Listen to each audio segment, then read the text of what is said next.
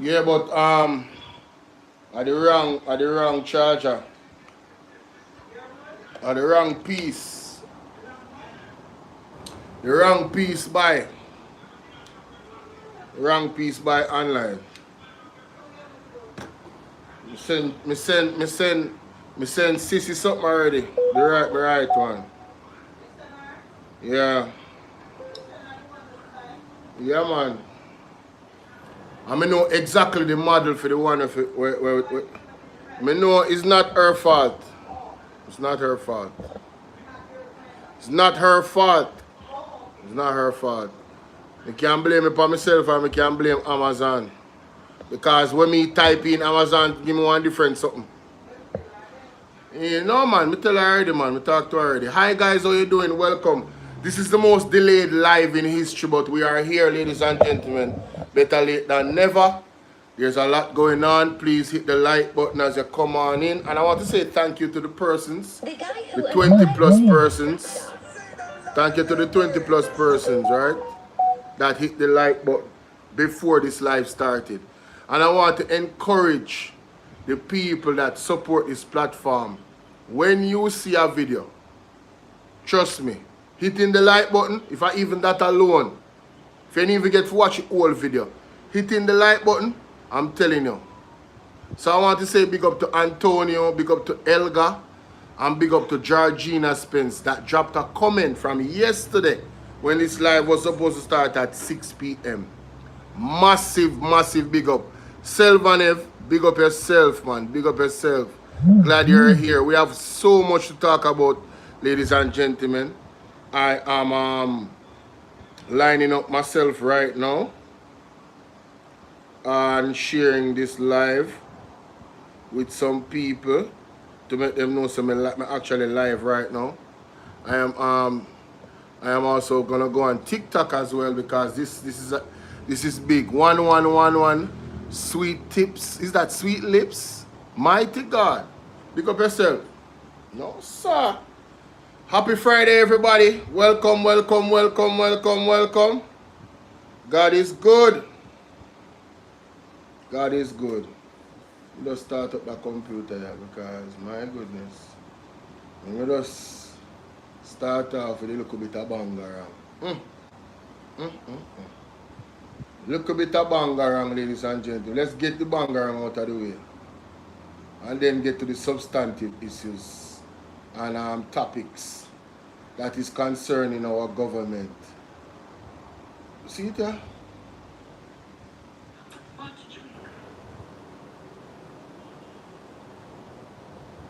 The Auditor General spoke several companies that used the illegal activity of tax exemptions attempting to carry in. Welcome TikTok, welcome, welcome, welcome. A Thursday, rotted. When me reach a Friday. Thank you very much for your correction. Oh, you know what? You just remind me of something. That was done. That I saw God working. You know? I was supposed to do something and message somebody and I don't remember. I'm a busy day, I do all type of something. I am live now. Join me using the link above. Right there, sir. All right. Because she said 4 companies. But Jamaica. Yes, sir. The Auditor General spoke about several companies. Yes. That used the illegal activity of tax exemptions, attempting to carry in goods and then reselling them to the UA hospital. Right. She never said 1 Jamaica. 4. She never said 2. 5. She never said 3 Jamaica. She said 5 4. of them. 5 of them. 5 of them. 4. But nationwide, He go correct that. 5 of them. 5 company. And this is where nationwide are focused on. Cliff Hughes and the whole on need to come down. But you know, we understand because there's an allegation surrounding you and tax, you know. And a whole heap of tax, you know. You understand? And the government of the day is JLP. So we kind of understand why you can't go against JLP. Right? Even if you did want to be somebody of integrity, and your station be something of integrity, right? And look who owns your station now. Or who is the CEO now. Right? Now they look at Indian brother.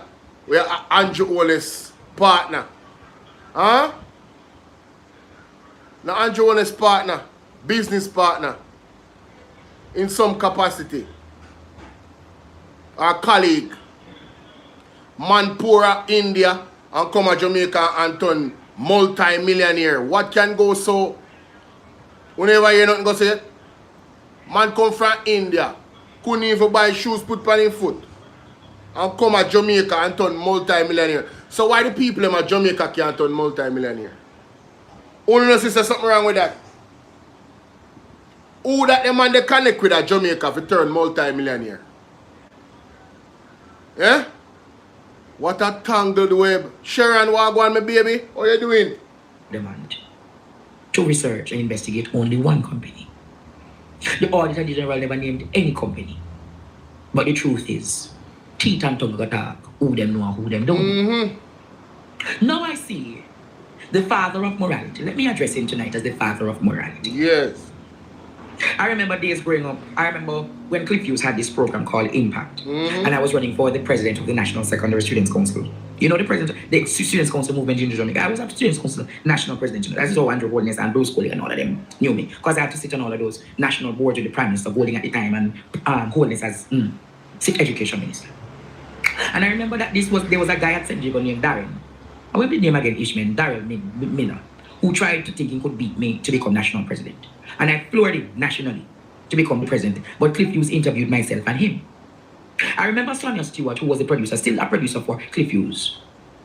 And Sonia Stewart said, Andre, you're going to go places. And Cliff looked at me and said, the passion that you have, if you continue having this passion and zeal, you'll become an iconic and a powerful, prolific leader in this country. I said, thank you, Mr. Hughes.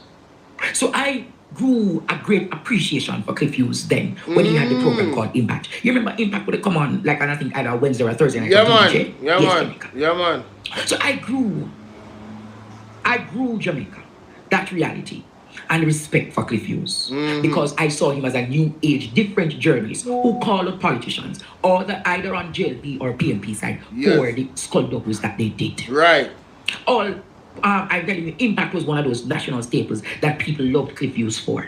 Am I telling a lie? I am being very balanced tonight. Over the years, I've seen where Cliff Hughes morphed and him having nationwide news and all of these things. But there's something that's eventually, gradually changed about nationwide news. Nationwide news moved from an objective, unbiased platform to becoming the JLP FM.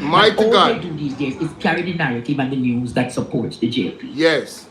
I say that to say, Jamaica, we have heard of the skullduggeries happening we have heard the skullduggeries. Oh, that Cheryl, what's up, Cheryl? Good afternoon, my baby. What's up? We have, hey, what's up?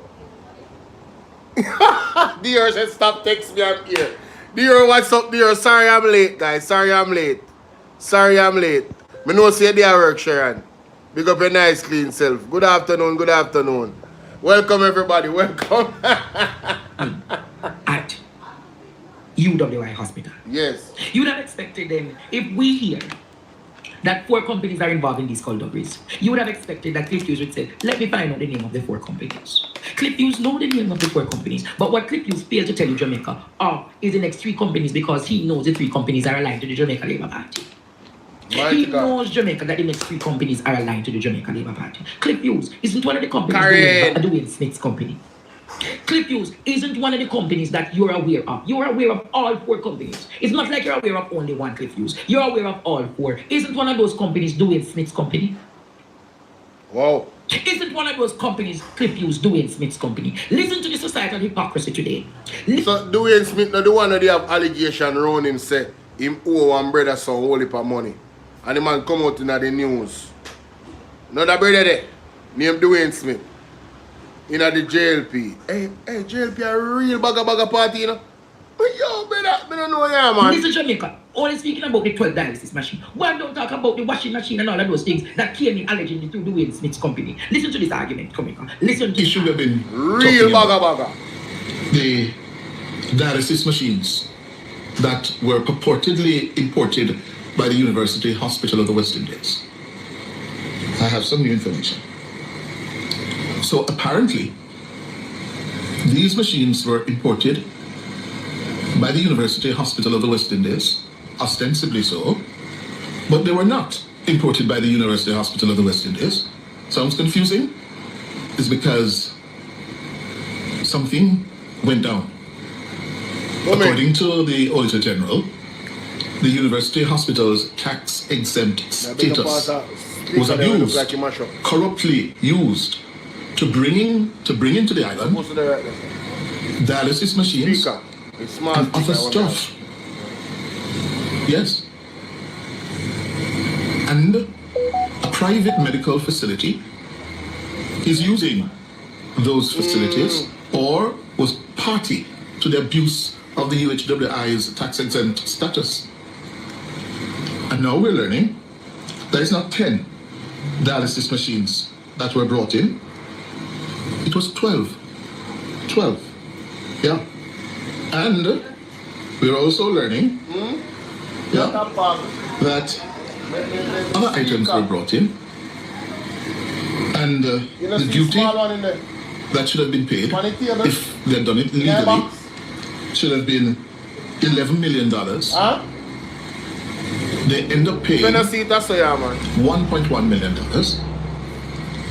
and denied the Treasury $10 million. So it's a case now where I gather it's now the subject of a criminal investigation by CTOC. Yes. Yeah.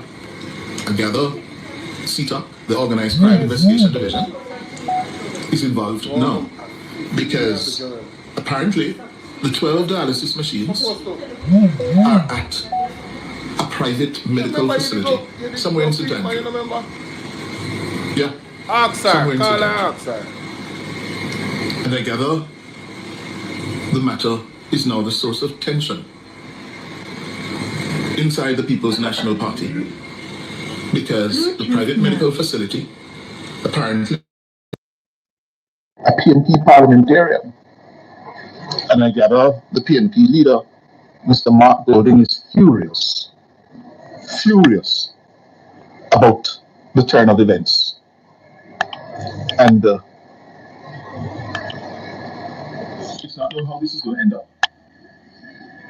It's not known. Right now, it can go anyway. But what is known and what is being said to me by sources, Mr. Golding, the opposition leader, has been made aware of this. And he is furious with the PNP parliamentarian. Yeah. Clip views. You gather. When you gather this information, did you gather it? How did you gather this information? Was it from CTOC? How did you gather this information? Was it from CTOC? Was it from the Financial Investigative Division? Or was it from what? You gathered the information. You only gathered one. You never got, and it is not 4 companies, it's actually 5. Exactly. But Cliff Hughes. I own that. When you say Cliff Hughes over billions. Boy, I from here. Should we have the paperwork? Let me see. Danny Bennett say, him same one, him see Nigel Clark got in order to become Minister of Finance. Oh, allegedly. Mighty God. And you know what people in business here?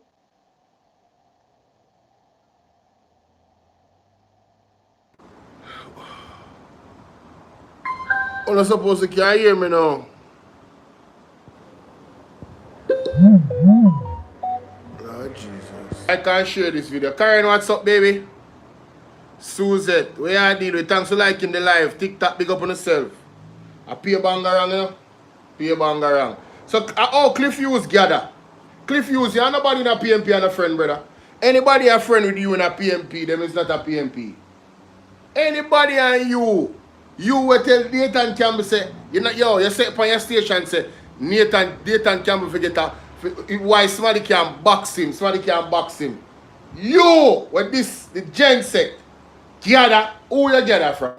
You're a liar, Cliff Hughes. We can't tell you that straight. You're a liar. You know what I gathered? That a parliamentarian on the Jamaica Labour Party carrying plates and cups carried in beverages and supply garbage bins through tax exemptions from the UN Crazy, hospital. crazy. You never gathered that up, Dwayne Smith. You never gathered that Cliff Hughes, or you only gathered about the 12 dialysis machine. No, let me not say this clearly. I'm going to big up ABI News because she put out a live about it. I'm totally agree with her. Andre had the same point.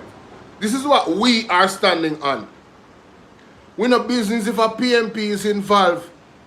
If them involved, fire them. I know some Marky G are going to do the right thing. Once the evidence present, Marky G is going to do the right thing. Because Marky G now mix up in a corruption. See? Or anything untoward that goes against certain principles. Because he's a man of integrity. And that's the leader that we want to run Jamaica. Not the Andrew Honest, that is the opposite. You understand? So, if indeed Dennis Gordon, knowingly, if a film company and him knowingly benefited from tax exemption, and it's proven to be so, because we're not afraid to call him because that the allegation they never swirl around. It's an allegation. We're bold and bright with it. No, it's an allegation. So if it is indeed true and it's proven to be so, me know some Marky G are going to do the right thing. Remember Dennis Meadows? Remember Dennis Meadows? Dennis Meadows uttered words, ladies and gentlemen, that got him removed. That's all him doing. Uttered words that went against the principles of the People's National Party. And he was removed. So I don't understand why them things say them assess something when them are trying to just put Dennis Mr. Garden in it, warm to the other four people them, warm to the other four company them. Why Cliff Hughes are not talking about them Cliff Hughes? You want to switch the narrative? What is the main source of the problem? Christopher Tufton is the main source of the problem. Right? I'm friend, the Manchester boys. And them are the problem. Them is at the core of all of this. Una listen to at least we're gonna get there. Listen me now, man. Your reporting is done in a particular way that we call red herring. It is dishonest. It is disingenuous. Disingenuous. And barred from the Jamaica Journalistic Association of this country because you. How is Mark Golden furious? I spoke to the party leader today, and I said, Mark Golden, I heard you were furious. And Mr. Golden said, Andre, not many people can draw me out in this country and this world. Bang. Cliff Hughes, how you feel?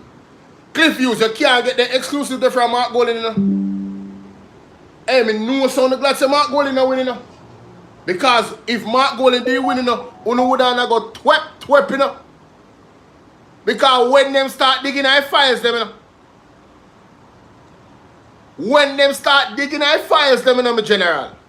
You in a trouble, you know? And you know in a trouble. People like I shirk the life. So I want to know who gathered and tell you the narrative about Mark Jefferson. Yes. Your diocese is above sea level. It stink. Oh! It stink like a dongle. Man say above sea level. You know, so you have got rethink that though, Andre. I feel like saying in bias them below sea level still, you know. Cause remember, you know? Yeah man, below sea level. It's nasty and filthy. Where did you gather this from? Mighty God. Where Cliff Hughes did you gather? Or you never gather about Dwayne?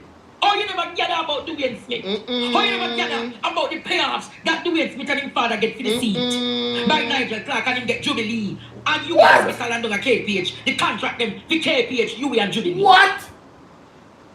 You never gather your taxes, Cliff Hughes. Propaganda Cliff Hughes. Yes. You never gather your taxes. The billions of dollars you owe to the government of Jamaica. Who wrote off those taxes? Who wrote off those taxes? Hey, why they in trouble, Andre? They know say Andre know them business now. Why they in trouble, Andre Stephen? Jesus and peace, Lord have mercy. You better Cliff Hughes and not say nothing, you know. You know, sometimes I must learn when to bow out. Bro, it look bad for the JLP. You can't defend this. Let me just tell you. There's no well-thinking Jamaican that is focused on Dennis Garden. Them is not a well-thinking Jamaican. Them is not a patriot. They don't love their country. Anybody will try to divert the argument to Dennis Garden, as me say, as we as PMP vlogger, if Dennis Garner is indeed guilty, all the full force of the law, we want to go at him. Anybody were involved, we want the full force of the law. To Phoenix, how you doing, my baby? Full force of the law. We not compromise nothing. We not business if a PMP. If you're corrupt, you're supposed to go to prison. Whatever the law say, and that we are work with, brethren. And if the law is not adequate, we want it to be strengthened, so it can deter people from getting involved in these corrupt practices. That's the principle that we're standing on. Him dongo. The way I deal it. Rosette, what's up? Yeah, man, them 6 stomach, man. Them 6 stomach Dior. You understand? Marley Minto, yes, big up yourself. Martha, how are you? Sorry about the sound. The sound come back now? Because I turned on the Bluetooth box. Yeah. Sorry about the sound. Marjorie says same, so that means you not hear me. No, we don't run them joke there. We don't run them joke there. We don't run them joke there, no? Those taxes that you wrote off, you never deprived the nation of billions of dollars. It's not much in taxes in all the country, and it was written up. Boy, I say, Andre show some receipt in that video there. I said, G's and P's, you're not even going no further.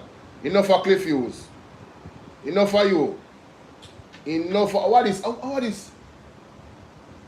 What kind of, hold on there. No, I never see this. Wait, what go on there, so? You know, Andre no normal. It's a donga in Sour Jamaica. When you look at Cliff Hughes and Marlon. Hold on. Hear him. Go and go worry about this. A Cliff Hughes him a talk about. Me say, tell your pole dancer friend to name the next 4 company. Only now go exchange or change the narrative. We want to know about what acting up at UA hospital, the pediatric ward. Me say, as you want up, your job security soon get fixed. You have no job soon. Me say, me have to go focus for my farm. Galang sour fish. And he not answer me again, Jimmy. I think we rank with that. When you take me around, no, where is it before? You got that inside, donga in sour Jamaica. When you No, look at make it, this, it's hold on. sour. Very sour. So hear him now. Tricks are for kids. Your silly rumor mongering last night doesn't faze me. None of what you had said made sense. Me not frightened so easy. Then him tell me the clip news. So, this is when him tell him say Dana Morris Dixon after him. So he not fears him. Come on, hey, Marlon Morgan. Me no say, ya cap. Ya cap. You're capping, fam. You're capping, fam. You're capping. You know say them not like any party. Bolo, it's 1980 or 90 or 980. The Zell, oh, hold on there. Hold on there, Marley Minto. Let me confirm the Zell information for you. Hear him. Go and go worry about this. I Cliff Hughes him a talk about. Me say tell your pole dancer friend to name the next 4 company. Only now go exchange or change the narrative.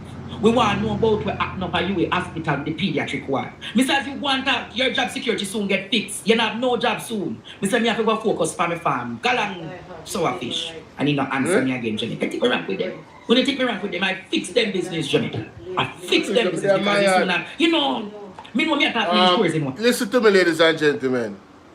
1980 sorry, not Marley Minto, 1980. Sean Mackenzie, 1980 at yahoo.com. It's 1980, not 980. Alright? Marley Clear, thank you for liking up the live for me, baby. Can we get to 50,000 likes, guys? 50,000 likes. We need 50,000 likes today. Help me out on TikTok. Today, we want 50,000 likes. For the very first time. We want to go crazy on the like button today for me. Right? Crazy. Just go mad. Just go and tap till you reach 50,000 likes. Don't stop till you reach 50,000. Alright? Because trust me, when I get a power pack show today, I have a whole heap of things to talk about. There's a lot of things to talk about. Healthcare, agriculture, the police force, plus any other additional news that come out when I see it. Yeah, man. I have to talk about it. No joke. No little joke about it. Dr. Dia beat them bad with the hospital. Hey, just cool, man. Marley Minto, you get that right? And make me know how much you sent to Israel, yeah? Because usually me take a screenshot. If you have my number, you send me a screenshot. Anyway, moving on. So Marlon Morgan, you alright. First, we have to go back to episode 3. We can't just jump the gun, so we have to go back to episode 3. But before we go to episode 3, there was something that was mentioned on Facebook by Dr. Dawes. Right? It's not Facebook. I have the audio on Facebook, but I think it was on CVM. But I have to go on Facebook to find it. Listen to this. Listen to the web only gets more tangled. I swear the web only gets more tangled. Listen to this. And I'm deeply concerned. This is Dr. Alfred Dawes, Shadow Minister on Health and Wellness. And I'm deeply concerned by recent revelations regarding funds raised in 2023 for the pediatric ward at the University Hospital of the West Indies. Approximately $75 million was raised through the Sagicor Sigma corporate run, with the clear and public understanding that these funds would support the long-awaited development of a permanent pediatric facility. Jamaicans gave generously, believing that they were helping to improve care for some of our most vulnerable children. If these funds were diverted, reallocated, or used without consultation with the hospital's pediatric department, the public deserves to know. Funds raised in the name of sick children must be used strictly for the purpose promised. Anything less demands a full and transparent explanation. The pediatric unit at the University Hospital of the West Indies plays a critical national role, providing life-saving care and specialist treatment for children with serious chronic and acute illnesses. Any delay or uncertainty in funding directly affects patient outcomes and places additional pressure on an already stretched and overworked healthcare workers. In light of recent Auditor General findings highlighting weaknesses in public financial management, transparency is not optional.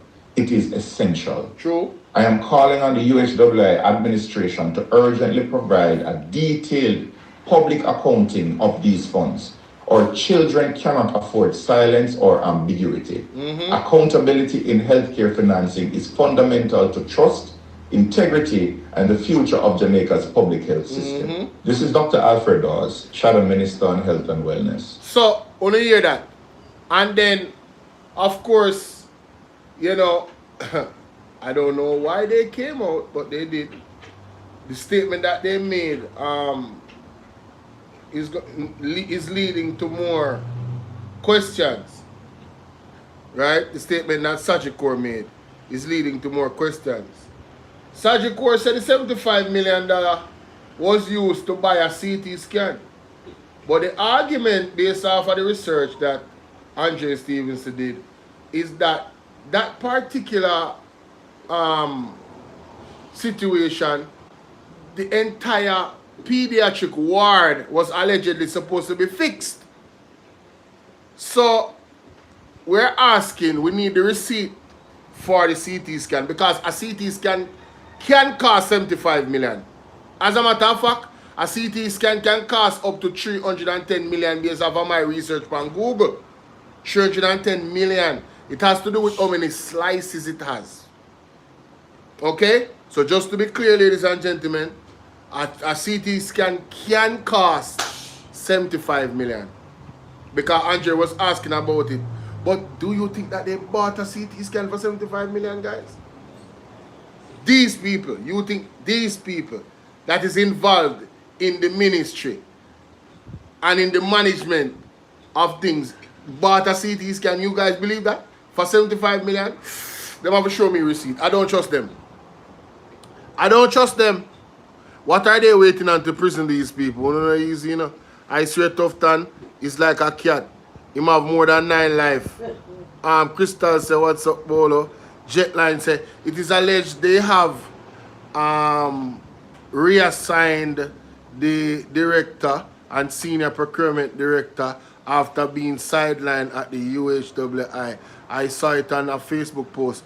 Whether they reassign them to what? They should, listen to me. These people that is involved in this tax exemption, Mocha supposed to investigate that. them figure prison, and right now they should not be involved in nothing when it comes to healthcare or anything to do with money and the government. They should not be involved in nothing. This is very serious. You're talking about millions and millions of dollars. You know what millions of dollars the money rob? We, the government, we, the Jamaican people, the taxpayers, from taxes where we're supposed to get half of the goods that will come down. A serious fraud going on, ladies and gentlemen. So, nationwide, we want to focus on an individual in the PMP. But the broader picture is the JLP running the country, and it happened under their watch, in their ministry, with their minister, and their leader, Andrew Ones. That is the bottom line. Don't let them trick you, and don't let them fool you. Right?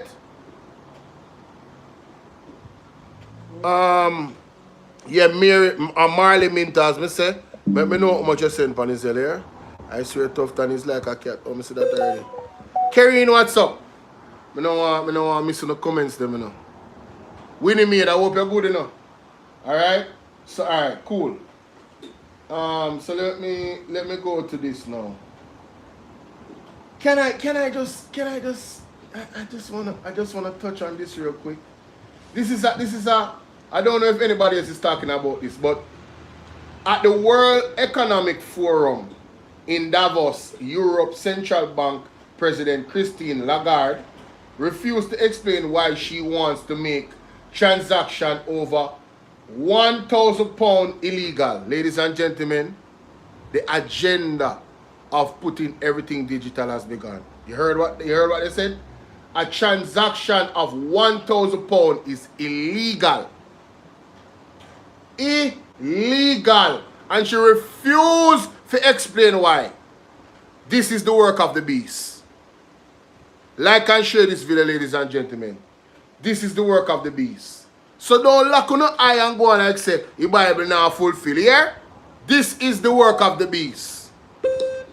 Making cash transaction of £1,000 illegal.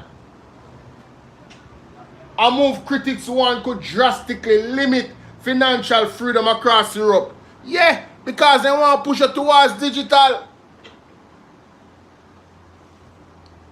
You understand? They want to push it towards digital. Right? Lagarde, who was previously found guilty of negligence for squandering 400 million of taxpayers' funds, faced tough questions from journalists and delegates, but offered no clear rationale for the sweeping proposal. The announcement has sparked outrage among privacy advocates, cash users, and everyday Europeans who fear a future where large purchases are tightly controlled and digital currency dominates. That's exactly what they're doing. I just wanted to throw that in there, ladies and gentlemen. Do remember you heard it here first if you're just hearing it. Bolo VNR. You understand? Last night I probed the news. You know. I'm going to go back to Dr. Dawes, but listen to me. 21 Jamaicans unalived by security forces so far. 21. Almost one person a day is being taken out by the forces, by the police forces. One person a day. Ladies and gentlemen, it says here that this is the 14th consecutive month that 20 or more persons are unalived by the police. From last year, from 2024 December, that month, 20 plus person died. And from that time till now, this is the 14th month, you know, done yet, you know.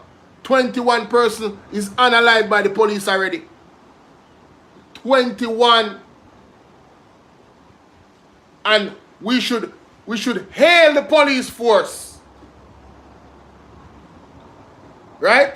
The man them only hear Andrew only say, at 22 now, listen, I'm reading the paper. That's the way paper said. Somebody might have died after. 5 people might have died in an hour ago.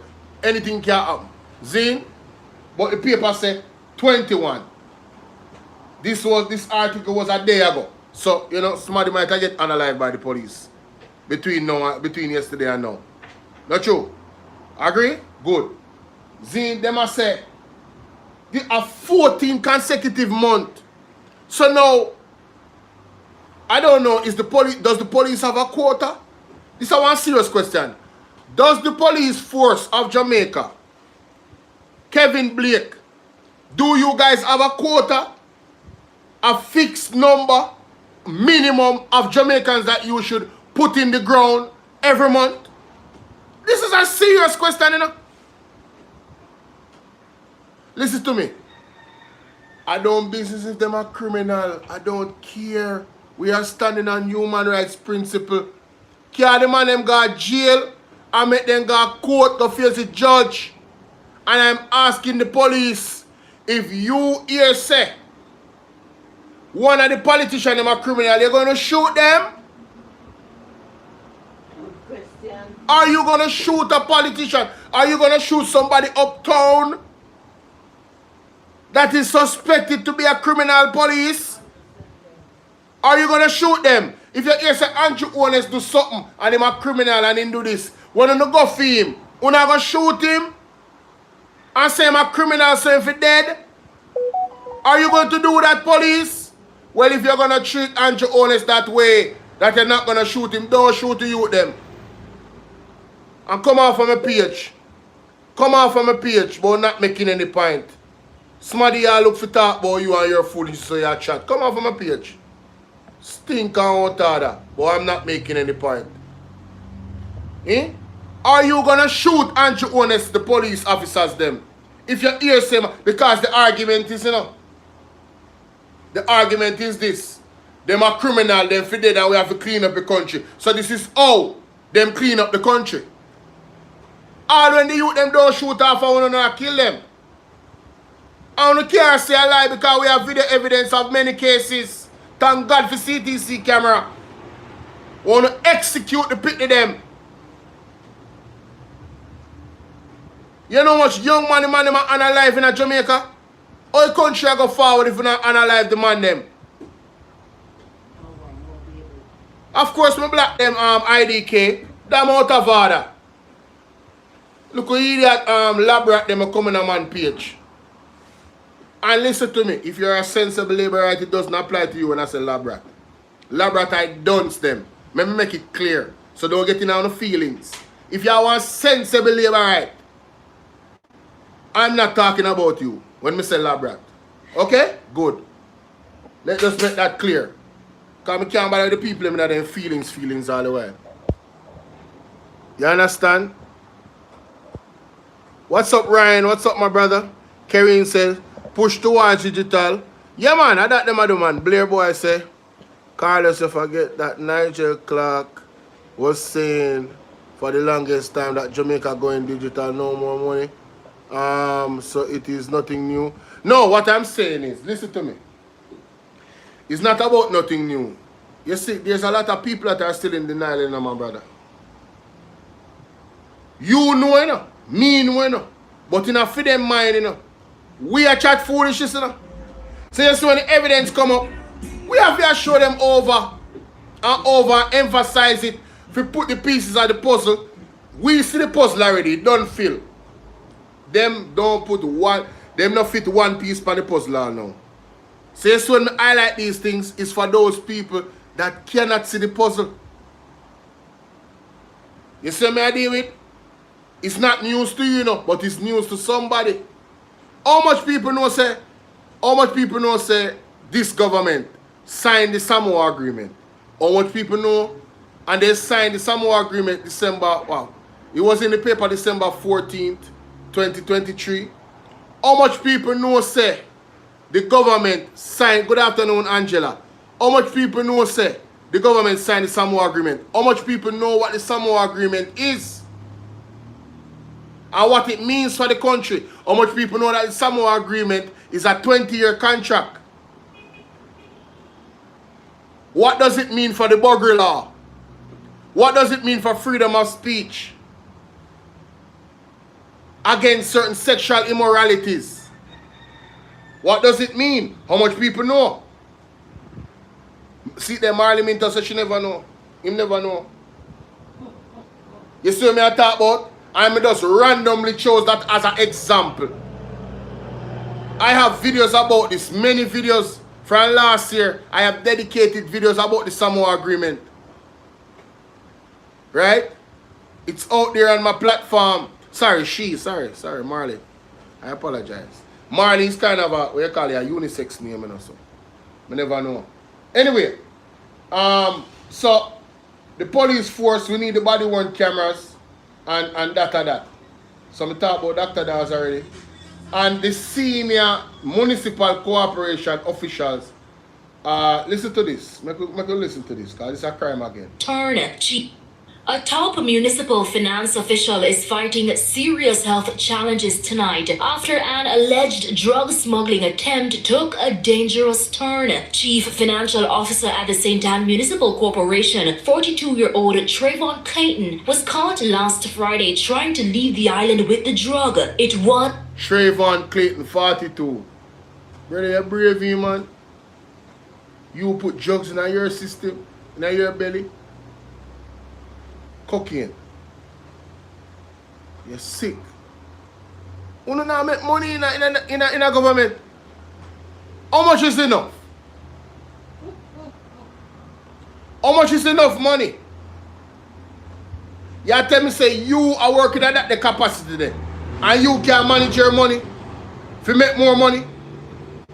How much is enough?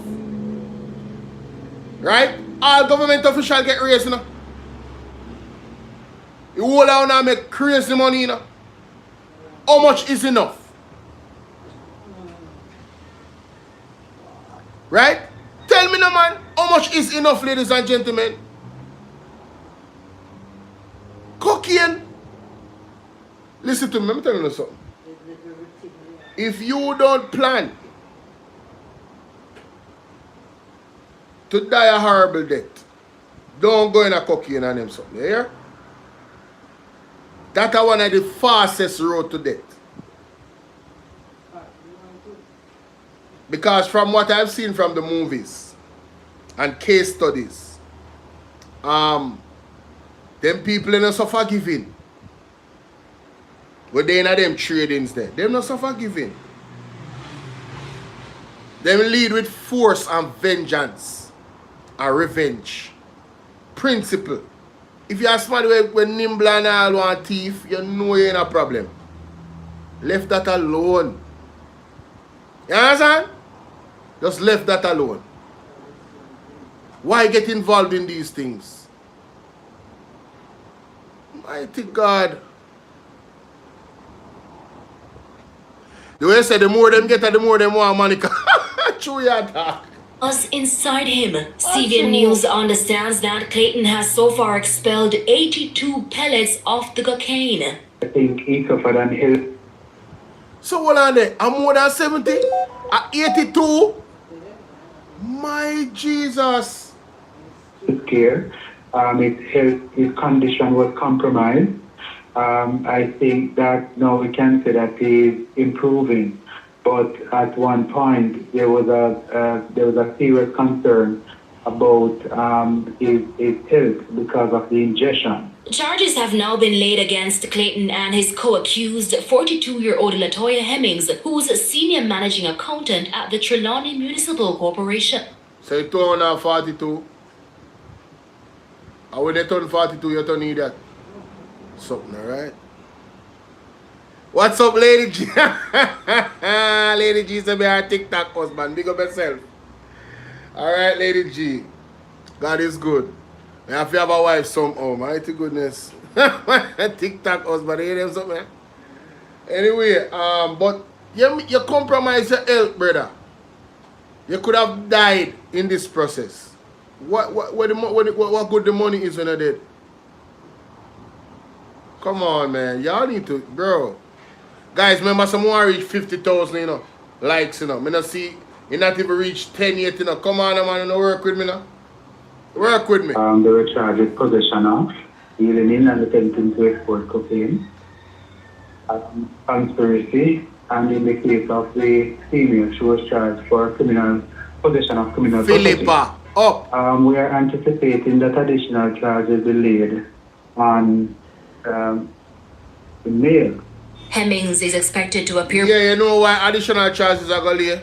Because them find a gun in the house with rounds, I believe. Yeah. Yeah.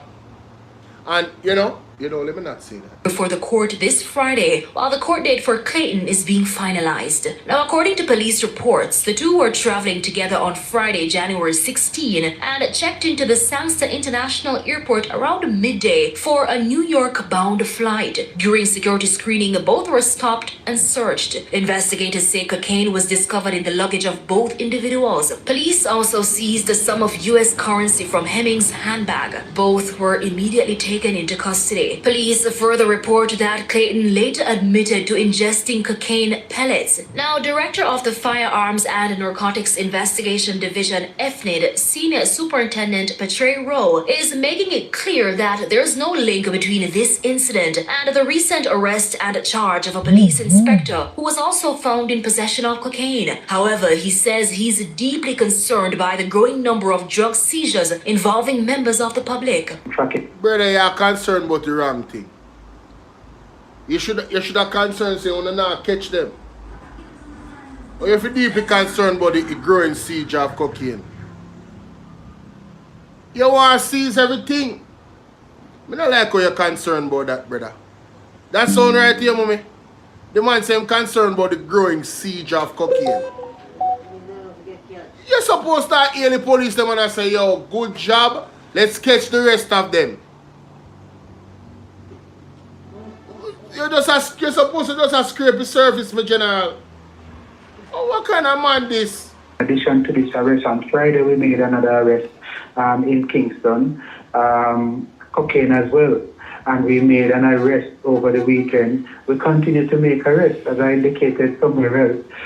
So far since the start of the year, SMID has seized over $15 million worth of cocaine. So therefore, we are arresting a number of people. We are seizing a number of packages of cocaine, and the perpetrators involved in these are from various places. Amoy Harriet for CVM. You know, more to know how much, I want to know how much money, how much drugs has been seized and found under this government. This a government, yeah. And some of the biggest drug busts them, in the history of Jamaica, under this a government, yeah, biggest, me hear me say, we know some talk about it all the time and show evidence. Some of the biggest, I mean hear Mystic Sensation and Melting Pot talk about it too. I brother, I saw serious amount of cocaine that come through Jamaica, When make you think Trump, you think Trump don't know what go on? When make you think Trump them did they out in the waters what they are? You don't feel like say Trump does bully? No. Trump know the people have intelligence. Albeit that he use it for other means. For secure him interests. But the reality about the drugs is real. The reality about the cocaine and move cross is real, ladies and gentlemen. Jamaica is a transit point, them say that USA say. For high levels of cocaine come through it. So you can't be surprised. No, when you hear them catch people. You understand what I say? You can't be surprised. And then there's a big superintendent involved in all these things. You can't be standing what the man in a find one sergeant or a corporal.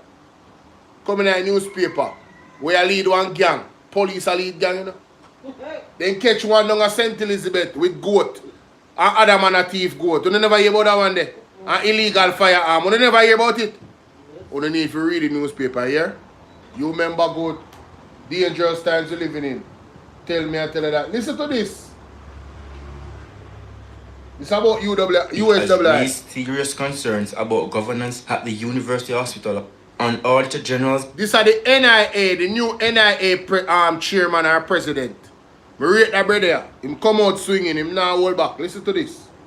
What must say? report published last week has raised serious Mass concerns control, big about up. governance at the University Hospital of the West Indies. The report found that over several years, the hospital abused its exempt status, costing the country millions of dollars in lost revenue. It also identified repeated breaches of procurement guidelines and noted that audited financial statements and annual reports were not submitted for 6 consecutive years. Principal Director of National Integrity Action, Dr. Gavin Myers, says the findings point to deep systematic failures. If we accept that the integrity of the Auditor General is unquestioned, then we have to accept that this report shows that there are egregiousness of the systems that were in place. So you hear what the man say? If you accept that the Auditor General report is she is, you know, of integrity in terms of her reporting. You hear what the man say? Well, you have to accept, and I accept that the Auditor General has integrity. The Auditor General, this Auditor General has proven herself over and over. She don't business about PMP or JLP. She don't business about that. She only business about the facts. Listen to what she has said. Listen to what the man has said. I really think the man has talk. Annual reports were not submitted for 6 consecutive years. Principal Director of National Integrity Action, Dr. Principal Director, yes. Hey Babsy, what's up Babsy? What go on, my baby? Big up yourself. Gavin Myers says the findings point to deep systematic failures. If we accept that the integrity of the Auditor General is unquestioned, then we have to accept that this report shows that there are egregiousness of the systems that were in place.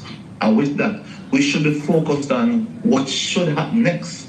Because we'd expect now that we speak about the role of the boards, the formation of the boards, and the need for accountability. And if this is a board failure, then we'd expect that the board would do the run and go. And the You hear that? If it's a board failure, whoever is a part of the board, the CEO, all of them, they need to go.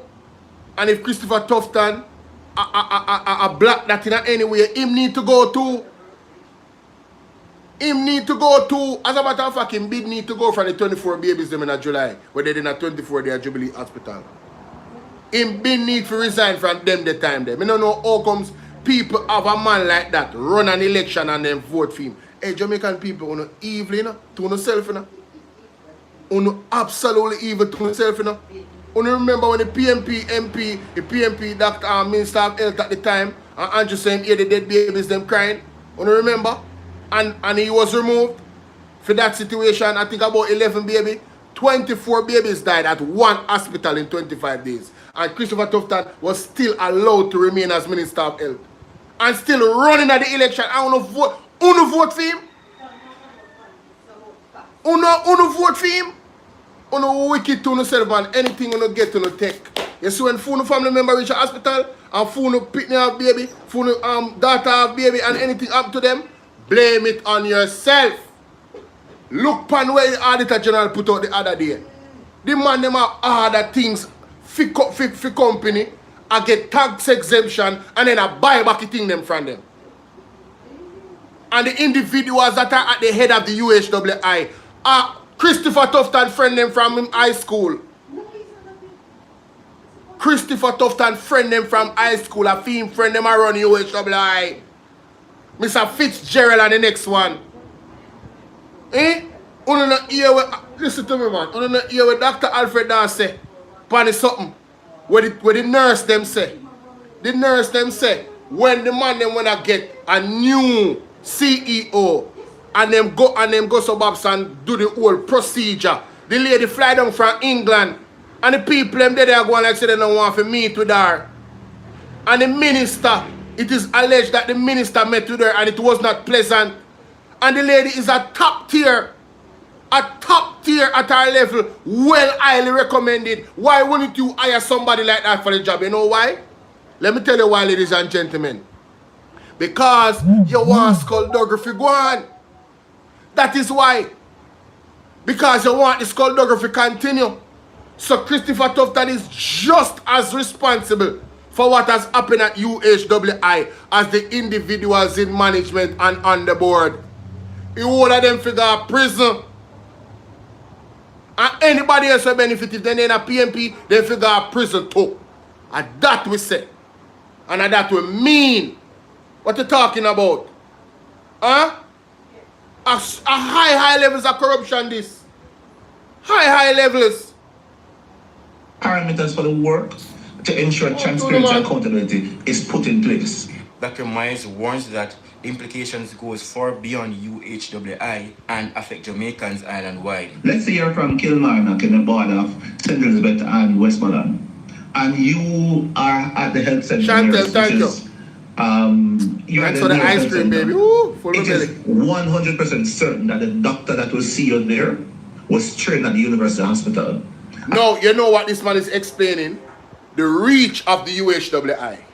The UHWI is where the premier doctors come from. If you are reading the report, ladies and gentlemen, and you're reading the concerns of the people, the nurses and the trainees at the hospital, they are being overworked. Them don't even have time to go to class. Una watch episode them and listen carefully. Instead of going to class, them have to work. They are there to work and go to class. They are there to train. The one that is going to the university and go and train and on the job training and then go to class. But because the them understaffed, and it's their fault why them understaffed, you know, because them not hire nobody. I want big old slave ship, you know.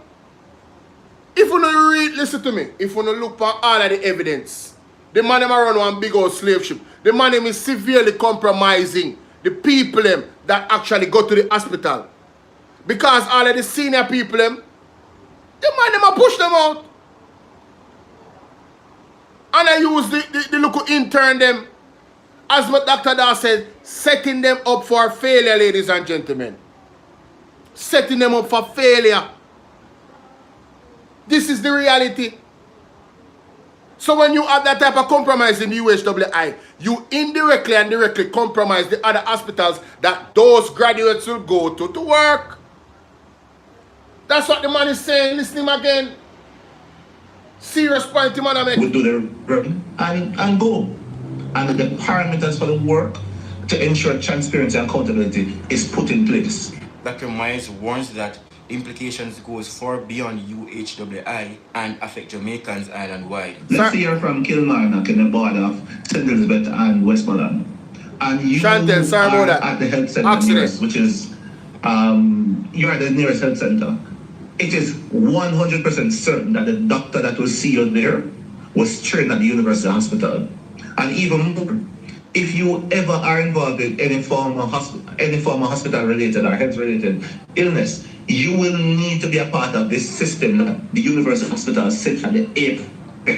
In response to the report, the hospital board says it has begun a comprehensive review of its procurement systems. The Ministry of Health has also established an institutional review committee.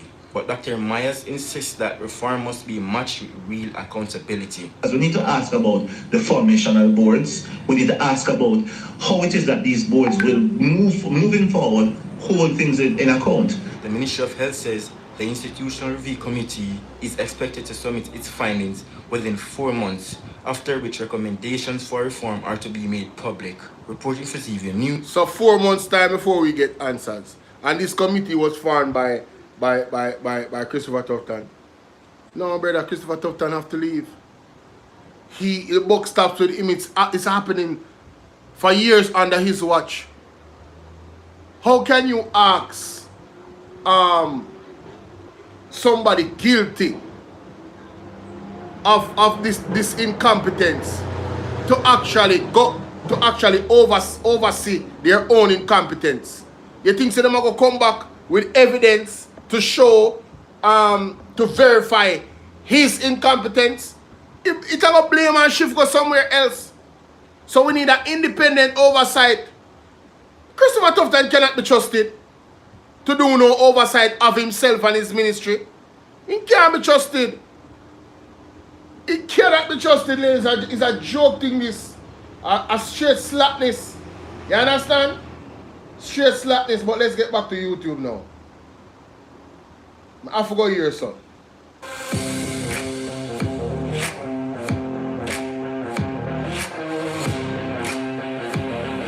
First two episodes, we outlined the history and regional significance of the UHAA, the infrastructure and supplies crisis, and the staffing concerns. Today, we connect these failures to the system that enables them, procurement. This is about how public money disappears, how basic needs go unmet, while millions are spent elsewhere. Listen Long up. before the Auditor General's report landed in Parliament, the staff of the UHAA were asking the same questions we are asking now. In one letter, consultants formally requested further information regarding what the procurement process entails. They wanted to know who are the persons responsible for generating the needs list that guide the procurement process. Come on, TikTok, we can do better than that. Like and share up the video, no, man. We need at least 50,000 likes, man. We just there, what? What that? We just there, not even 10,000. Oh, man. Come like I don't know why I got 50,000 likes anytime soon. What's going on, guys? You know, work with me now, man. Work with me now. We also have a gift goal, you know. If you don't know, on top of the screen, drop some hats. Drop some cowboy hats, guys. See my bald head right there, so I need to cover it up.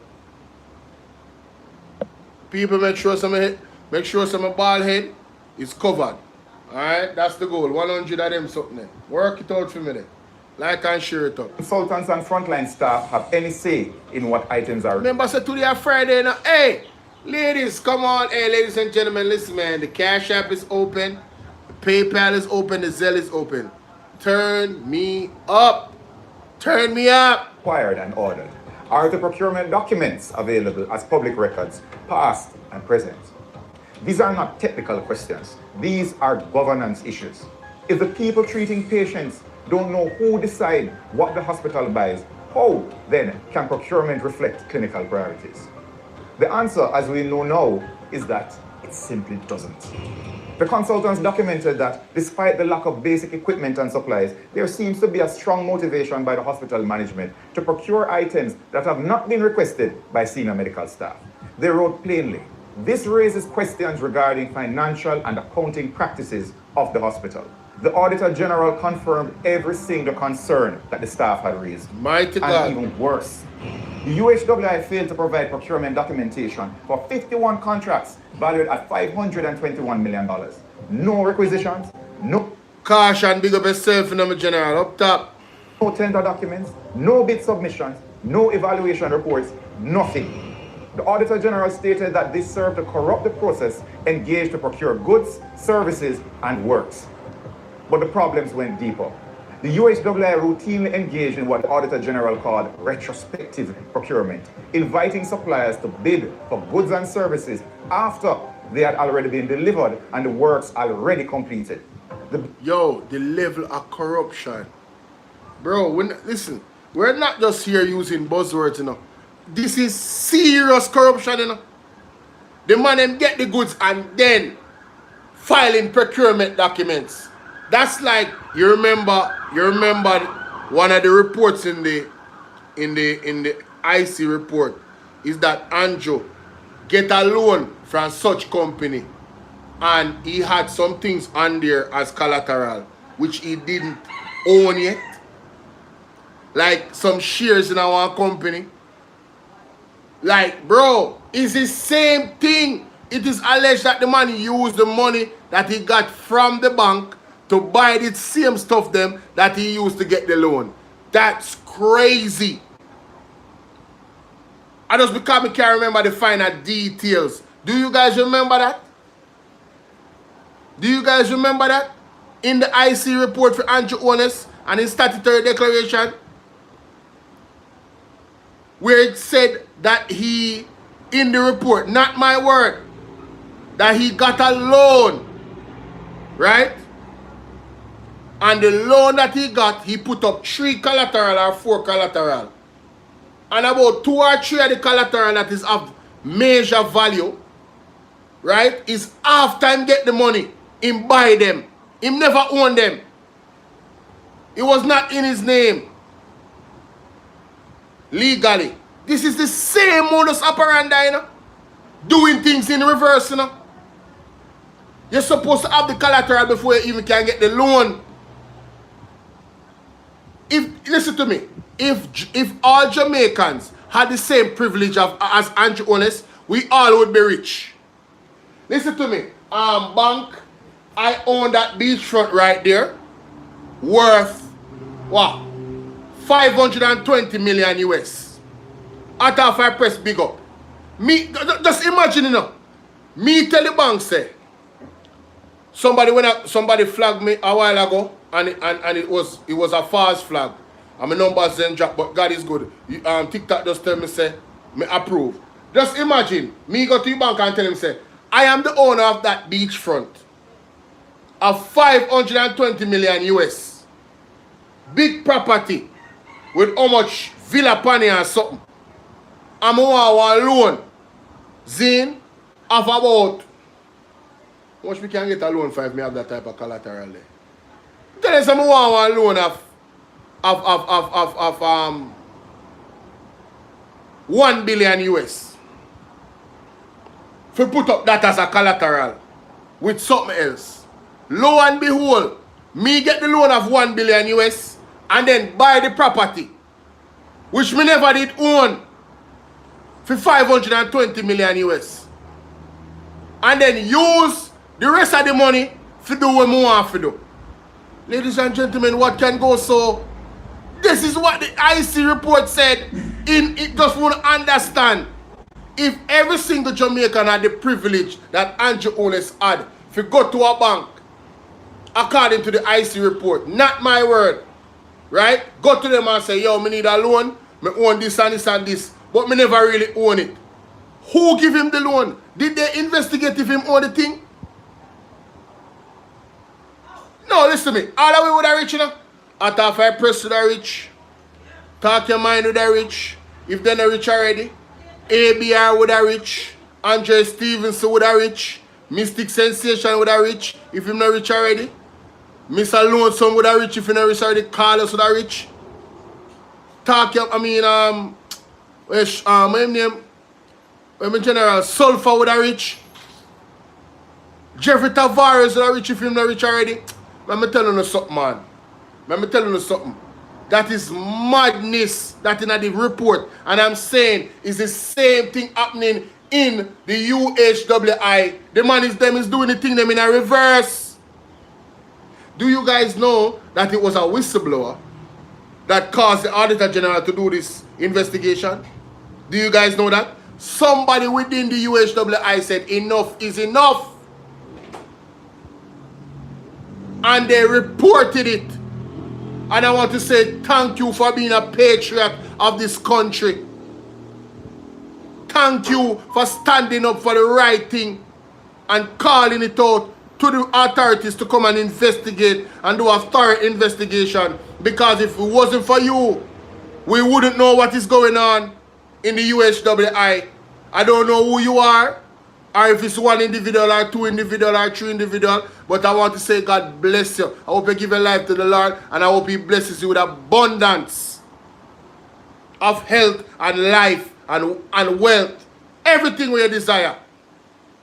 And we need more whistleblowers to come out and whistleblow and make you know, go to the Auditor General and make them know millions of dollars where it gone. And the country not only spend millions of dollars, they lose millions of dollars in the taxes we're supposed to get. Crazy, bro. Crazy. The bid invitations implied that a legitimate competitive process had taken place when in fact the outcome was already predetermined. If this sounds familiar, it is due to the fact that another Ministry of Health and Wellness scandal recently featured payment for services after the fact but were labeled as reimbursements. Examples of this included the purchase of 41 laptops and renovations to multiple facilities, the staff clinic, the occupational building, doctor's quarters, daycare nursery, wards 17 to 20, and the Wi-Fi building, valued at a whopping $69.2 million, where the UHWI only began inviting bids after the goods were delivered and the works completed. The hospital also spent $186,600 on consultants, supposedly to develop strategic and operational reviews. Yet, when the auditors asked for the approved strategic plans done by those consultants, they could not be provided. The man named hire consultant. All of this is just a formality, you know. They want to appear as if they're doing the right thing, you know. That's all them business about the optics, you know. When the documentation for the consultants, them can't present it. Jamaica a real bag of government, this, you know. No, them men are dangerous. These men are dangerous. High-level criminals. What am I say? High-level criminal. No two ways Money about paid it. out and nothing to show for it. Absolutely nothing. Crazy. The USAA misused its status to import $76 million worth of goods for 4 private companies, costing taxpayers $23.1 million in lost revenue. Hear it. In one case, the hospital imported cups and dishes for a private company, then purchased those same items back for $6.9 million. In another, waste bins worth $6.6 million were imported for a private entity, saving them $3 million in duties. Then the USAA turned around and bought the bins back for $11 million and covered the remaining import duties of nearly $1 million. Again, we have seen this pattern before. Remember that neurosurgical drill that was bought by the Southeast Regional Health Authority and brought in duty-free, saving the company millions of dollars in taxes, and later sold to the same Sarah for $31 million? Is there a common thread to all this, we must ask? The UHWI scandal is not isolated. It is a part of a systemic procurement crisis across the Ministry of Health and Wellness. In October 2025, the Integrity Commission released a damning report on the ministry's misuse of direct contracting, a procurement method meant only for contracts under $500,000 or in genuine emergencies. The commission found that 15 contracts totaling $78.6 million were awarded using direct contracting in direct breach of the Ministry of Finance guidelines. The report also found that the minister created a perceived conflict of interest and that he appeared to Market me, Ben Spunani. And he had the audacity to come out to tell us that the IC report vindicated him. Christopher Tufton is a dangerous individual, you know? Yo, the man had the audacity to come out and say to us that Market Me report of the IC vindicated him as if it made him look good and it cleared him of something. He should have been charged. A brave, I see no brave. Yo, you don't want some more teeth here, man. I should have me around the IC. Nobody no safe. No PMP, no JLP, no ND. I don't business which P or which J. Paris Wagwan. They play word games because they think they can get over the play. Me know, Christopher, big up yourself. Bro, listen to me. Me say I'm me if you're on the IC. And have some real people in the government that wants to be held accountable. Because that is the thing, you know. You see, if the people in government don't want to be held accountable, they will not make the laws to hold them accountable. Anybody that doesn't want to make the laws to make them accountable, I consider them a criminal. That's just me. You know, like how Andrew Wallace go to the court and try to attack, not try, he attacked the IC. Sorry. What he asked them to do, right, is literally to attack the IC at the core. The man wanted to remove the very act that dealt with illicit enrichment, the part of the act that dealt with illicit enrichment. He wanted the judge to pull that trigger. And that's a fact that's on record.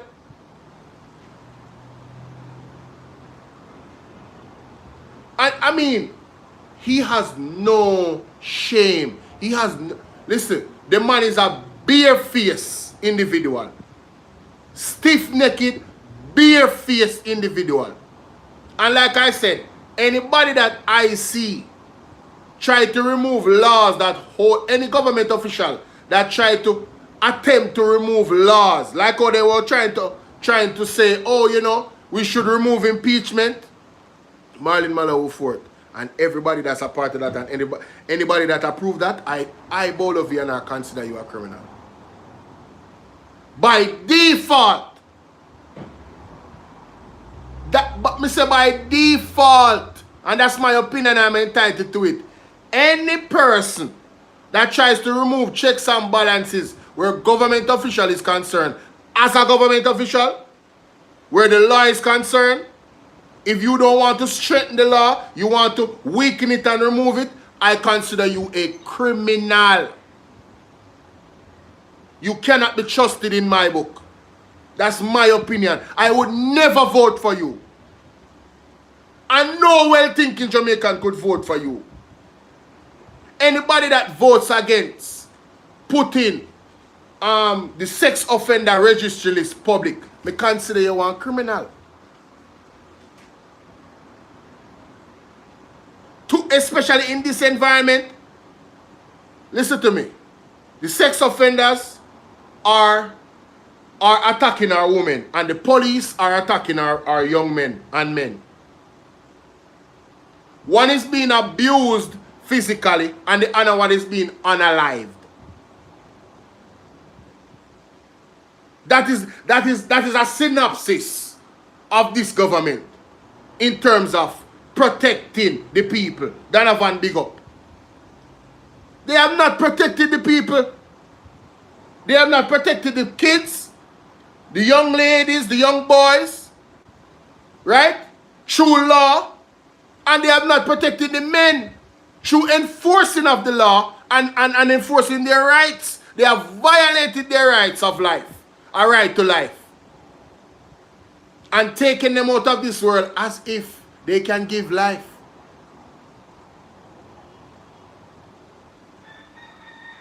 Me thank God, so when police look for me, they know, say, all right, him good. And our Father God do that. So all praises to the Most High. And I'm very respectful.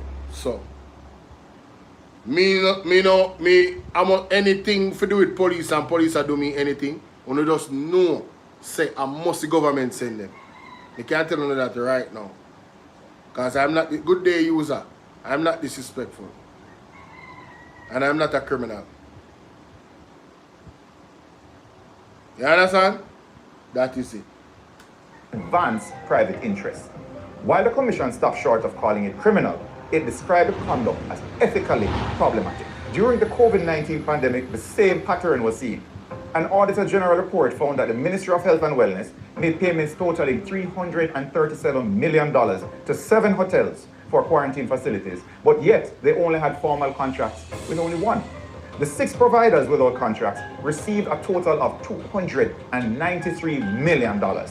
The ministry also paid $124 million to 8 suppliers for infrastructural works without any contracts in place, and did not report this to the National Contracts Commission in the justification. Even contract fraud, bro.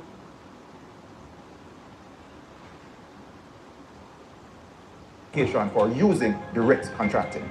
There were also regulatory breaches in the preparation of payment vouchers, with the Auditor General noting weaknesses in controls over the COVID-19 fixed asset acquisitions and an inability to confirm how $174 million transferred to other agencies was used. The absence of procurement documents to justify the $561 million spent at UE is a cause for concern, especially in light of overpricing and manipulation of the bidding process seen in the Ministry of Health. There was a $31 million neurosurgical drill purchased for the Bustamante Hospital for Children in 2025 that highlighted this practice. I then raised serious questions. Yo, Christopher Tufton survived so much scandal, bro.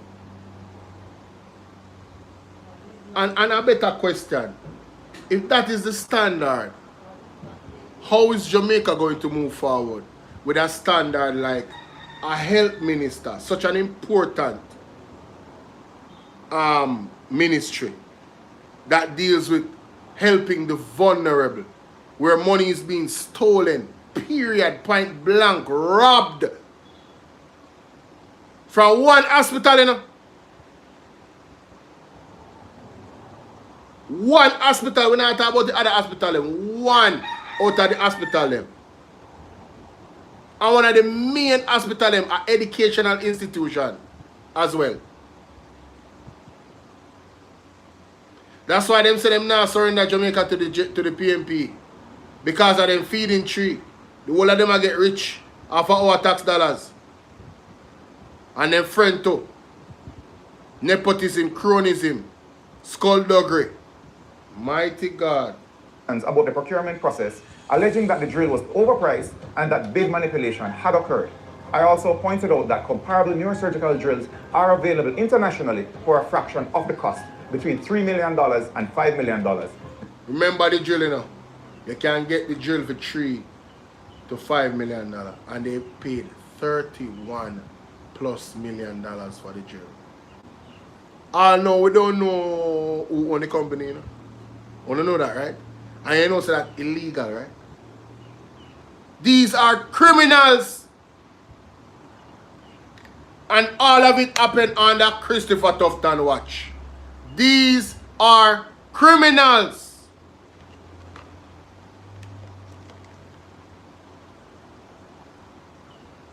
You remember when Dana Morris Dixie said, misinformation is a fancy word for lying? These are criminals. Where did Dana Morris Dixon? I want to see her run out.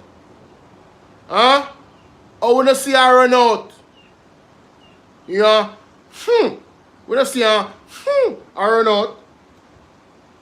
The Southeast Regional Health Authority approved a $31 million purchase as a result of the vendors breaking up the drill set and pricing each component, even the power cord. Yo, the man them buy every single component single for the drill. For show you a level of criminality. Cool Jam Radio, big up. Guys, let's get to 50,000 likes on TikTok. Right? The man them buy the drill. Right? User 1166. And if you put on name now. Because you contribute to each other. And if you change your username, just make up a name, bro, or sis. Make up a name. You understand? Edit the name and come back. I can't say user no more. But seriously, the man them, even the power card for the drill, the man them price, you know. And buy itself, you know. Everybody knows if you buy a phone, the phone by itself, it costs less. If you need this, if you need the screen, it will cost more. The screen almost will cost as much as the thing by itself. So these guys in their infinite knowledge and wisdom, isn't there something called value for money? It's a waste of our money. Ladies and gentlemen, I'm telling you something. All of them need to go to prison. Right? And if they don't go to prison, God needs to deal with them. Because we cannot take this no more. We are asked God for help. We are asked God for help. We can't do this, brother. The country cannot survive these criminals. It is too much. The people are suffering because of it. Bad health care because of it. No beds, not enough beds because of it. Right? Not enough chairs in the waiting area. Man have heart problem and slung in a chair for one day. Yo, let me tell you this, man. Listen to me now, man. Listen to me now, man. Man have heart problem and I sit down in a waiting chair for one day. You don't remember the man from St. Vincent? You don't hear what the man say? The man say, me have a better chance. I'm not an animal. Me have a better chance out of the hospital. Not my word. Where is it? I see if you have the compound. Something happened. I tell you, something happened in the last 5 days. The news report them, I tell you, it's dangerous.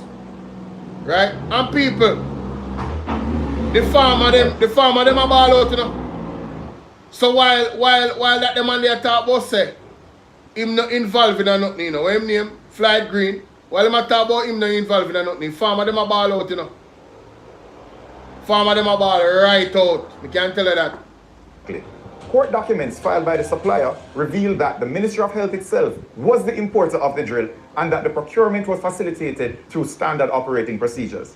Yet Sarah, in its public statements, never disclosed the ministry's role in facilitating the import. Despite the threats of lawsuits that I received that my allegations were false and defamatory, This procurement of the neurosurgical drill is currently being investigated by the Integrity Commission. This is the same minister who... I feel so good. And Integrity Commission and nobody around put that investigation. You hear me say? Yeah, man. Come out swinging. Come out swinging. Don't play with that investigation.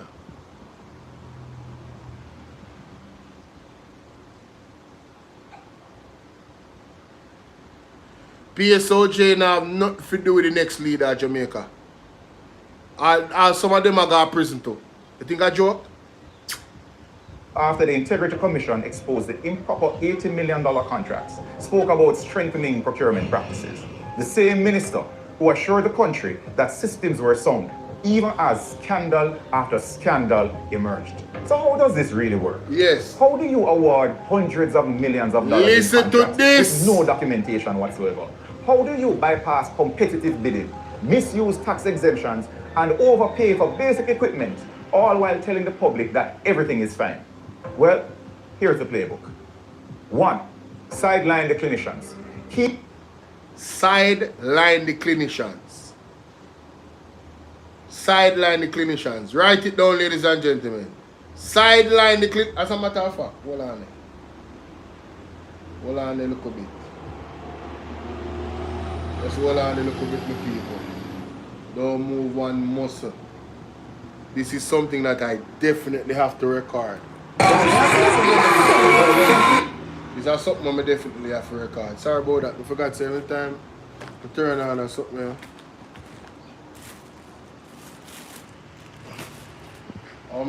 Oh, there's someone. Eat there. Eat there, eat there, eat there. I have to record this, guys. This is super important. Super important.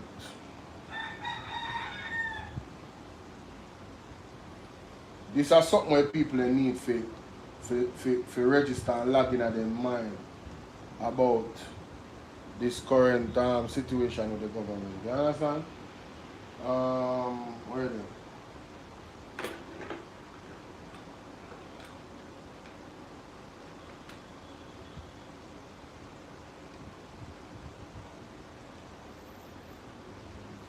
Right.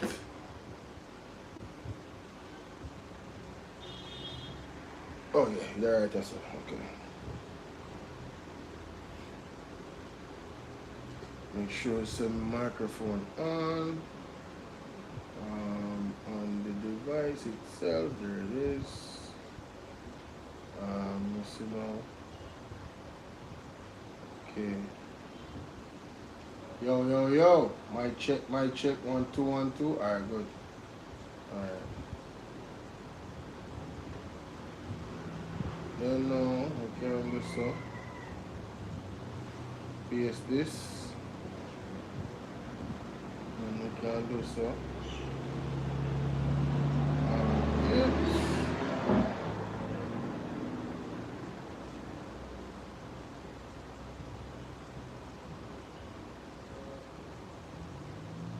All the timestamp.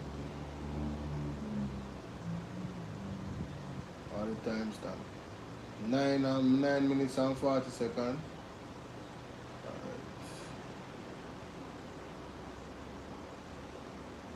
9 minutes and 40 seconds. Whoa, past 9 minutes and 40 seconds already.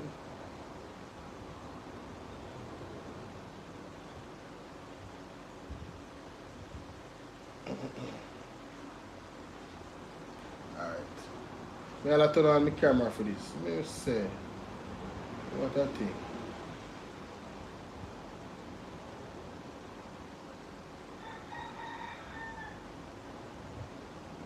What's that? No matter. Camera in already. Camera in already, people. That camera in already at all, I swear. Alright, so everything good here now. All of them are there start with me.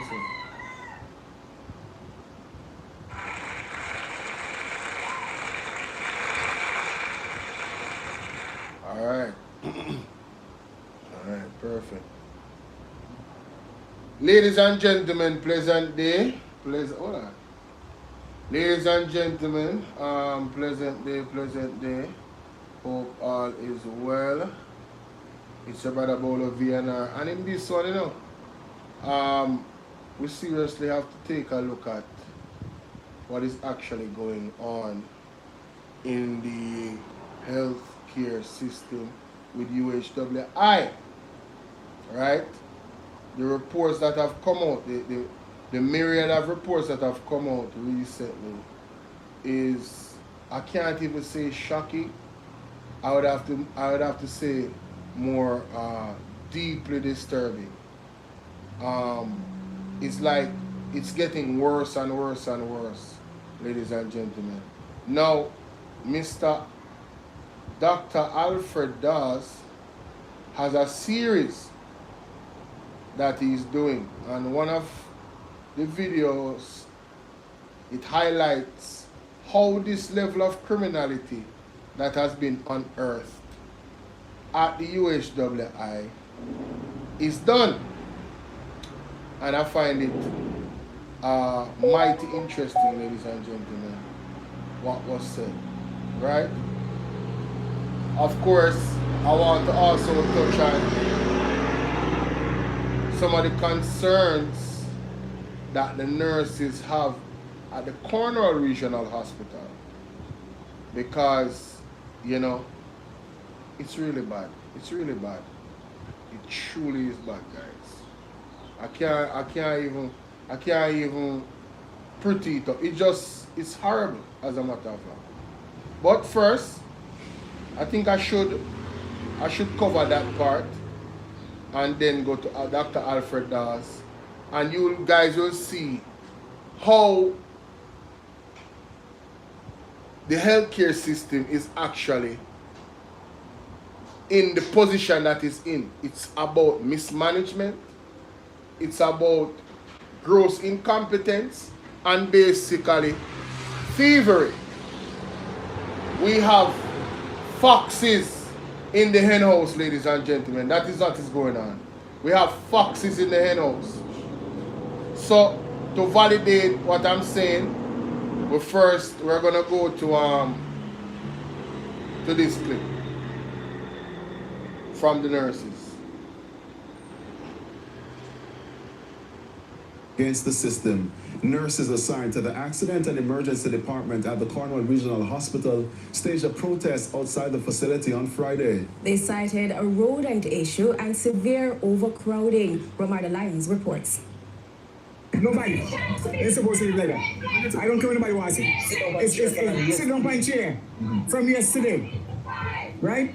And they still want me to sit back. I gotta sign myself out. A visibly frustrated patient who ran out of patients at Cornwall Regional Hospital Friday morning. The St. Vincent National said the treatment was below par. I can't live like that. I'm a human being and not a dog. In the background, similar frustrated cries. Healthcare workers ratting out their management over its handling of a rodent situation. A sign pointing to the emergency area, but the real emergency was on the outside. Others injecting public attention on a long-standing infrastructure problem. No. Focus diverted from patients like this one.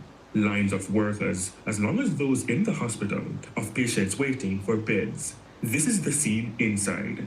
Jamaica has long pushed tourism, but beach chairs in a hospital hallway is a strange phenomenon. Yo, the guy that did this report, bro, I'm telling you, the commentary is unbelievable. Jamaica has long pushed tourism, but a beach chair in the hallway is a phenomenon. Asgold, what's going on? Lagos, what's up? This is embarrassing.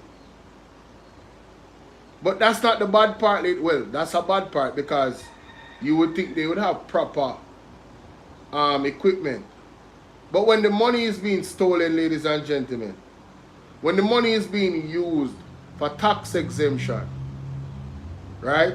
When the hospital should be getting 23 million, that Ministry of Health should be getting 23 million, to add to all of the needs that they need in terms of equipment, we see what happens. The money is being robbed and the people are suffering. The nurses are suffering, ladies and gentlemen. Let's continue. The patients, the nurses, and all Jamaicans are suffering because of a few criminals. We must demand, ladies and gentlemen, real accountability, not just words. You understand? And if we don't get that accountability, we have to take it to the next level. Because our people are dying as a result of this level of criminality. Right? Even the nurses and doctors, there's reports of doctors falling out, literally, and going into the next life because of exhaustion. Crazy hours. Right? Christopher Tufton told them if you don't like it, leave when they ask for more money. Innit? Right? Something to that effect, I'm paraphrasing. Because you know them stay already. But they got 200 to 300% increase on their money. They never told themselves that, you know what, I should just leave out of Jamaican politics because I'm not really making enough money here. They got a fat paycheck. Let's continue. The nurses said it doesn't sit well with them. We have to be taking care of patients on the floor. That's not hygienic. Patients sitting on the chair for a week, 3 weeks. On the floor, no? We don't have enough bed space to care for our patients effectively. That's not safe for our patients. We're crying out here for our patients and for ourselves. Of course, don't have enough staff to manage all of these patients. Sometimes you have one nurse to 50 people, 30 people. Makes no sense. The nurses are very distraught. Their health is at risk. The patients are also at risk, and we cannot take it anymore. There are currently over 100 patients in the area, and it's supposed to house maybe about 35. In excess of over 65 patients, and on Thursday alone, 88 patients waited in the A&E for beds. And my nurses have 2 cold patients that is providing care on the floor. That is inhumane. And at this time, the nurses just cannot take anymore. We even have some rodent infestation. They have communicated before, and we still haven't gotten sorry about that. The hospital's management called a meeting about 10 a.m. with the displeased nurses. Following this media, Dr. Delroy Free, clinical coordinator for the Western Regional Health Authority, blamed Hurricane Melissa. Our facility was damaged, and we are now running 156 beds. You can see right away that our bed capacity has been reduced by, over 50%. This has been a challenge for us. He added, a lot have been done, but these things require time in order to fix it. You see all this money we talk clearly, in my opinion, you're fully compromised. You're fully compromised because you know good and well that this issue is not today. But these things take time. Remember, say when you say 3 weeks, we are watching you, We are watching you here. Remember, say when you say 3 weeks. So make sure say everything fixed up at Cornwall Regional Hospital in a 3 weeks. Because I don't know. Remember, say hurricane gone from way October. So if something happen and because of the hurricane, why the situation stay like how it stay? A 3 month now, Almost, Couple days, 5 days from now, or so. 7 days from now, officially a 3 month. Zin, 3 months. And you come talk about a lot of things has been done. You know what? Let me just move on, because this is money I get my mother. Regarding bed capacity. Within 1 week to 2 weeks, we should be able to get that. Because administration is moving aggressively to have the area re-established. We're going to get what's 90 boy 58, may I agree. A dome. Lorna, what's up? Can hold somewhere between 100 to 150 beds. CEO Charmaine Williams-Beckford says the rodent issue is being worked on as well. Since Melissa, you would have expected, given what is happening in the communities, and we're within a community in Mount Salem, that there seems to be an increase in rodent on the compound. But we have our partners, or primary health care, St. James Public Health Services, they are starting a program, and the program should include our campus. They all... Hey, I want to notice the lady said there has been an increase in rodent, you know. That means the rodent did there already, you know. That means the problem did there before, Melissa, you know. You have to listen to the people when they are talking, you know. Kim, you know what, my baby? You have to listen to the people when they are talking, you know. Jesus have mercy, Father God, take a case, take a pillow, take everything. Now, ladies and gentlemen, let's go to this. Right? Mr. Dr. Alfred Dawes, one of my newest heroes. You understand? Me I put him on my hero list. I don't know about you. But Dr. Alfred Dawes is on my hero list. I pray that God put his angels and surround. You know, if God don't need no whole heap of angel. One proper angel around this man and nobody can touch him. God them try to poison him already, you know. You remember good. And right now, he might unearth some high level of corruption in the Ministry of Health. Right? And everybody's supposed to look at Christopher Tufton sideways with a big microscope. You understand what I deal with? Yeah. So I could hear what I'm saying now about how the skullduggery at UHWI and other places within the Ministry of Health. How them go about them levels of criminality. Listen to this, ladies and gentlemen. That everything is fine. Well, here's the playbook. 1. Sideline the clinicians. Keep the frontline doctors and consultants, nurses, and the end users out of the procurement decision-making process.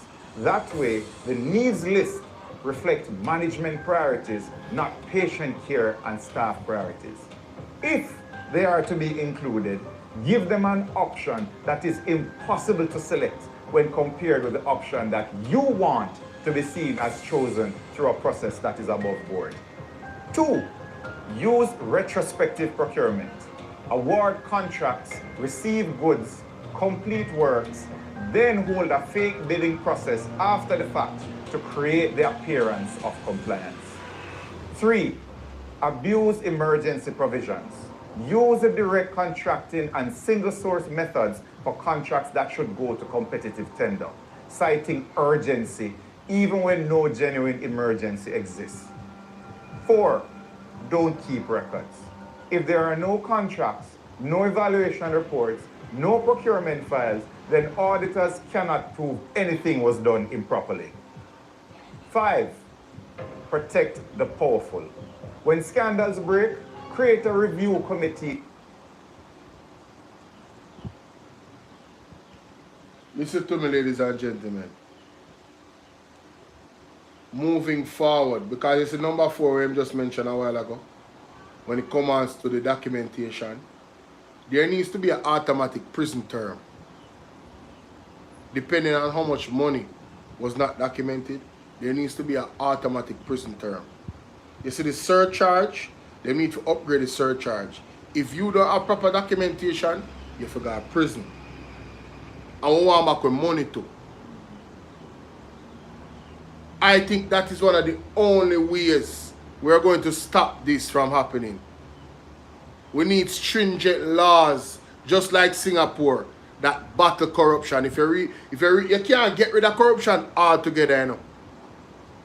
But you see, when you heighten the level of punishment, and man, the risk of them can't afford to be corrupt.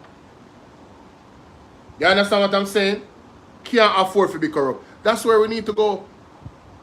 Because if them continue like this with no documentation, nobody can prove that they really thief the money. We only can suspect. Right? And it's unfortunate because myself, Raleigh, Mr. Roberts, we suspect that they are criminals and they are thieves, but we can't prove it. We can't prove it 100%. It is immoral, it's unethical, it's mismanagement. But then when you have a leader that does not punish these things, a leader that has no integrity, you see where we're at. It goes around in a circle. And that's why so many of the people are frustrated. So I am suggesting on the board that as soon as we have a righteous leader running the country, Mr. Mark Golding, sir, get ready. Start preparing to remedy these situations. People need to go to prison if they don't properly document how our money is spent. That alone should send them to prison. I mean, they have a criminal record, so they cannot work in government again. Any you see those types of crime, automatically exempt from any type of representation. You can't be a counselor, you can't be a caretaker, you can't be nothing. We need a real change in Jamaica. And JLP is not going to get it. The JLP is not going to give us the change. They are a bunch of criminals, ladies and gentlemen. Elaine, big up. Can't believe them madness, brother. This is crazy. Absolutely crazy. Let's touch it back a little bit. No, man. No evaluation reports, no procurement files, then auditors cannot prove anything was done improperly. 5, protect the powerful. Hey! When scandals break, create a review committee to kill the story, issue vague statements about procedural improvements, and wait for the news cycle to move on. Jesus. And 6, splinter the contracts so they do not meet the threshold for further interrogation. This is how a ministry gets away with financial murder. This is not about one drill, one hospital, or one scandal. This is about a system designed and maintained to reward the connected and punish the honest. A system where $521 million can be spent without a single piece of documentation, where tax exemptions meant to protect the patients are used to enrich private companies, and where the minister responsible continues to insist that everything is irie and under control. In the next episode, we look at the people at the center of this system, the Manchester boys they call them, and how their leadership has created a culture where speaking up is dangerous and accountability is optional. I am Dr. Alfred Dawes, and this has been UC on life support.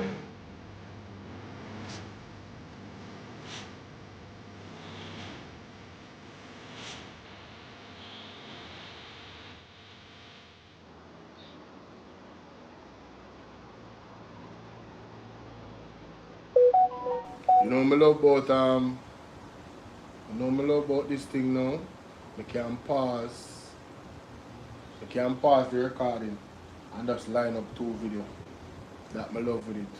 You know, like them both it bad.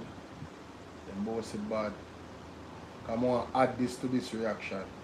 Because there's some conversations that happen on the radio that Mr. Wayne Lonesome put out that I want to add to this video. I'm going to post it, ladies and gentlemen, so you're getting an exclusive, because this information is very important to understand the context of what is happening here. Yes? Alright, hold on, this one, how long is this? This is what? 38 seconds?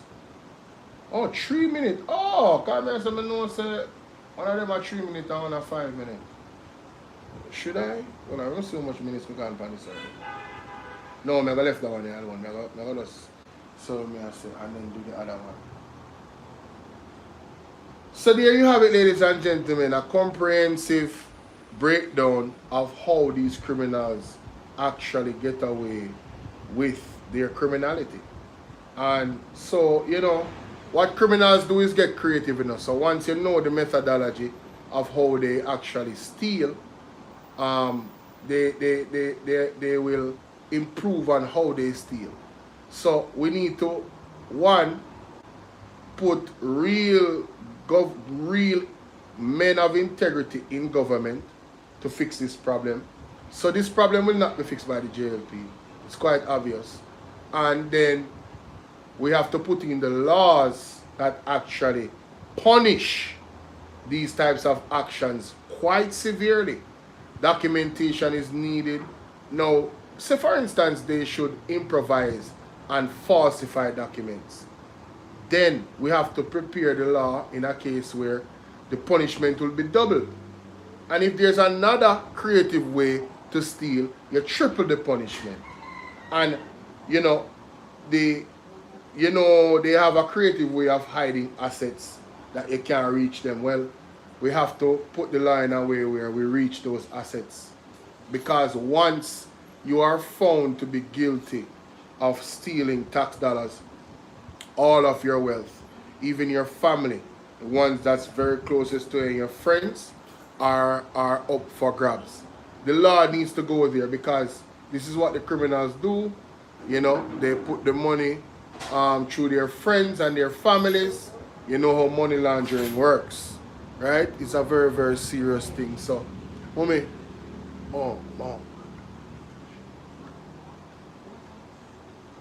then I bottom my door when they woke me.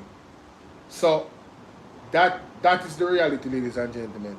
So let me know what you think, like up this one and get it to at least 2,000 likes. 2,000 likes for that one. See? That is it. Alright. Now, ladies and gentlemen, we're going to move on to these two videos, these two recordings. Can I tell them, mighty God, it's serious around here. Somebody calling? On the phone.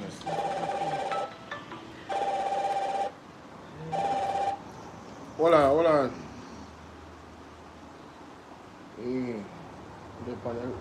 I'm on live, yeah. I did live while I watch it. Oh yeah, I did have it on mute, but that's not look for you. Because I'm gonna do it, I'm still there. Nisa, what's up, Nisa? Big up yourself, Trina, big up. Alright, later. What's going on? Let me start that over. Ladies and gentlemen, the discussion around Christoph Dan's ministry made it to the radio. And we're going to examine some clips that I did not hear in its entirety. And I'm sure some of you did not hear either. So here we go, ladies and gentlemen. I think I can scale this down a bit. Should I scale it down? I think I should. Yes. Let me scale it down a bit. Yes. And there we go. I think that's fine. Alright, cool. So let's hear this, ladies and gentlemen. With the midday news.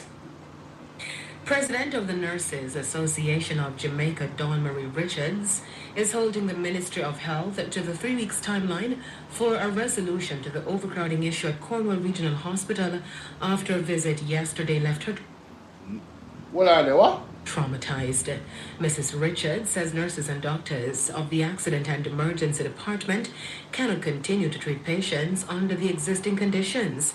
The department was moved into a smaller space due to the ongoing multi-billion-dollar rehabilitation exercise to address several issues to include mold from 2017.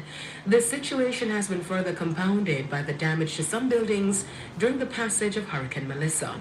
Speaking today on TVJ Smile Jamaica, Mrs. Richards said the A&E department, which is designed to host a maximum 40 patients, was overflowing with 112 patients yesterday.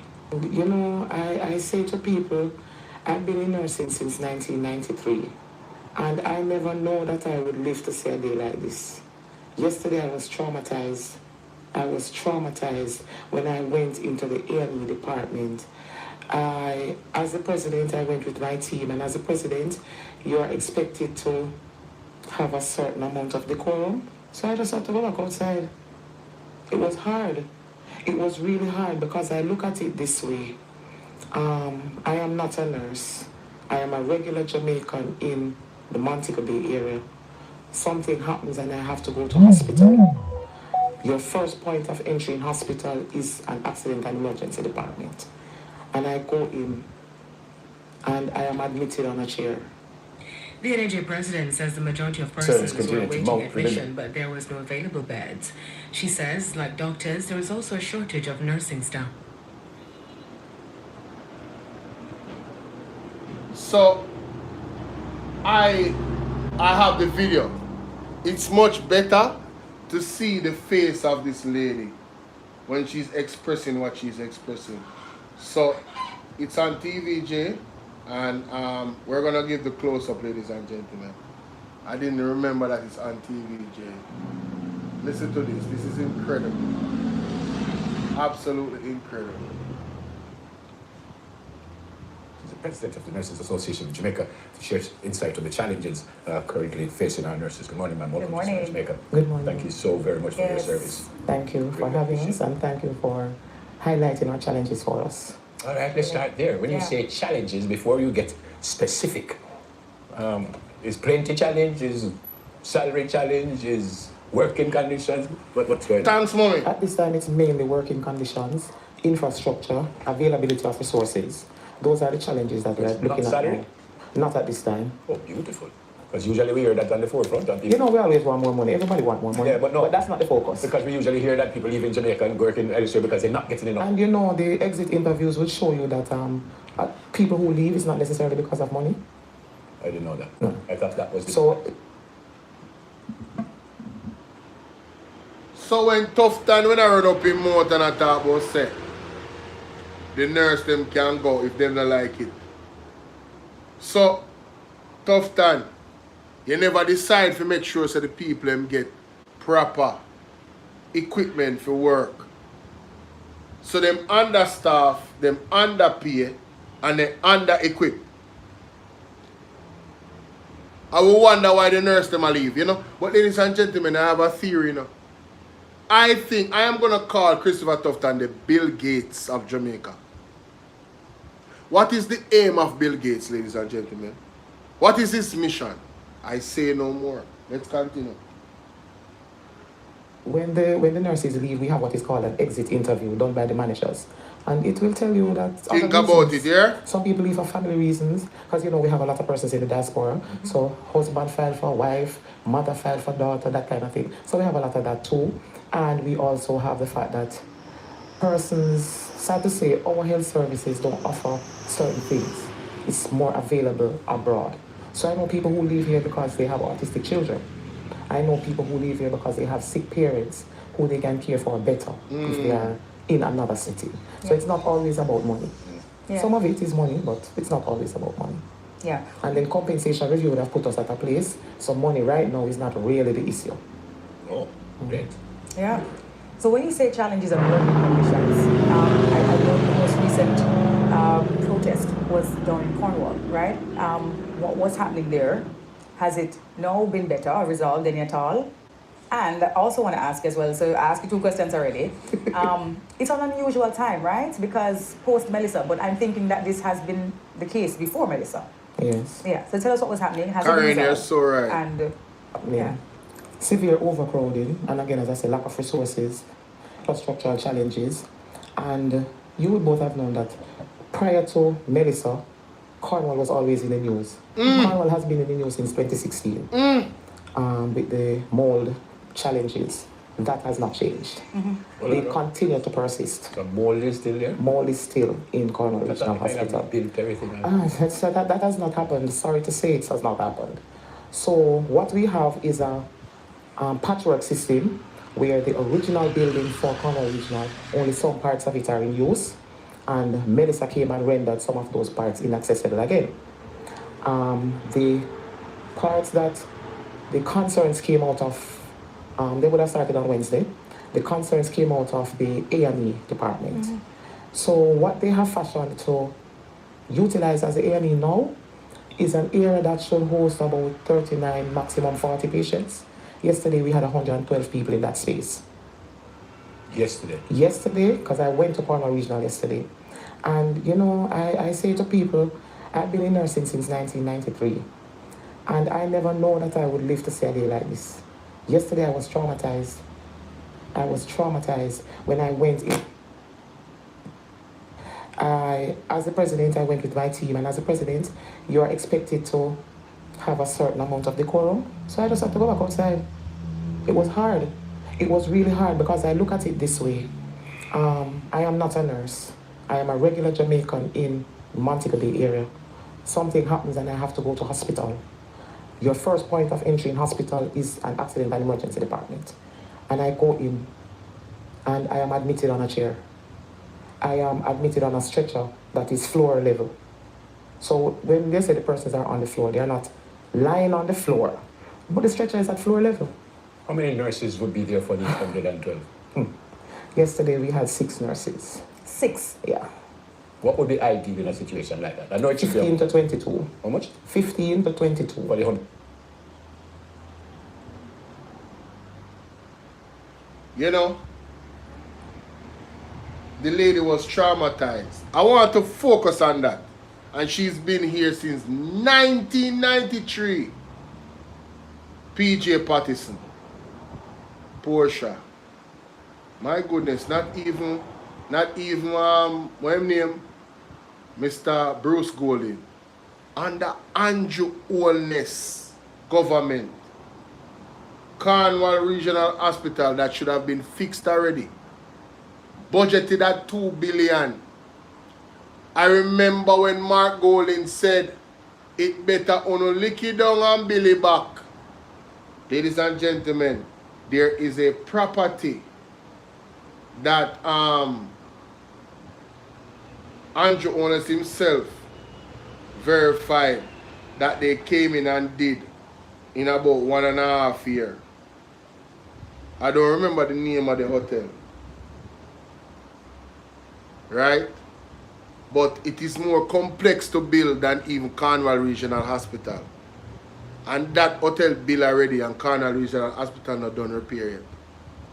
Cornwall Regional Hospital has clearly become a feeding tree for somebody.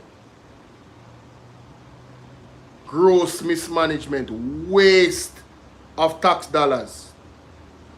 It has become a cash cow for somebody.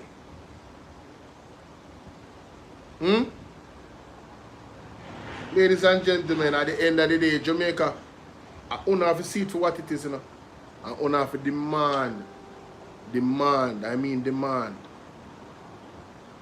results and the things that, actions that you want to be taken. We have to get very serious, guys, because this is way past a serious situation. We are in deep doo-doo with having this government continue to be. You guys really messed up at September 3rd. But you know what?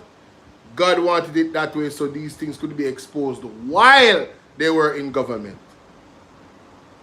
Couldn't blame PMP for this. 10 years them they in a power for. This have nothing to do with the People's National Party. This is under their management, their watch. You understand? And just understand that this happened under their watch. The lady said she traumatized. She never seen nothing like this. She never believed it could have reached Yasso. I'm not even going to further in this interview here. You can go watch your site on TVJ. Zine, let me go back to my audio. The next one.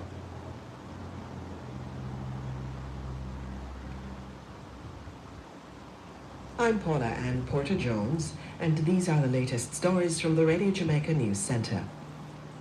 Clinical Coordinator at the Western Regional Health Authority, Dr. Delroy Frey, has raised concern over the slow pace of government policies regarding work on Cornwall Regional Hospital.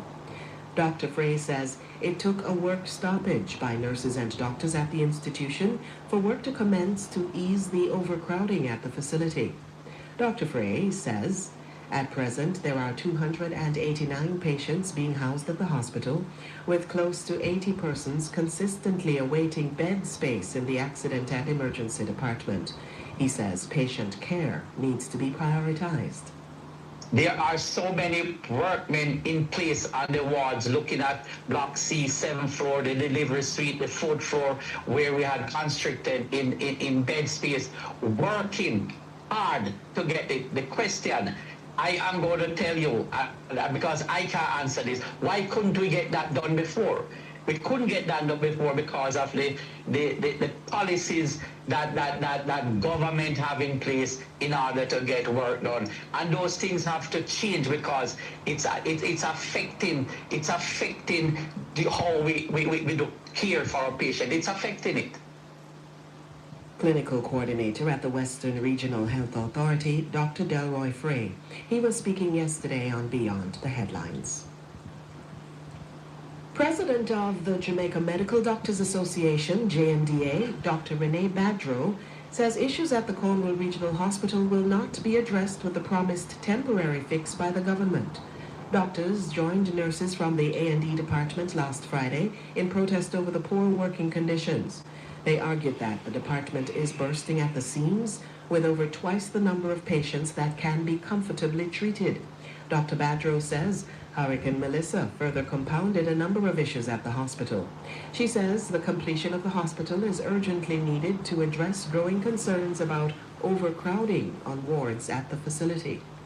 The wards before Melissa were a problem. It was suboptimal, and we said this in our letter last year, November 7th, that CRH, Cornwall Regional Hospital, was in a suboptimal state. The hurricane made it worse. I would like to believe that they are committed to their promise of fixing the wards within 3 weeks. We're still going to have a problem. Because we had a problem of shortage from before. The hospital just needs to be finished, and our patients need to be placed in the new hospital where they can have dignity when they're being treated, and you don't have somebody that the patient beside the other patient can hear the other patient business, right? They need dignity in their treatment, and they need safety. They don't need... I have to touch upon that. I have to touch on that as well. You see, one of the things that we are not paying attention to enough is the fact that when you're dealing with medicine, like people's health, it's private. So because of these conditions, not only are they suffering physically, but it's embarrassing.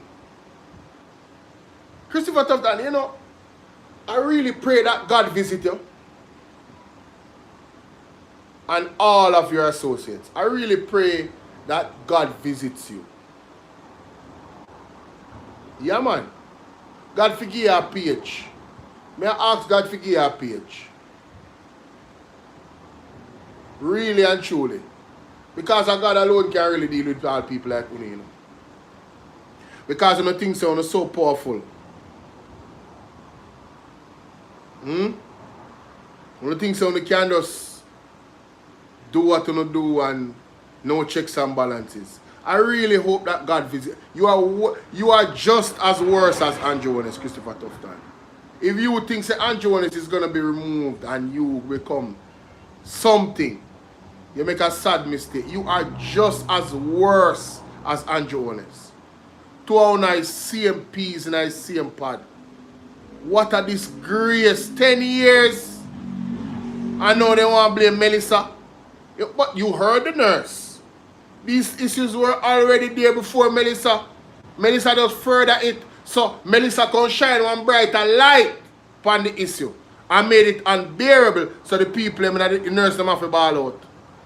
When you see how God work, I tell you no September 3rd say no. Them take the election. But watch God work. Who was watching me when I told you guys that? Come on. You supposed to remember when I said, watch God work. God is up to something. God is up to something. Reportedly. Dr. Badro says doctors are hoping that the government will keep its promise to address some of the concerns over the next 3 weeks. In the profession, I mean, you can't imagine it, but do you know what it's like to sit down and not... The next 3 weeks. Unless you're in the profession, I mean, you can't imagine it, but do you know what it's like to sit down and not be able to help the patient? To sit down and watch a patient not live? To be exposed or exposing other patients while you're resuscitating other patients, and this is traumatic. I mean, for us, it's something we do on a daily basis, but can you imagine, as a patient, you're seeing another patient being resuscitated because there's no privacy? Our doctors have had to resuscitate patients on tables, reportedly, or if tables are not there on the ground. I'm hearing reports of patients stepping over other dead patients' bodies. I hear reports of they can't move the blood pressure machine because everything's just chuck up together. It's frustrating, and it takes a psychological toll on you when you're someone that takes pride in your job and you love what you do.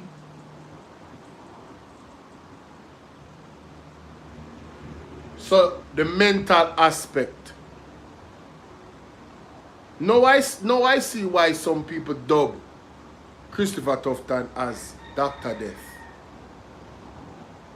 Imagine nurses and patients have to be stepping over dead bodies. Guys.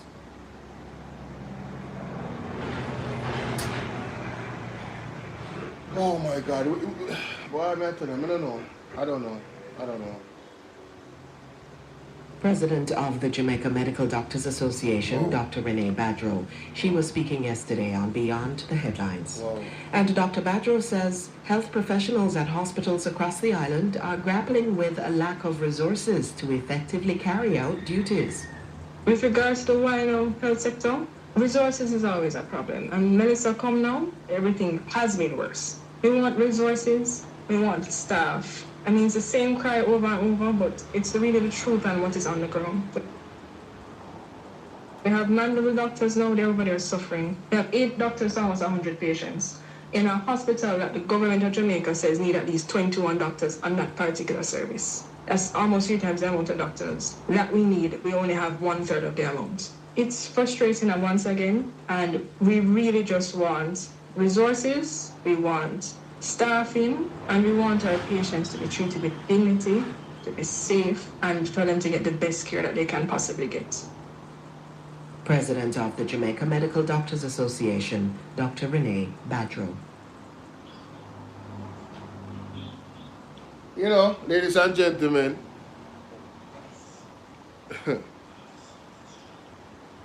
I want to ask you a question. All well-thinking Jamaicans. If you ever work for anybody, and we must remember that the government works for us. We have to keep that in mind. If you work for anybody, you have an employer, you have a boss, you have a supervisor, you have CEO.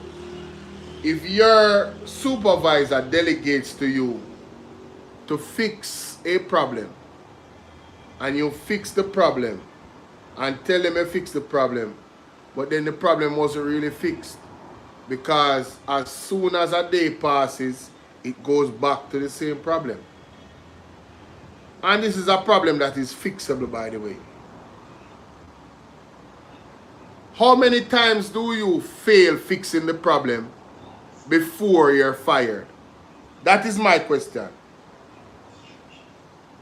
How many times? You heard what the lady said? This is an ongoing issue. It's the same thing over and over and over and over and over and over and over and over and over and over and over again.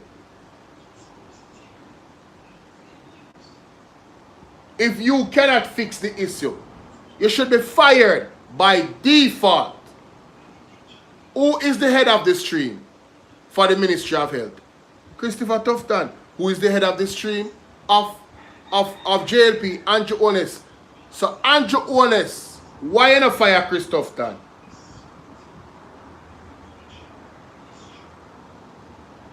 Because at this point they can't tell we say him don't deserve to be fired. Not true. How you doing? Sun shining in East Portland. Celine, big up. Lennox. Right? How many times do you mess up before you're fired? That is the question. And that's what I'm going to leave you with for this reaction. How many times do you mess up before you're fired? How much chances do you get? 10 years, Cornwall Regional Hospital is being repaired. And can't repair yet. And the estimate keeps going up. And the monies keep increasing. How much more are you willing to take, Jamaica? How much more are you willing to take? Do you think it's going to get better? You heard what the nurses said? This 3-week fix for them at about now going to fix nothing. The hospital need to finish.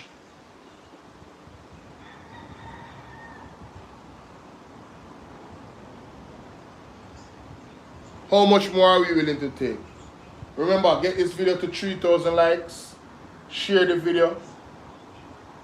Bless up the Cash App, bless up the PayPal, and bless up the Zelle if possible. Alright? Alright, I'm going to move on to the next now. Mighty God, so much to cover.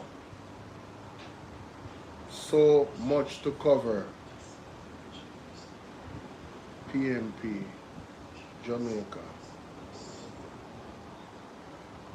So much to cover. Mighty God. What is this? Dr. Russell, when was that? A day ago. Michael Phillips, sorry. Damien Crawford, mighty God. No, I have to talk about this.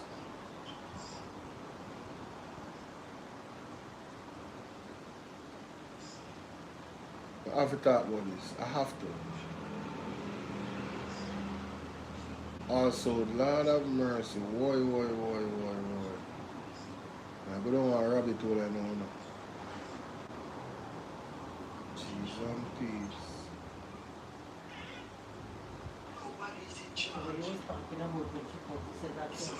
Huh? She said that's so fix working on it. What that? You know if which one I'm ministry not talking about. She had and listen, she said, that's so fix. She's giving them advice. Sure. Anyway, moving on. I mean, honestly, I believe it when I see it. I will believe it when I see it. That no move me.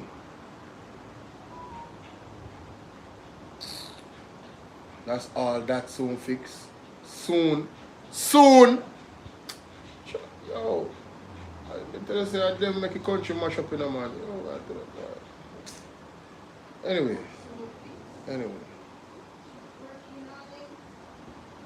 Anyway. Alright, so ladies and gentlemen, I'm a bit late to this, but this is very, very important that I do speak on this. Alright? In Parliament the other day, our man of integrity, Mr. Mark Jefferson Golding, came out pretty much swinging, ladies and gentlemen, in regards to what's happening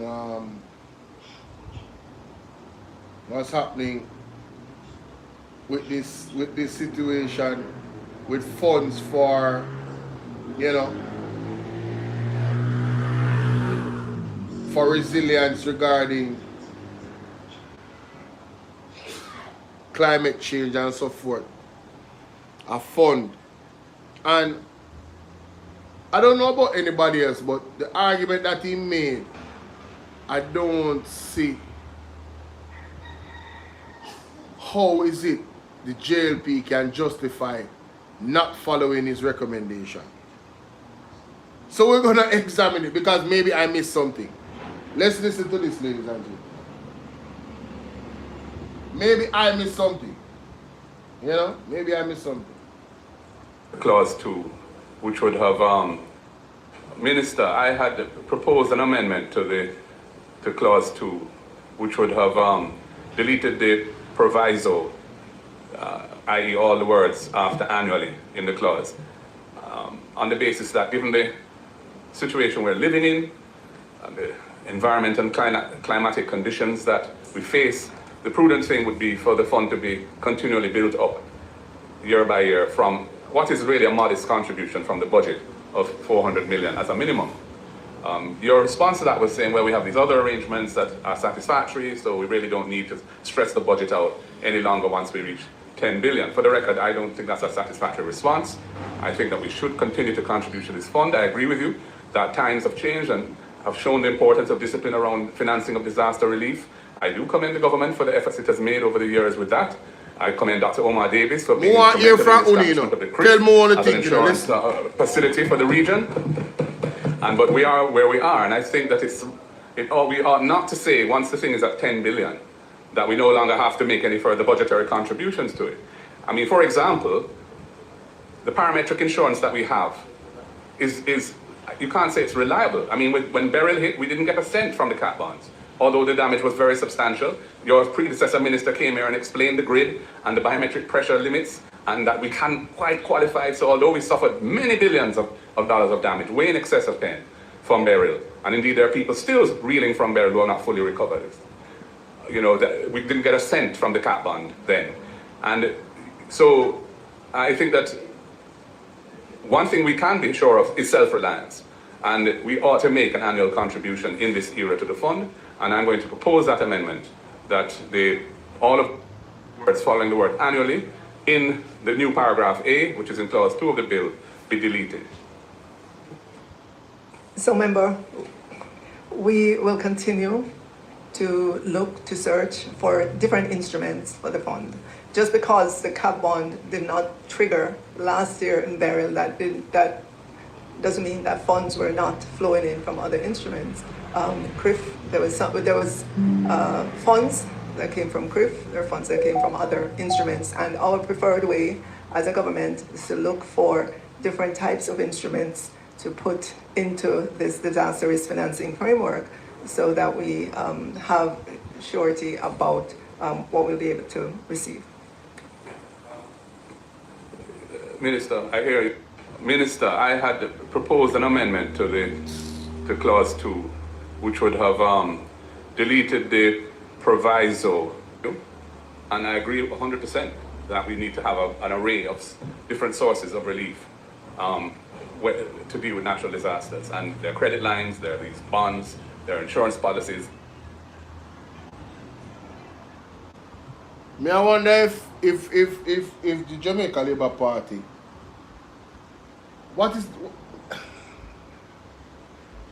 don't they understand that the money that they got from the other instruments were not enough? Remember say Beryl Grace, ladies and gentlemen. Beryl did not hit us on fully, Patsy, what's up? People are still right now, as me go say Prime Minister, as Mr. Golin said, people are still right now not recovered from Beryl and getting help, Fishermen, all different type of people, Let us be very clear about that, in case some people don't know. So I don't understand the reasoning. Maybe something is wrong with me. What is the reason for not putting the money out of the budget? Make it make sense. Give us a detailed reason. These are some of the things that I think Jamaicans should vote on. And I think I have to question the credibility of climate change. When the government makes a decision like this, they basically tell the opposition, say, listen, we know business what we want to say. Right? We are going to do it our way. And it is the same modus operandi. And guess what? UHWI report comes out. Because it's the same modus operandi, we're going to do it our way. Even if it damages the country, they're going to do it their way. Even if the people don't believe in it, they're going to do it their way. I'm confused. Who is the boss? Us or them? Who is the boss? This is incredible. If climate change is so real, how can you not put the money in the fund for us to be self-reliant, not borrow money from other entities, not depend on other countries, but self-reliant? How do you explain as a government not looking to be self-reliant? Because that's basically what they're saying. But let's hear the Prime Minister answer, because he came in and tell me if it makes sense to Uno. Tell me if it makes sense to Uno. Is why are we capping our contributions from the budget? Given that we know that to deal with natural disasters. This disaster risk financing framework, so that we have surety about what we'll be able to receive. Minister, I hear you, and I agree 100% that we need to have an array of different sources of relief to deal with natural disasters. And there are credit lines, there are these bonds, there are insurance policies, etc., and there's the budget. Now, the point really is, why are we capping our contributions from the budget? Given that we know that whatever it is, the totality of what the coverage that we have is a fraction of the damage that these massive disasters can cause. The physical damage from Melissa has been quantified with reasonable accuracy at, I think, 8.8 billion US. That's a physical damage to Jamaican assets, private and public. Not to mention the non-physical losses, you know, the damage to business and the economy and so on. So the sum of the total of what you're expecting by way of flows for this fund, including the cat bond and the credit lines and the CRIF insurance, etc., is $115 billion, which is not even 1 billion US. So it's not even, it's about 15% of the physical losses that the country has sustained. So to say that we're gonna cover it in other ways is really fictional. And that is why I propose the amendment I propose. But anyway, the minister is not in favor of it. We can move on. Minister, if I could. Prime Minister, your mic is up. Thank you, Chairman. The leader of the opposition's point is not to be dismissed. I interpret what he's saying to be that the National Disaster Risk Fund should be at its highest level possible. And nobody argues with that point. But remember the framework that we have, where we have different funds for different levels of risk. So the National Disaster Risk Fund is meant to be your first call, essentially, to deal with what is usually described as low intensity, low risk incidents that occur. And therefore, what the Ministry of Finance is trying to do is to gauge what that kind of low intensity disaster, low risk disaster would be. And then if you go past low intensity disaster, then there is another kind of instrument that addresses it. And I think that they have come up with that framework, which works. So it's not that we don't want the fund to be huge, but remember, when we sequester funds from the consolidated fund, it increases the fiscal pressure, because you can't use those funds for anything else other than disaster. So it's a balancing act. And I think that where we are with the threshold that we have set, we have struck the right balance. So it's not to dismiss the validity of the argument, but bear in mind what we have said. Taking funds out of the consolidated funds increases the fiscal pressure, and that there are other instruments and other financial arrangements that can be made to address frequency, intensity, and risk of other disasters. Mr. Chairman, just for the purpose of accuracy, I just want to make a couple of points in response to the Prime Minister. First of all, we're not talking about modest or small losses here, because in order to draw down any money from this fund, the Fiscal Commission has to certify that the estimated fiscal impact of the disaster is at least 1.5% of GDP, which I think the Minister had indicated is over $50 billion. So we're talking about substantial disasters is what this fund is for. Secondly, all of your matrix or layers go into this fund.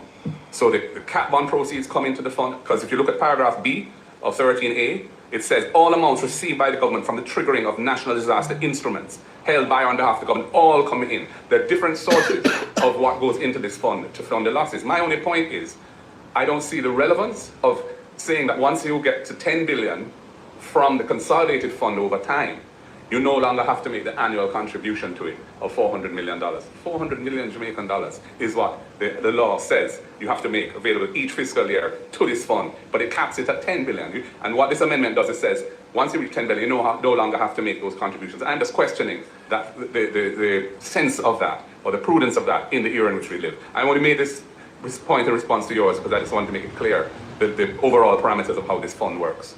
Minister.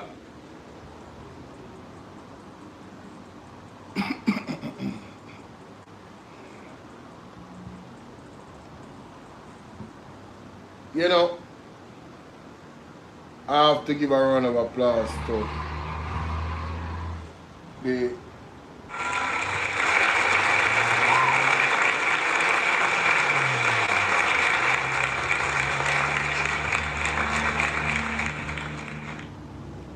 you know what the Prime Minister is saying makes no sense. Especially when I listen to what Mark Golden is saying. The amount of money, a big amount of money are coming in. Like 50. You hear him say last part, the figures.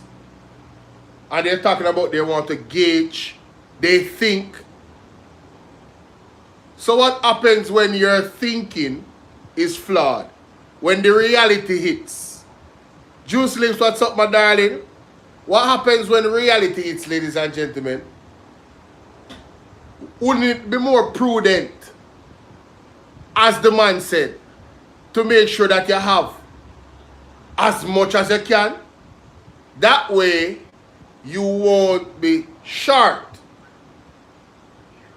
Or you could be even as close as you can be to what you would need to get back on your feet more quickly. Remember, the physical damage, you know, ladies and gentlemen, estimated by the World Bank is somewhere in the region of $8.8 billion. You know?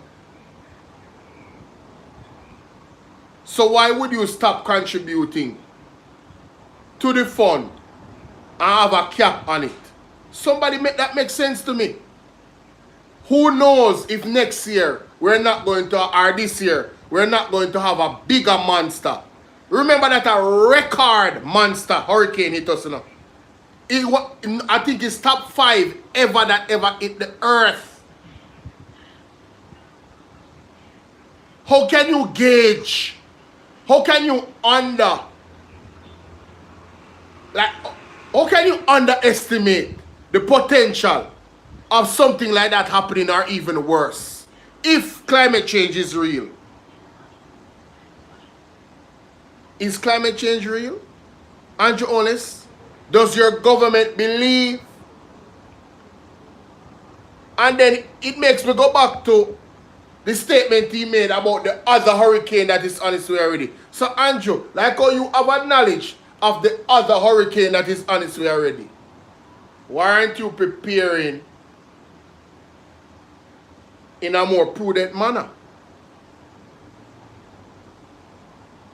I put it on it's on my TikTok, it's on everywhere. I never said it. He said the other hurricane that is on its way already. That means a farm. Because hurricane have a farm for the on the way already, you know. It's out there somewhere. I don't know if it's in space. I don't know which part of the earth it is, but it's on its way already to Jamaica. Not my word. I don't know how long it's going to take. Because remember, say, Hurricane Melissa did move slow, you know, at first, you know. So I don't know where this hurricane is developing when I talk about. So with that said, like how you know some other hurricane is on its way already, you don't think it's prudent for us to put as much money as possible in that fund? You think them when I say don't make no sense. The excuse them when I make to not do it don't make any sense. And this is where I question whether or not they actually want us to be self-reliant. It's like we have leaders, in my opinion, that want to make it appear as if they mean the country well, when really and truly they are enemy of the country. No, Colleen, it's laughable. It is laughable. Lord have mercy. No, you know, say Monica not easy. Monica say on the road that it develop. You know say you have to behave on yourself. You have to behave on yourself. Thank you very much. Keep it honest. Hurricane when it's not hurricane season. The man said the other hurricane that is on its way already. So me I ask him, Yo, how comes me not hear nobody else talk about the hurricane? I mean, not hear no meteorologist talk about the hurricane. Mr. Weatherman on TikTok, me not hear my talk about on YouTube, me not hear my talk about it. Andrew, when it's alone, me hear talk about one other hurricane that's honestly already to Jamaica. Where it come from, me don't know. But anyway, I digress. Ladies and gentlemen, I don't want to think about that situation with Mark Golding in the parliament. Do you guys think Mark Golding's suggestion is more prudent, or do you think the government is you know, for them position is better? Hit the like button, share, get this video to 2,000 likes. Thank you very much. See you on the next one. Alright. Now we are going to get to this lady now. No, we can't get to that. We have to get to this. We have to go back on the medical side of things. No joke about it. Because it gets worse than what we think right now. It gets worse than what I thought. Ladies and gentlemen, can you believe what we're hearing? Can you believe it?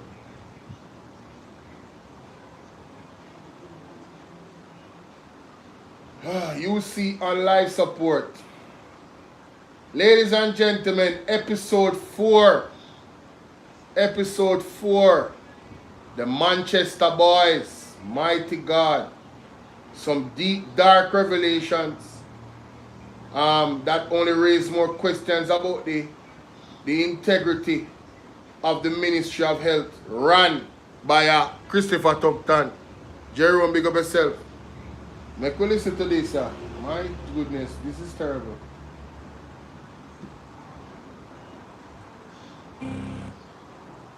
Hi, I'm Dr. Alfred Dodds, and this is UC on Life Support. So far in this series, we have been looking at the problems that have plagued the University Hospital of the West Indies. Problems that have been highlighted by the recently concluded Auditor General's report. Problems with the management of the institution. Issues with procurement irregularities that have resulted in the loss of tax revenue, as well as $1 billion unaccounted for by paperwork associated with the procurement process.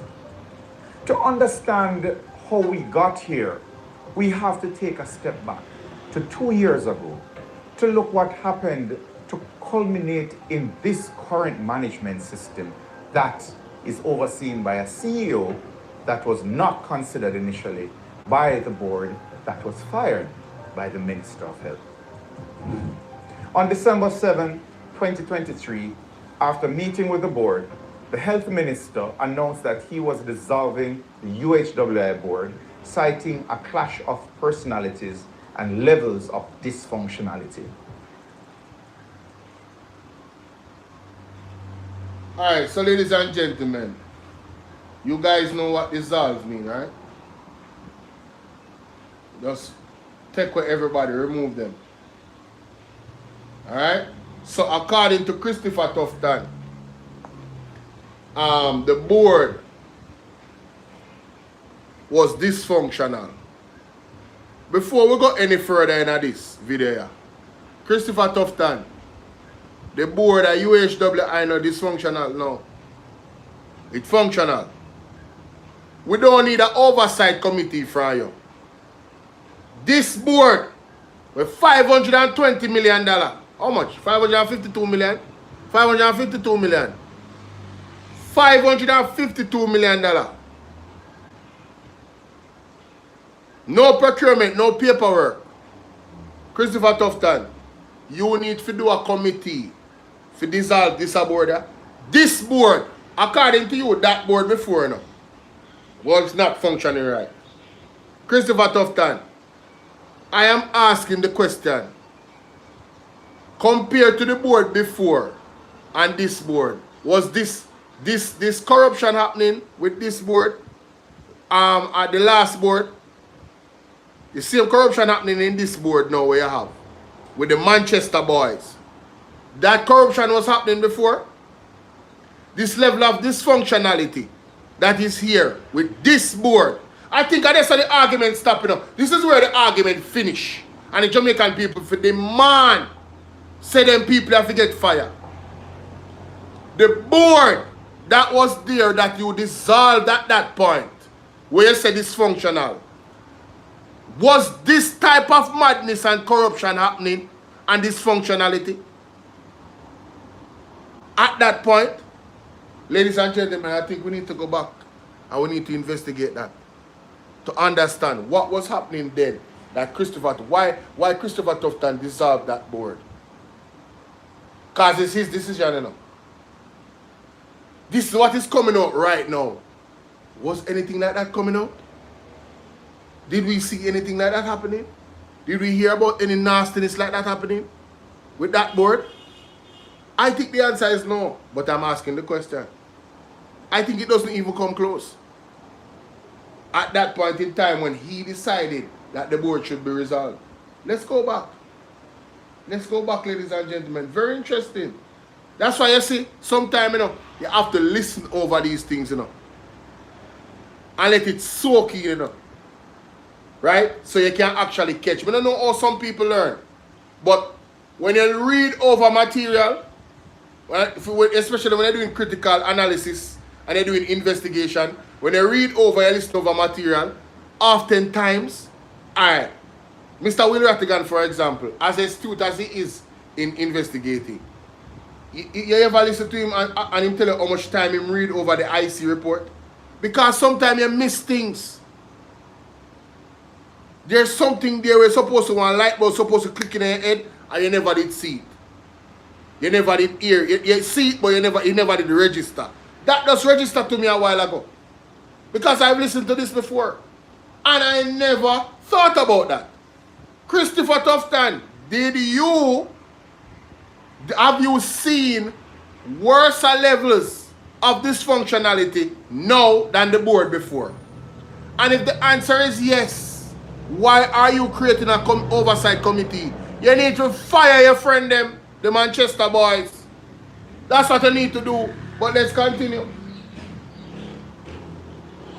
On December 7, 2023, after meeting with the board, the health minister announced that he was dissolving the UHWI board, citing a clash of personalities and levels of dysfunctionality. Listen to this. The move followed the resignation of the board chairman, Wayne Chai Chong, effective December 4, 2023.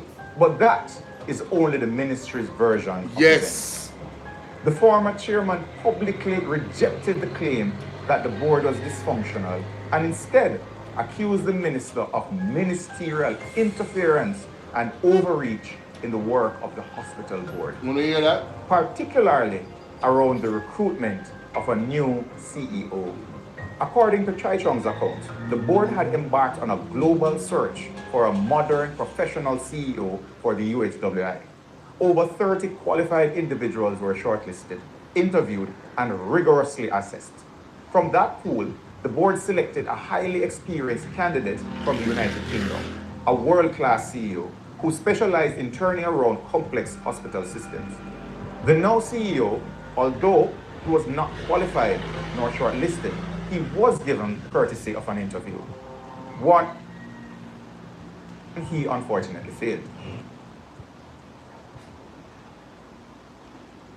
So, Christopher Tufton, you can explain to me why one of the Manchester boys them that was not qualified, right, got an interview and failed and still became the CEO.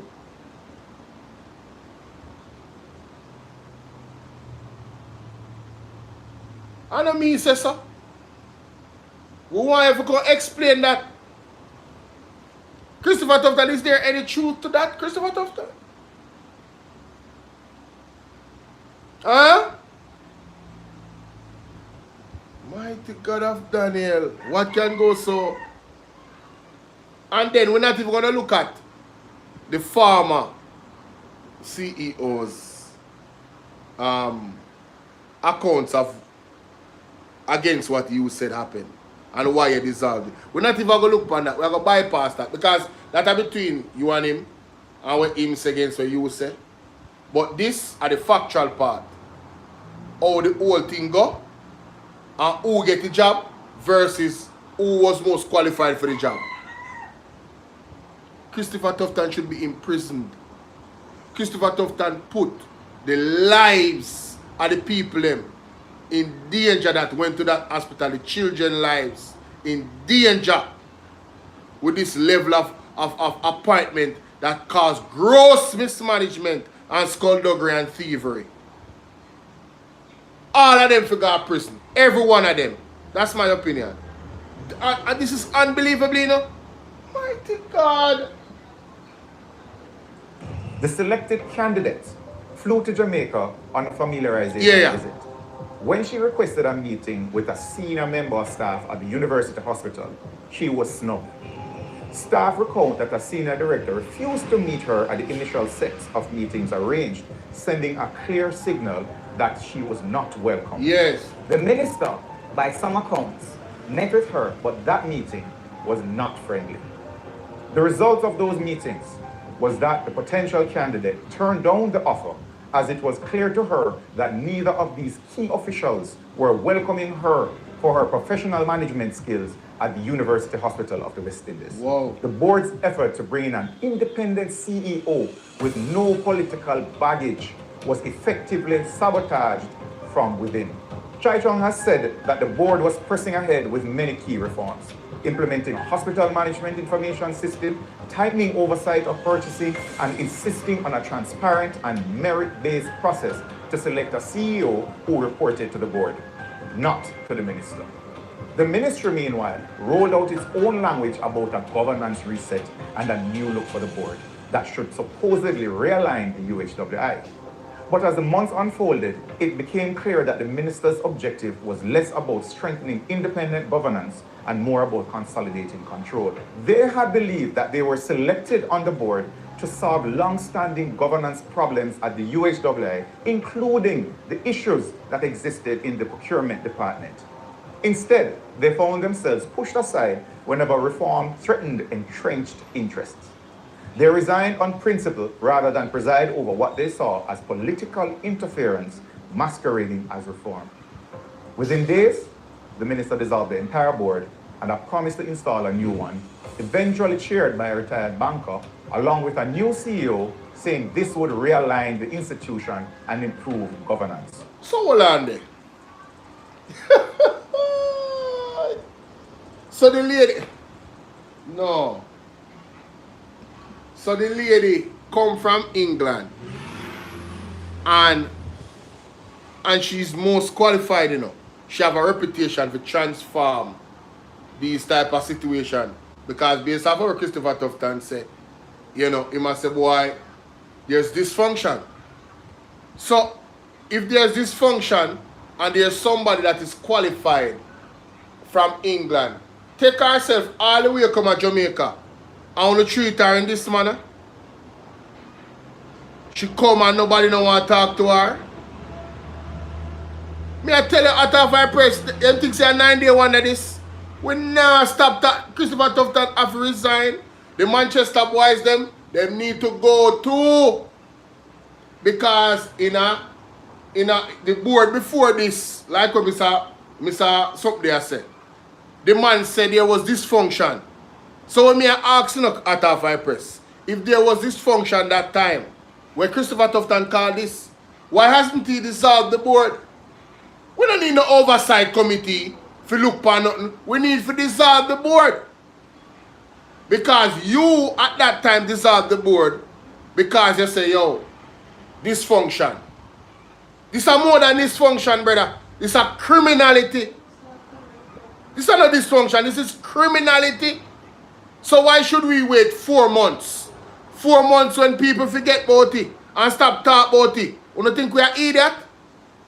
Christopher Tufton must be fired by Andrew Honest, the leader of the Jamaica Labour Party. And all of the board them need to be fired too. None of them cannot be trusted. Buying stuff for other companies, taking and robbing the country $20 million worth of tax, and then buying it for them and then buying it back from them when you buy it for them. What can go so? Of course, the CEO and the medical officer will get fired. What can go so? And if we were to do some investigation and look back for when the board before was running, none of this was happening. None of this was happening. So the new CEO of Fitzgerald Mitchell, which is now evidence that him and Christopher Tufton got school together in Manchester, what the hell can go so? These are high levels of criminality. Then if you got prison, and you know what is bad? It affects the everyday Jamaican that goes to the hospital when the thing is not running correctly. Pick up yourself, J. Brian. No man, this yo, them things are unreal, brother. Them things are unreal. CEOs to install a new one, eventually chaired by a retired banker, along with a new CEO saying this would realign the institution and improve governance. Crazy. The acting CEO at the time, even though he was not qualified to be shortlisted for interviews, he was selected to be confirmed as the CEO to run the hospital. Wow. He presided over the period in question that the Auditor General reviewed and found serious procurement dysfunction, and that the staff complained of management issues that affected not just their own morale, but their ability to deliver holistic patient care. The Minister of Health, Dr. Christopher Tufton, has survived many scandals. From as far back as 2008-2009, there was a fertilizer import scandal where low-cost... Where you say breaking news, Maitland found guilty, we have to record this first. defended them as tested Mighty and God. safe despite public concerns. Maitland found guilty, mummy. 2011, the sugar Police industry officer, divestment. breaking news. The divestment process drew backlash over whether the estates were undervalued and how workers were treated.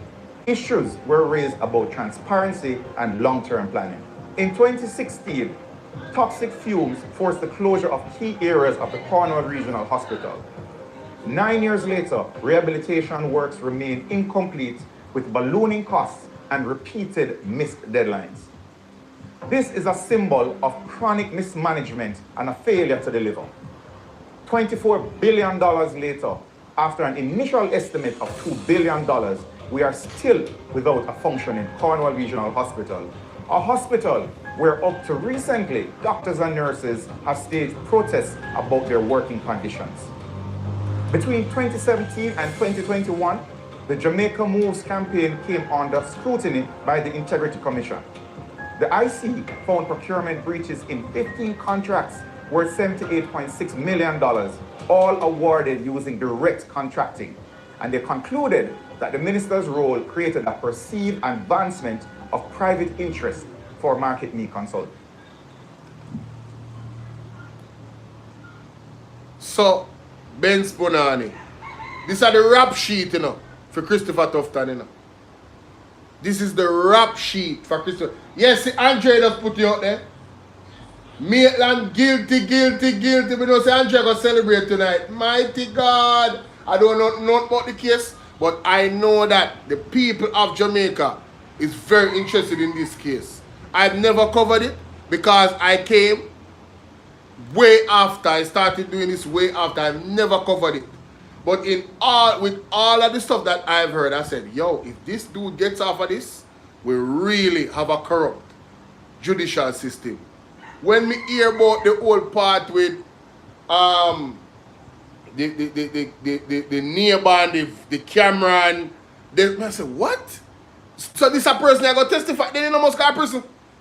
He might go appeal, obviously, but in Africa jail. In Africa jail, and you never got jail when I look on the judicial system one way, brother. I not tell no lie.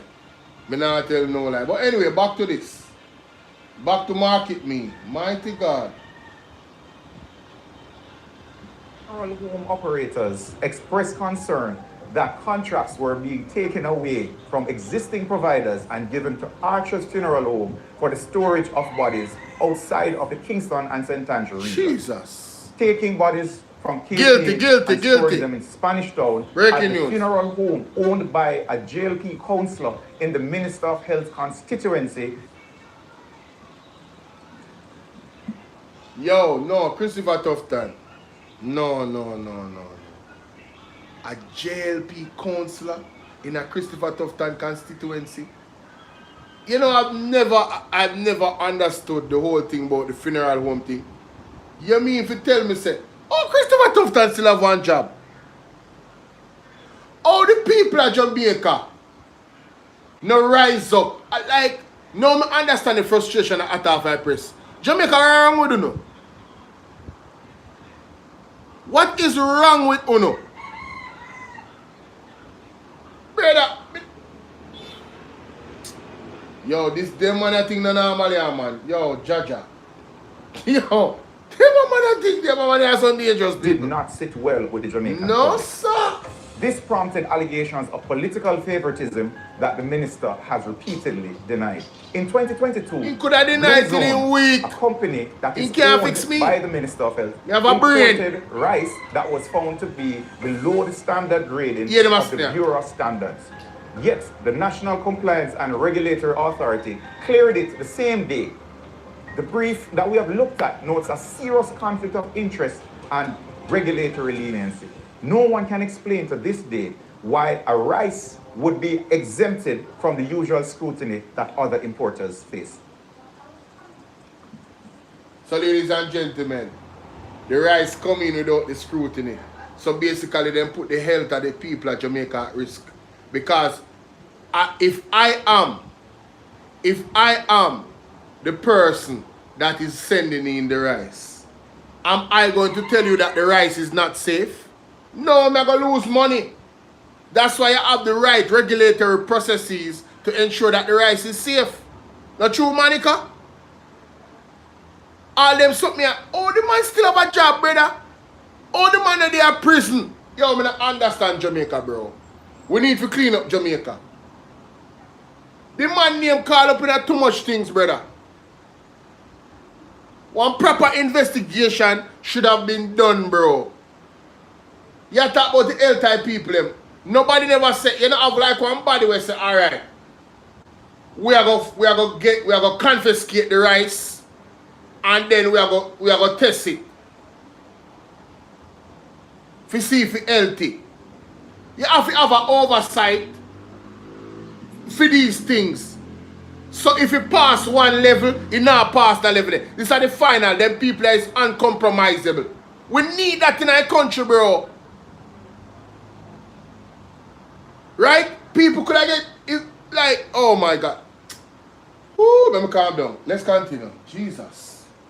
To this day, nobody has given a satisfactory explanation Unbelievable. as to rice labeled by the Bureau of Standards Jamaica as not meeting the classification and the standards it set out was taken off the ports and distributed to an unsuspecting public. Neonatal deaths at the Victoria Jubilee Hospital have continued to embarrass the Ministry of Health.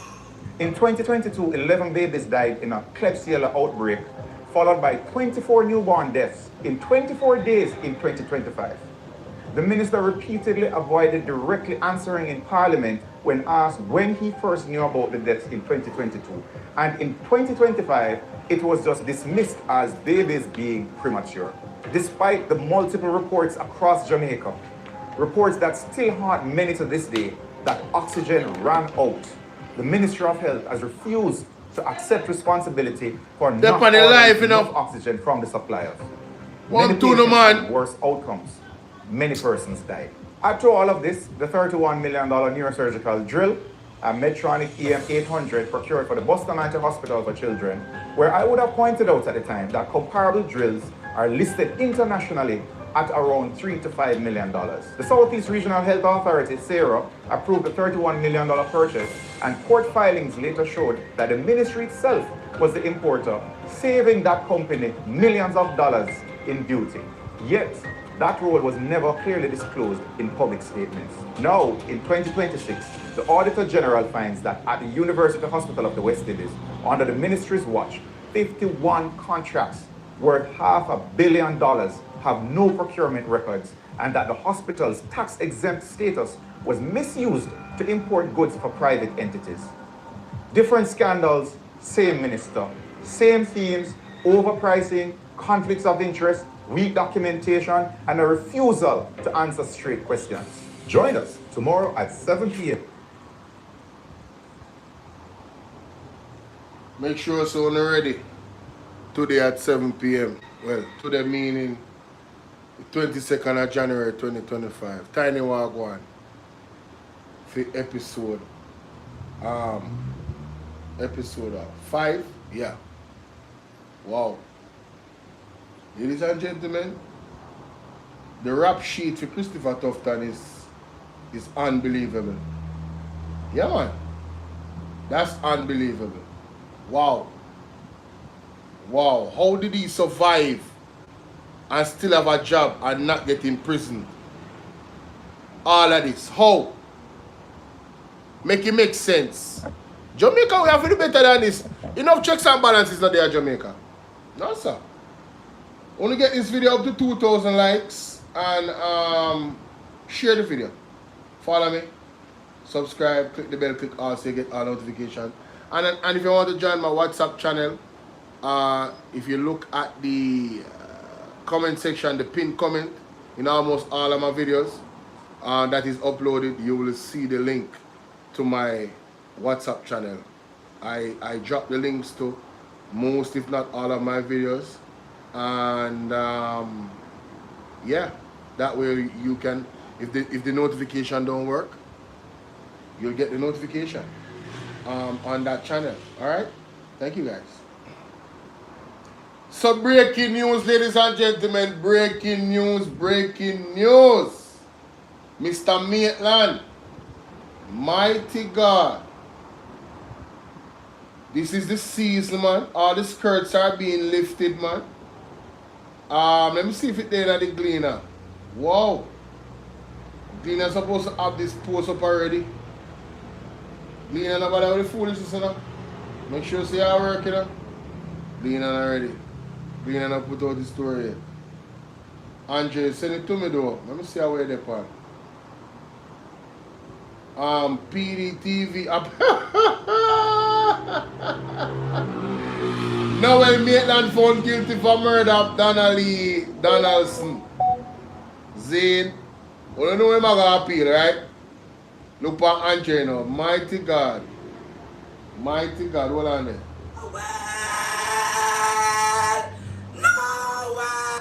Nowhere!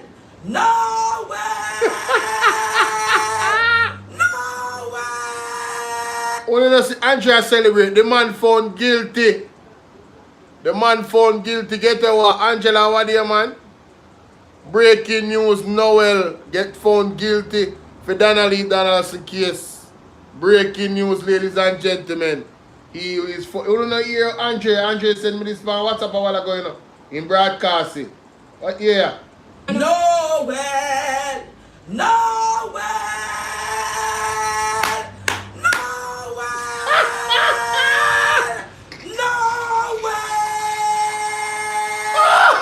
Jamaica, I told you, partner draw, Mama Sophia and all of us, the mothers who stood up and made sure we demonstrate till them lock him up. Noel Maitland, you're going rotten in prison. You're going rotten in prison. Crystal, your mother's tender care cease to watch Dennis. child severe. Jamaica, make we pray and stand with Mama Sophia in this time, because Noel Maitland, you're guilty. You're guilty. You're guilty. Thanks to the truck man. Thanks to the truck man. Thanks to the truck man and the recording there. And that said Noel Maitland got prison. Noel, you're going to remember my name. Andre Stefano Stevens. We send criminal go to jail. We send them go to prison. Rotten in hell. Noel Maitland. Mighty God. Wow. Ladies and gentlemen, the man is passionate. And listen, like I said, this story predates me. I was not watching. My mother was watching Andre for years. I didn't even I didn't watch any Jamaican vloggers. All of the vloggers that I watched was overseas. I kid you not. I was into basketball and stuff like that. Verna, what's up? So the basketball vloggers, NBA, those are the ones that I used to watch on YouTube. And I also was into like religious talk, right? I was into religious talk in, you know, dissecting the Bible and stuff like that. Yeah. That's a whole other conversation. I've moved away from that because, you know, all knees shall bow and every tongue shall confess that Jesus Christ is Lord. Yes. So I moved away from that. But God bless them. And, oh my God, Mr. Something, they put out something too. What name? Mr. Why is the video? Video can't be played. Why is that? I honestly don't get it. Somebody sent me something on WhatsApp and the video cannot be played. Yeah, man, where I say, breaking news, ladies and gentlemen. Noel Maitland is found guilty for taking the life of Donnelly Donaldson. That's her name, right? Yeah. It's serious, guys. It's serious.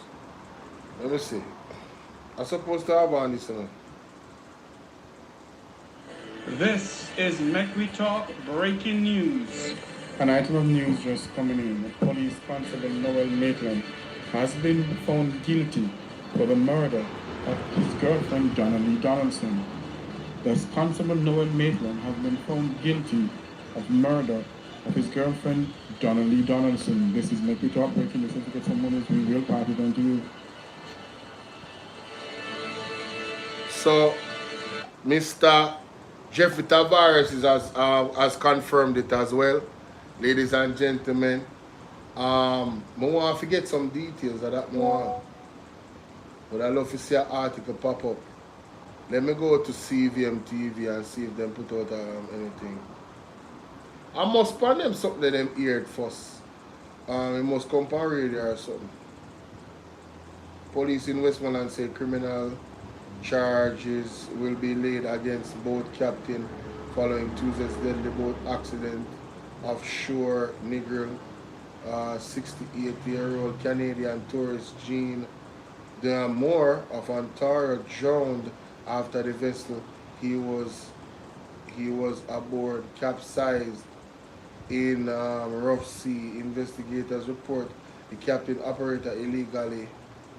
The captain operated illegally despite the unsafe sea conditions and failed to comply with regulations requiring license operations, life jackets and a lifeguard on board. Mighty God. So you never have no life jacket and you never have no life what? Hear them something? To have a lifeguard. The Negril police in Westmoreland have confirmed that criminal charges will be laid against the boat captain of the vessel which overturned off the shores of Negril Tuesday, claiming the life of a Canadian tourist.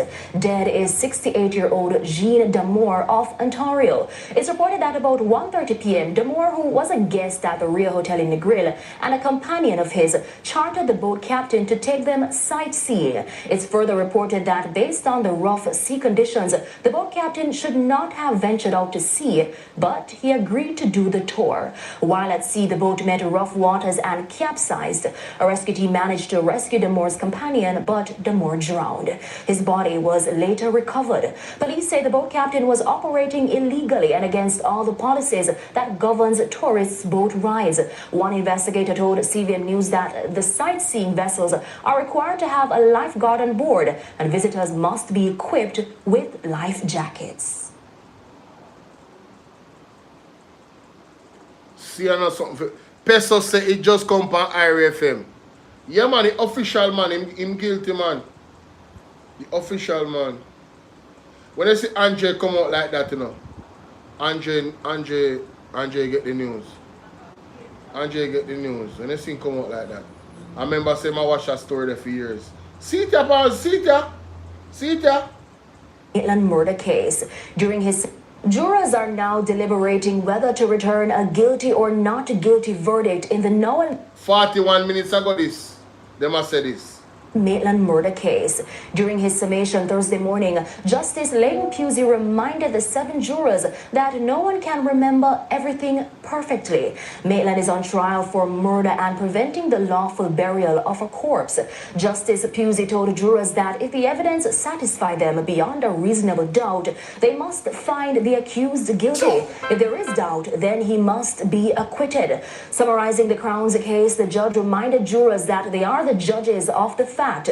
The prosecution began with evidence from the mother of Donnelly Donaldson, who testified that she shared a close relationship with her daughter and that her disappearance was unusual. According to the evidence, Donnelly was at home when she received a call from Maitland. He later picked her up and they went away together. On July 13, Maitland allegedly called Donnelly's mother asking for her. The Crown also relied on testimony from a witness who said Maitland asked him to review security camera footage after reporting his girlfriend missing.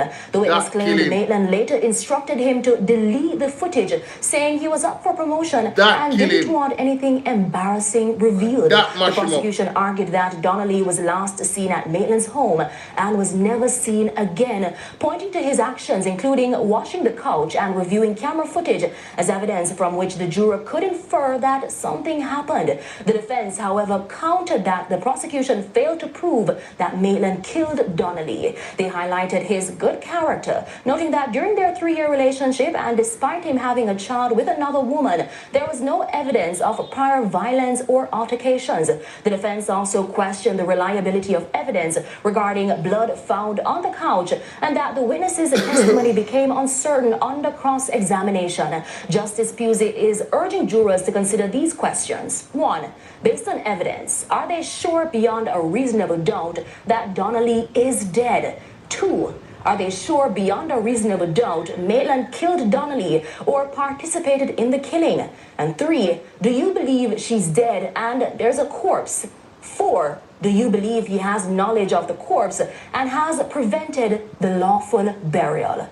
Our reporter Akeem Oret is in court and we'll have more on the Noel Maitland trial in CVM News at 7. Mighty God. So that was the day night star. Jurors are now deliberating whether to return a guilty or not guilty verdict in the Noel Maitland murder case. The day night star. It's in the star, guys. You find the star, day night star. Somebody said they see it for IRFM. The official man. Him guilty man, but I gotta do a small clip on it. I gotta do a small clip on it.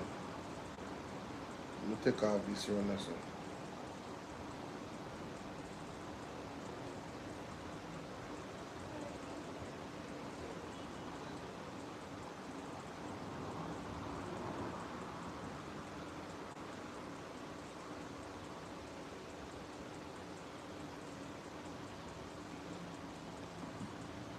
Ladies and gentlemen, breaking news.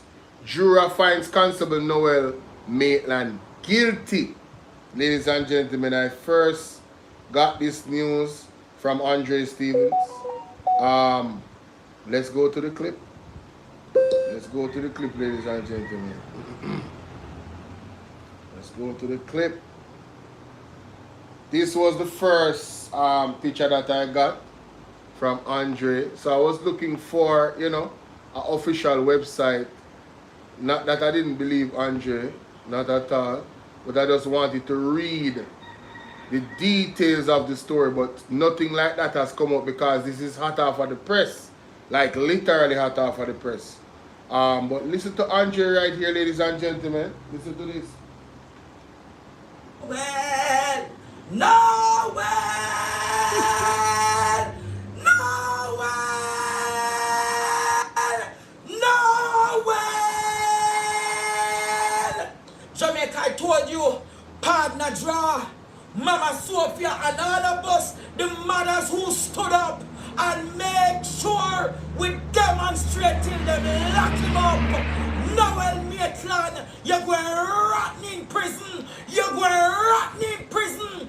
Can a mother stand up here? Vinette, what's up? Watch the child severe. Jamaica, make we pray and stand with Mama Sophia at this time, because Noel Maitland, you're guilty, you're guilty, you're guilty. Thanks to the truck man, thanks to the truck man, thanks to the truck man and the recording there, and that said Noel Maitland got prison. Noel, you're going to remember me name, Andre Stefano Stevens. We send criminal go to jail, we send them go to prison, rotten in hell, Noel Maitland. Mighty God. A passionate Andre Stevens, dear ladies and gentlemen. A passionate Andre Stevens. But can you blame him? You know, given how close he is to the situation over the years. I'm going to go to the Observer, because somebody told me that the Observer actually has it. So it must be on their story, and I can get a link. And that's what I want. I want to really hear the details where the jurors are concerned. Yes, so let's get to it. Yeah, here it is. No, that's not. That's the previous one. That's not it. Okay, all right. So where is it? How comes the Observer not have it up on them something here, so? That's not cool. Somebody tell me say it's on the Observer, we're gonna see it. But it's on the Observer. Juror urged to use common sense in the verdict. That's what I see. I don't see any breaking news from the Observer in regards to. Oh, see there just so? Breaking news. Maitland cop convicted with murder of Donnelly Donaldson. Yep. It says here that police constable Noel Maitland has been found guilty with the murder of his girlfriend Donnelly Donaldson. The verdict was delivered moments ago following weeks of testimony in the closely watched trial at the Home Circuit Court. He was also convicted of preventing the lawful burial of a corpse in relation to the July 12, 2022 disappearance of his 24-year-old girlfriend. So there's a charge for preventing burial as well. Lawful burial. Mighty God. Donaldson, who was a social media influencer, call center employee, and an entrepreneur, was last seen at the Chelsea Manor apartment in St. Andrew, where Maitland lived. Wow. Wow, ladies and gentlemen. I really want to get my hands on the actual link. Alright, so let me go to the website of the Observer. It should be at the top. Ah, here it is. Here it is, ladies and gentlemen. Here it is. This is the article. Oh, but it's a very short article. It's basically the same amount of text that was in the... Okay. So he's guilty, guys. It's official. It's official. All the news articles have put it out there. He is guilty. I believe he's going to appeal. Will the appeal go anywhere? I really don't think so. I think this is an open and shut case. When we look at all of the things that I have listened to on the media, and of course, mighty God, Andre Stevenson was instrumental in the investigation by the police. Yeah, you know, so justice for Donnelly, and of course the mother, my goodness, the mother, ladies and gentlemen, the mother of Donnelly Donaldson, the elation she must feel at this point. You know, I hope she finds closure. I hope she sleeps at night, you know, because stuff like this, I'm telling you, if you have a mother that loves you, and, you know, whether you're a girl or a boy, if you have a mother that loves you, you know, and truly show you genuine love, you can just imagine what she must have been going through these last few years, you know, and a lot of prayers I have heard went up. There's a lot more cases out there, ladies and gentlemen, of missing children that there's not even, the case is not even open. The case is not even pending. There's no investigation. And there's one of this young lady that wore glasses. I think she was a student. I want you guys to, we have to continue to pray and ask God to reveal the secrets of heart, so these families can come to some type of closure. You understand? But this is definitely a day, of course, where I'm telling you, it should be a party at Andre House right now. And it's going to be a party on PDTV later tonight. Mighty God, I'm sure nobody will miss that. Including myself. So, yeah, breaking news, he is guilty. He is guilty, guys. Like and share the video. Should do a small video. You know, I have to do a small video. Wow, I think we're going to be seeing a lot more of those types of things happen, ladies and gentlemen, you know. Yeah, we're going to see a lot more exposure, a lot more persons going to prison. Mark my word, this is just these police and these superintendents and these counselors that you see going to jail. You're going to see a lot more of that taking place here. Yeah, man. The prophet had prophesied that it would happen, you know. Yes, man. Whether you don't have to believe it or not, he prophesied that it would happen. But let me hear this. This is a new one. Wait a minute. This is a new clip from the prophet, the apostle.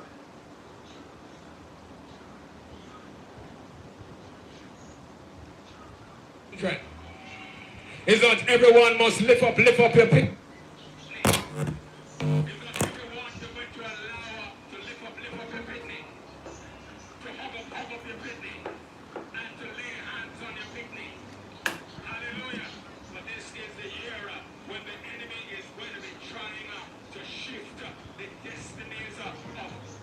Children to shift the destinies of is not everybody must hold up your children.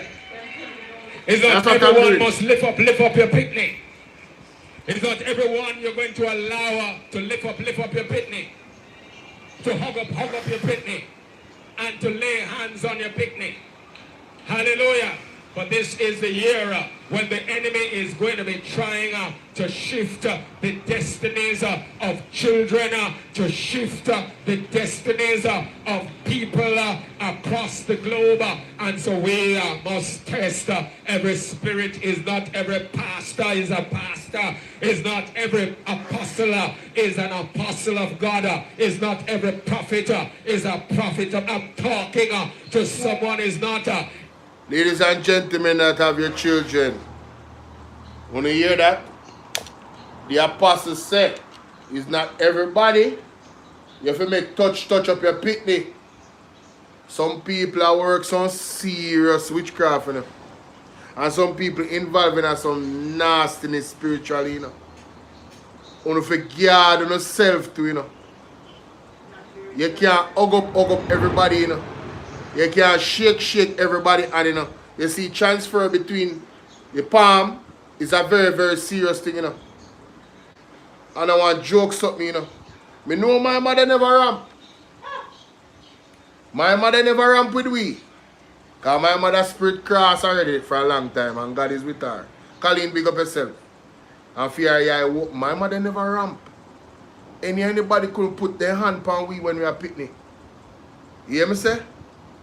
Me and my sibling them, you're mad. People guard on the picnic. You hear what apostle say? Guard on the picnic. Anybody out there we have children, guard your children. Like and share this video. We are 23,000. We are halfway there. For the persons that have joined, me I beg on the top of the screen for me there. Beg me I beg on on TikTok. Me need to reach 50,000. 50,000 me need to reach, guys. Can we do it? We need 50,000 likes on the live. I want to reach that milestone there today. and help me with the gifts. You know the gifts, the what you call this? Me I try pin that something and then I pin. See the cowboy hat, yeah man. We need no help. Every evangelist is a woman or man of God. We must test the spirit.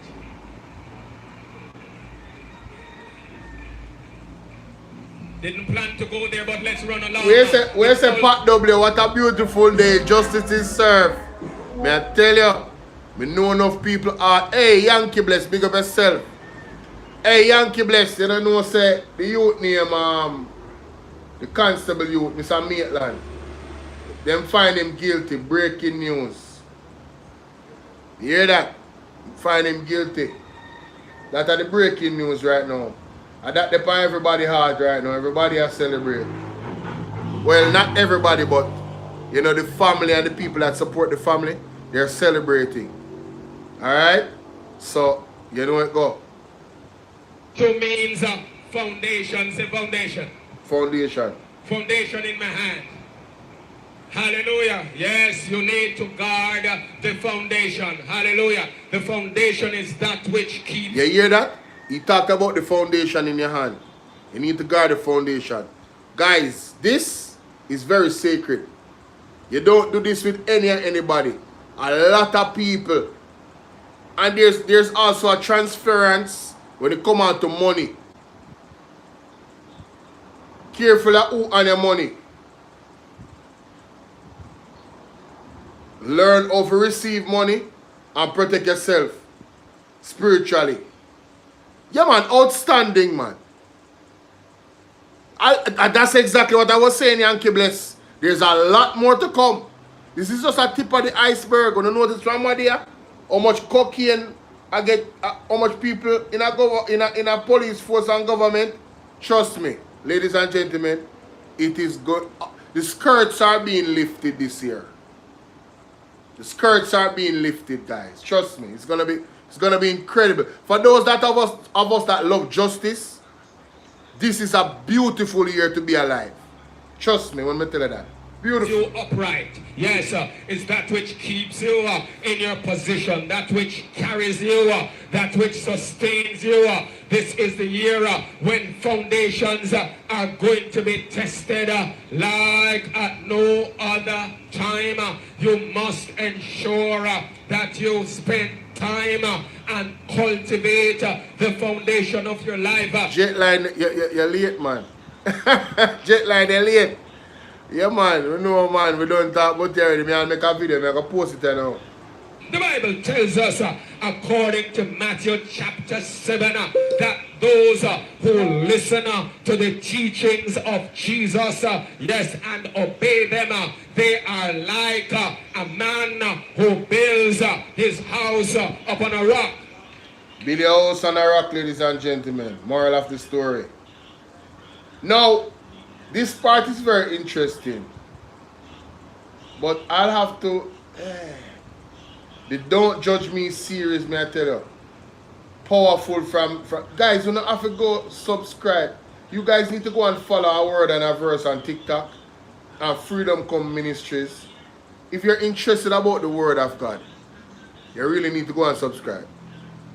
Honestly, I mean, honestly, if you're really interested in learning and being fed the Word, you need Reggae Rock, Wagwan, Noel Maitland found guilty, and that a go on.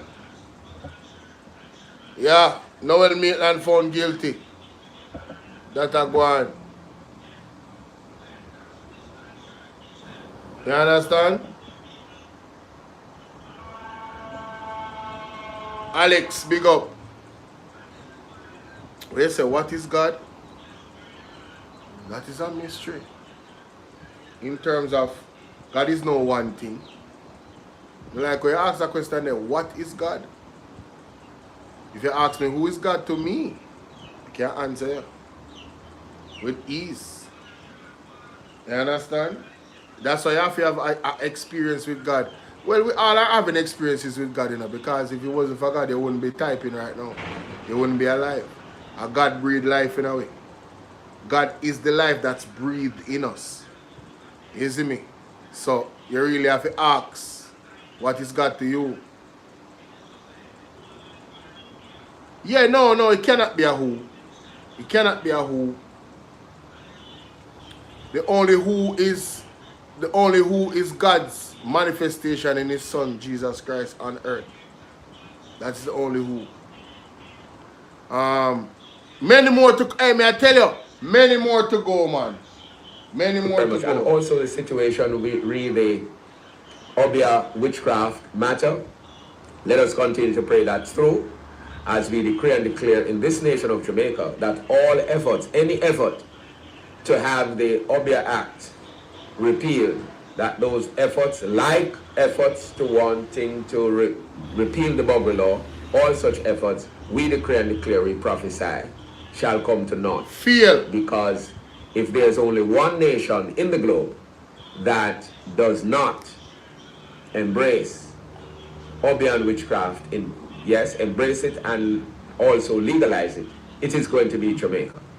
If there's one nation on earth that will not, in fact, will never legalize prostitution, it is going to be Jamaica. If there's one nation on earth that will never legalize abortion, it is going to be Jamaica, believe it or not. Jamaica is a diadem in the hand of God, and as he has raised up the remnant for such a time as this, the remnant will remain resolute in prayer, resolute in witnessing and evangelizing. Alex, right? Witnessing Alex, and evangelizing. what is your position? You don't know God. You don't believe in God.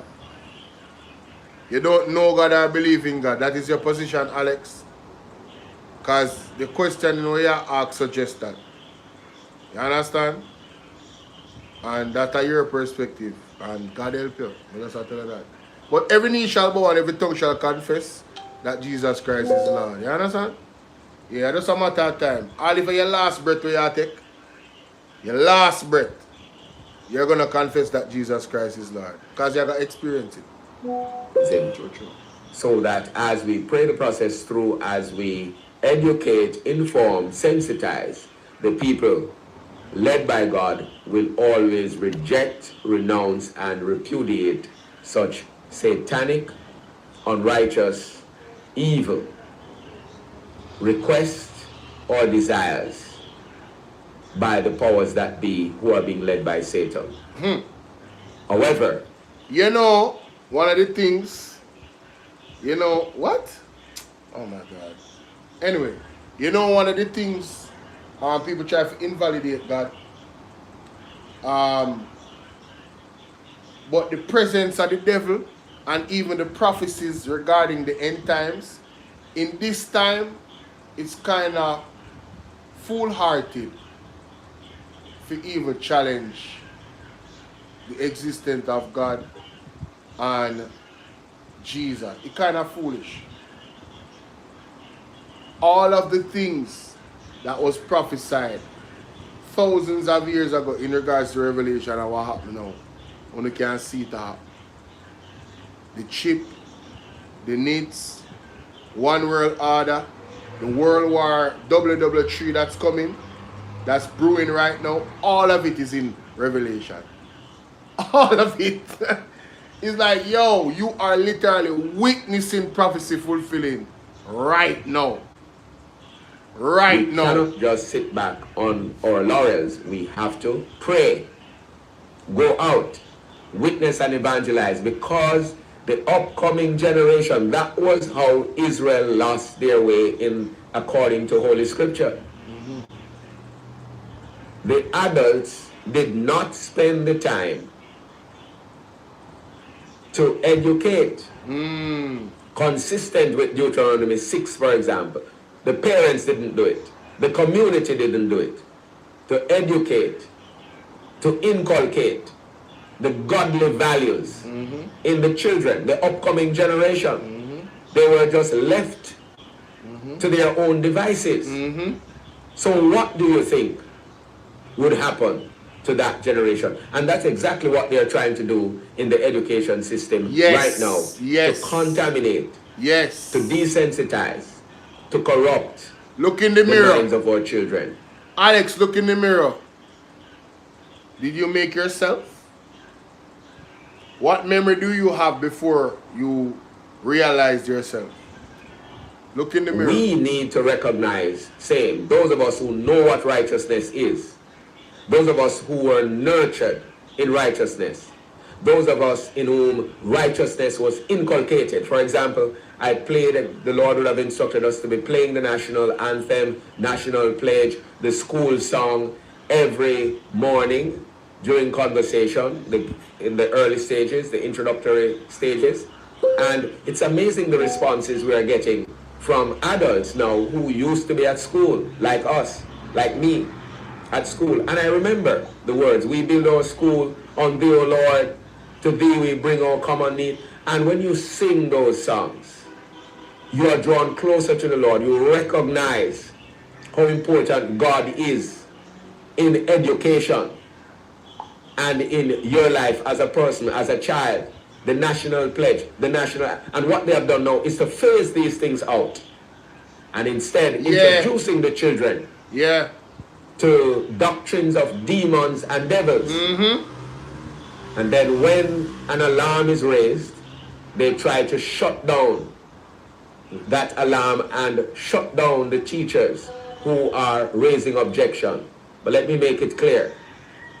In the name of Jesus the Christ, the Son of the living God, we will not sit back and allow any government or any leadership to corrupt and contaminate the minds of our children.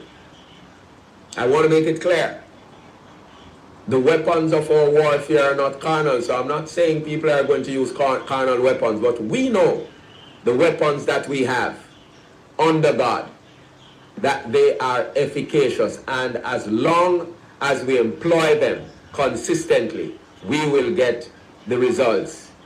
Thank you very much. And also the situation we read. Well said, man of God. The Don't Judge Me series, I have to go video it and put it out because damn, it's a lot.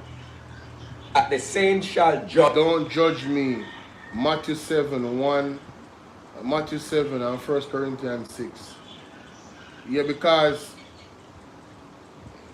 the man say, I think you have to judge with compassion. Because who to tell that you are not guilty of worse than what you're condemning somebody for? You understand? And that's real. That's very real, ladies and gentlemen. Who to tell? Who to tell? Now, me have to cover this. Mighty God. No.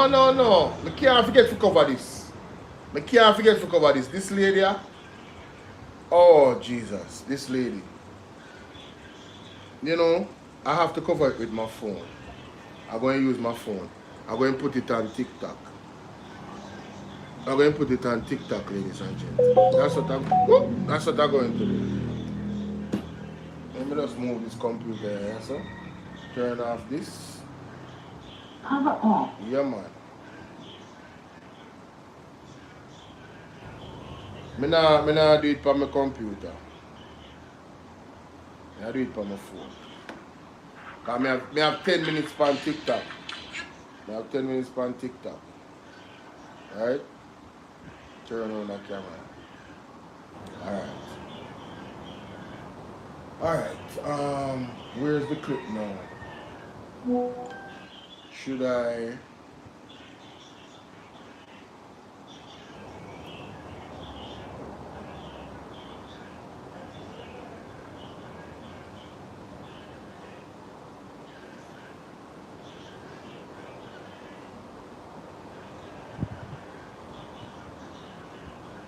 Yeah, 1,000. Yeah, you're right. That's it. I didn't know he was talking about the views. Alright. Now we'll go to YouTube, because Facebook can be... No, I don't have to. Facebook is fine. Facebook is fine. PMP, right?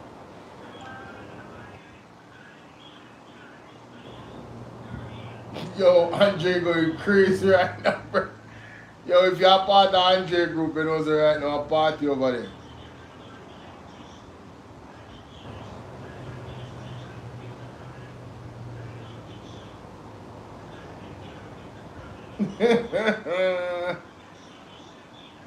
so somebody there on Facebook are trying to defend Maitland? Wow. Okay. These people have no shame. I tell you, you know, the labrats, them not have no shame. Like, you have to take, like, bro, go take a L, bro. Sit down somewhere, fam. Seriously. Just sit down. Mr. Speaker, I do write.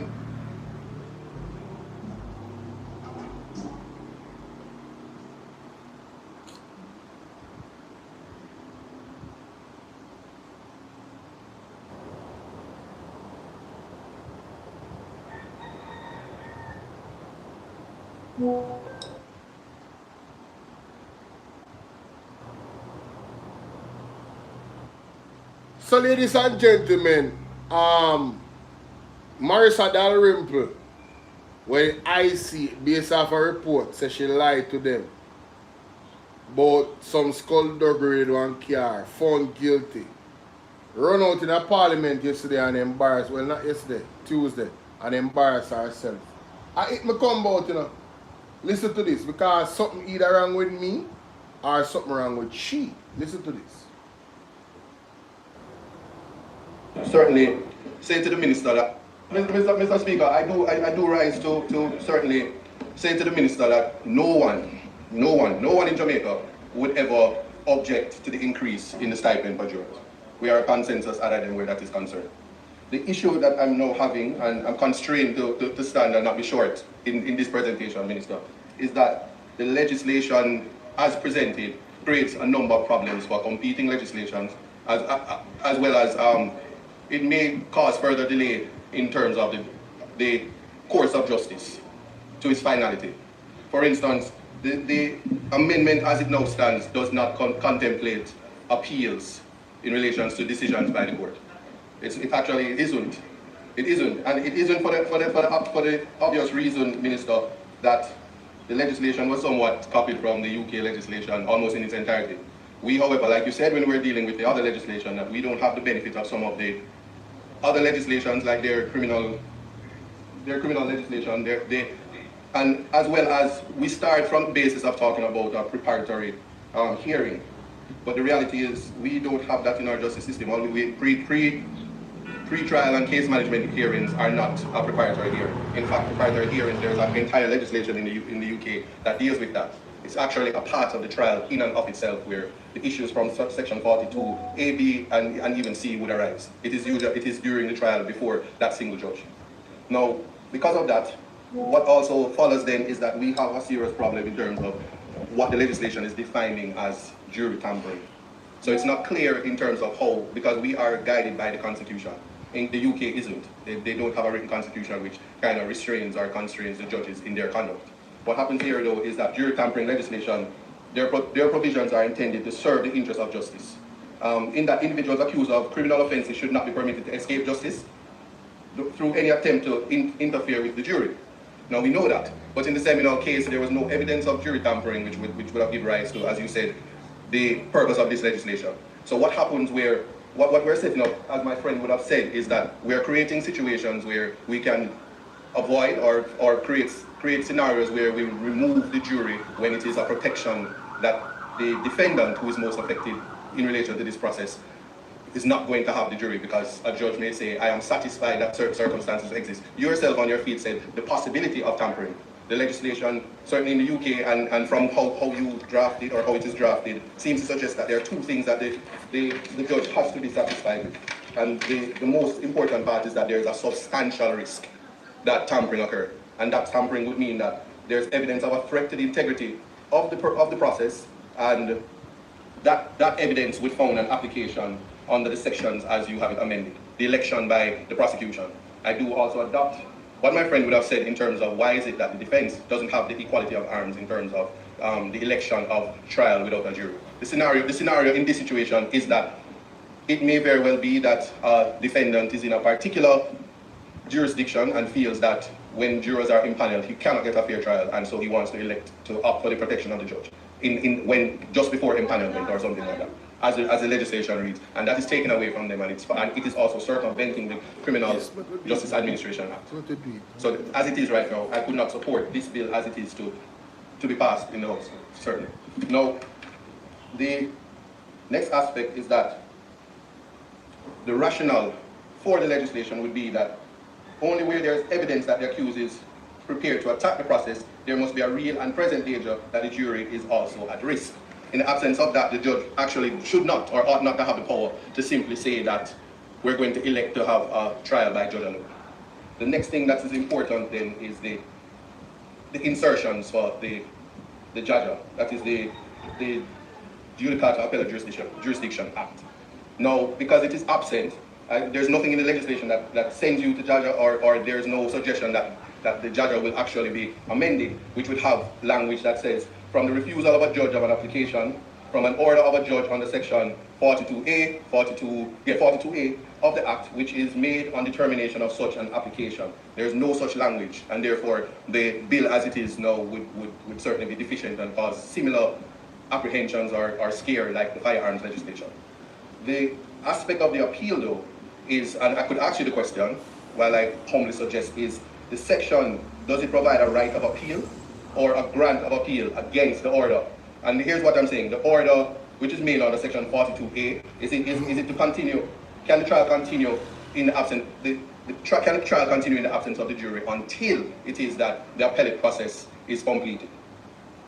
So that is important, because in the UK, that is how the legislation is set up, to say that once the judge says, announces, as in 42C, informs the defense and the prosecution that I intend to discharge the jury, and I'm going to proceed by judge alone. You may make your submissions, and then I make my ruling. After the ruling, the appeals lie with the Court of Appeal.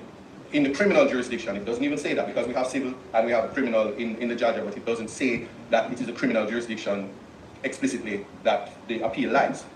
Then, Minister, that reference then would be the Court of Appeal rules, and then the notice of appeal or notice of application for permission to appeal in criminal matters must be filed within 14 days in our jurisdiction. There's nothing to say that where the judge makes the decision, as according to your legislation, that says, I am going to elect to go trial by judge alone, and then I make my ruling, find you guilty, give a written judgment, as your legislation says. But upon that, when does the time toll for the appeal? And that's open-ended. My suggestion would be humbly that it would have to, the appeal, the 14 days would toll at the end of the written judgment of the judge at first instance. And that would be similar in keeping with what happens in the UK. Similarly, it would follow that there must be a stay of proceedings until the appellate process is concluded. If the decision to go by trial by judge alone, and both persons have the option, both prosecution and the defense have the option to appeal the decision. At the point where we have a stay, Minister, you did say that we're trying to be more efficient. I can see the Chief Justice cringing, because these trials would then bring about some form of delay as it goes through the Court of Appeal, as it gets a date, and somebody is dissatisfied. Our final court is still at the UK. And so you can see the type of delay that would come from matters arising from this. So one wonders if this is actually improving efficiency, protecting the integrity of the jury system, or is it further clogging the court as written just now? So that is somewhat problematic. Again,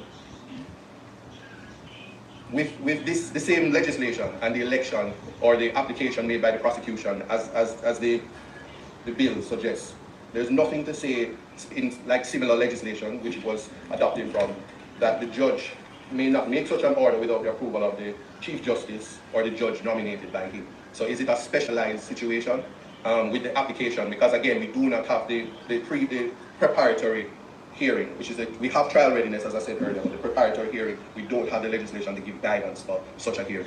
So it then wonders if we are relying again on what now exists, which is directions, practice directions from the Chief Justice, or are we cementing the legislation to direct the process that we want. So while it is that I take no objection to advancing and improving and modernizing the legislation, and hope that we never would have again a scenario which took place in the Sean Campbell matter, which went all the way to the Privy Council, is that we must ensure that the legislation is meeting the object and purpose and the mischief that is trying to correct. And in the absence of correcting the appellate jurisdiction where that lies, and in the absence of or the attempt, not intentionally, but it has the effect of circumventing the Criminal Justice Administration Act, that it just needs to be revisited. I did painstakingly read the legislation and wondered if the member from, well, I didn't wonder, I kind of said that the member from Western St. James, West Central St. James, took no part in this legislation. I just wonder, because I know the government doesn't do pitchy-patchy work. And that person is very, and the member from West Central St. James is very pedantic and exacting. That is a compliment. So it is not an attack on my friend. I have great respect for that member. But to say that, I just think that it's not, and I'm not accusing you, Minister. I'm just saying that I think that many things weren't considered in relation to where we need to go. And I'm just rising to say that. So why that Marissa Dalrymple get up? Mighty God, the noise.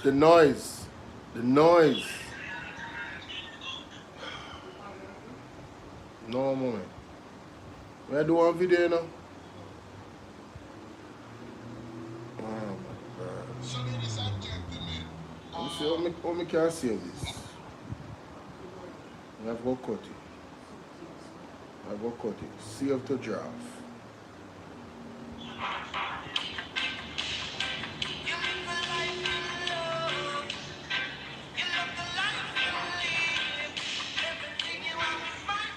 Easy.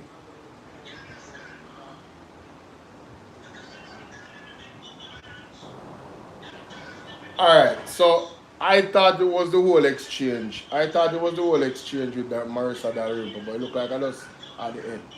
Alright, so ladies and gentlemen, it's a brother Bolo Viana, and after 14 minutes almost of an extensive address to the Minister of Justice and his staff in Parliament, or his associates in Parliament, in regards to a bill, I just listened to Isaac Buchanan literally go through detail after detail. It's not no small detail. Some of the questions that he's asking, very important questions. But this is the part Marissa Dalrymple take up. Are we cementing the legislation to direct the process that we want? So while it is that I take no objection to advancing and improving and modernizing absence of correcting the appellate jurisdiction, Western St. James, West Central St. James, took no part in this legislation. Attempt, not intentionally, but it has the matter, which went all the way to the Privy Council, is that we must ensure that the legislation is meeting the object and purpose and the mystery that is trying to correct. And in the absence of correcting the appellate jurisdiction, where that lies, and in the absence of, or the attempt, not intentionally, but it has the effect of circumventing the Criminal Justice Administration Act, that it just needs to be revisited. I did painstakingly read the legislation and wondered if the member from, well, I didn't wonder, I kind of said that the member from Western St. James, West Central St. James, took no part in this legislation. I just wonder, because I know the government doesn't do pitchy-patchy work. And that person is very, and the member from West Central St. James is very pedantic and exacting. So ladies and gentlemen, the man made it clear. I know the government does not do pitchy-patchy work. And out of everything that he said in his concerns about the bill, Dalrymple get up and make up be nice like an empty barrel in the Parliament. And then was humbled. And then trying to appease to the other side that they should pass and accept it as it is. No. First she said they did excellent work, and then she said nobody is perfect. Right? And as far as I listened to with the minister, somebody can correct me if I'm wrong, but he said that they want to form a committee to iron out things after. No. We not do things back way. We don't want a pitchy-patchy government. We don't want a back way government. Do it the right way, because all of them procurement is the same thing that happening. You remember good. It's a pattern. Yes, it's a pattern. So we have that like this now, ladies and gentlemen. Alright, so ladies and gentlemen, I have been on here for what, 4 hours? Nobody can say Bolo never make up to the people them. I'm still at work for do. But I gotta go. I gotta go, guys. I am so happy that so many of you came through today. We did not reach the 50,000 on TikTok for my avid TikTok listeners. When you come in, just remember, it is now a goal of mine to reach 50,000 likes. So I need you to like and share the video. I need you to like and share my content on TikTok. Same thing for my people on YouTube. Thank you to the 106 persons that hit the like button on Bolo VNR 2.0. Thank you to the 36 that hit the like button on Bolo VNR clips. The likes and the shares is necessary for the videos to go out there. Now, for the next 2 hours, 3 hours, I have work to do again. So I've been on here for 4 hours. The next 3 hours, I have work to do. You understand? To put out videos, make thumbnails. There's a lot of behind the scenes stuff. Alright? So I gotta go, guys. God bless you. Thank you for watching. Justice for Donnelly Donaldson. Something to celebrate. So you know, we have Mystic Sensation. I think them live right now. Them live. In my melting pot of bonfire. Where is my melting pot? Mighty God. People, me, I go get me. Yeah, Donnelly Donaldson. You know, we got the report that Maitland was found guilty. You know, sentencing is another thing. Somebody just sent me something a while ago. Hold on, let me see what I'm going to say. Hold on, let me see if I have anything to do with here. What is this?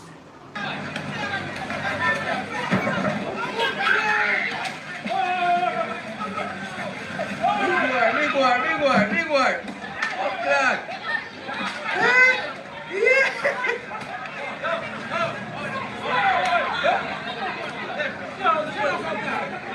You know, I don't know what is happening in our country when the youth them when they are at school, them find it so easy to raise them hand off at each other and go get physical.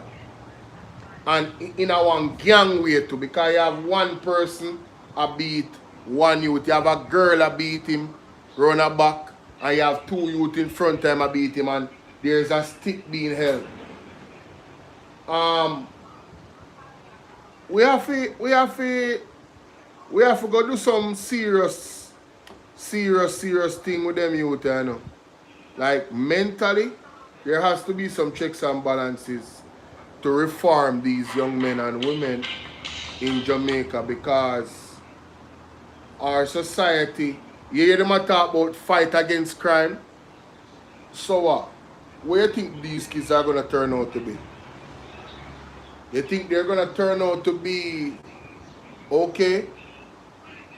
Or do you think that a large majority of them is going to be involved in some level of criminality? So if you're breeding criminals at a young age and the police are shoot them down, and you guys are validating the police shooting them illegally, that means the police are going to become the new exterminators and criminals in the country. The homicide rate on the citizen side is going to go down, but the homicide rate on the police side is going to go up. The police soon start unalive over 1,000 people at this rate. With this government in power, the devil is a liar. Last some justice with Sophia. Sophia the mother. Yeah, oh, greetings last some. Bless up my mama. Me just see you come in. Me there about 4 hours now. More than 4 hours. Yeah, about 4 hours. Almost 4 hours. Yeah, man, our mother should be praising God and rejoicing right now. But this video is very disturbing. Mighty God. Come back to the man car. All people property they mash up.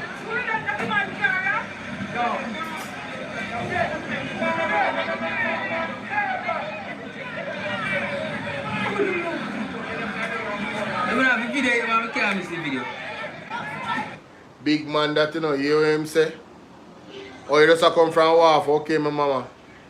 Boy, may I tell you. Come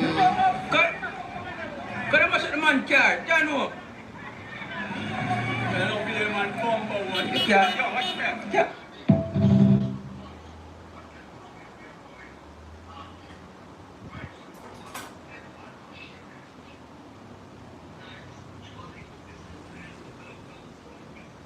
Yo, me not lie, yo. Andre, you're killing it, bro. When we talk about you're killing it. The new thumbnail, yo. May I tell you.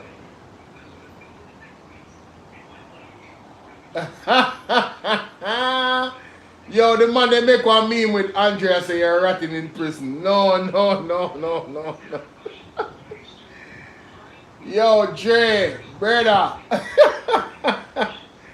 Yo, me don't see a party I going up at your place I know for this. No, sir.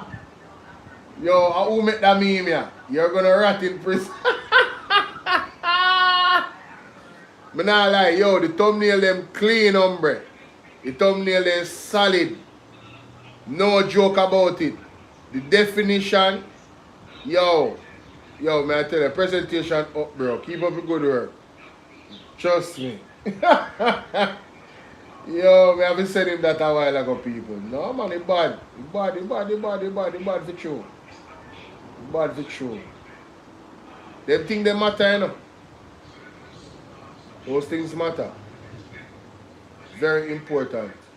Especially when you want to get a new audience. You understand? When you want to expand, your reach.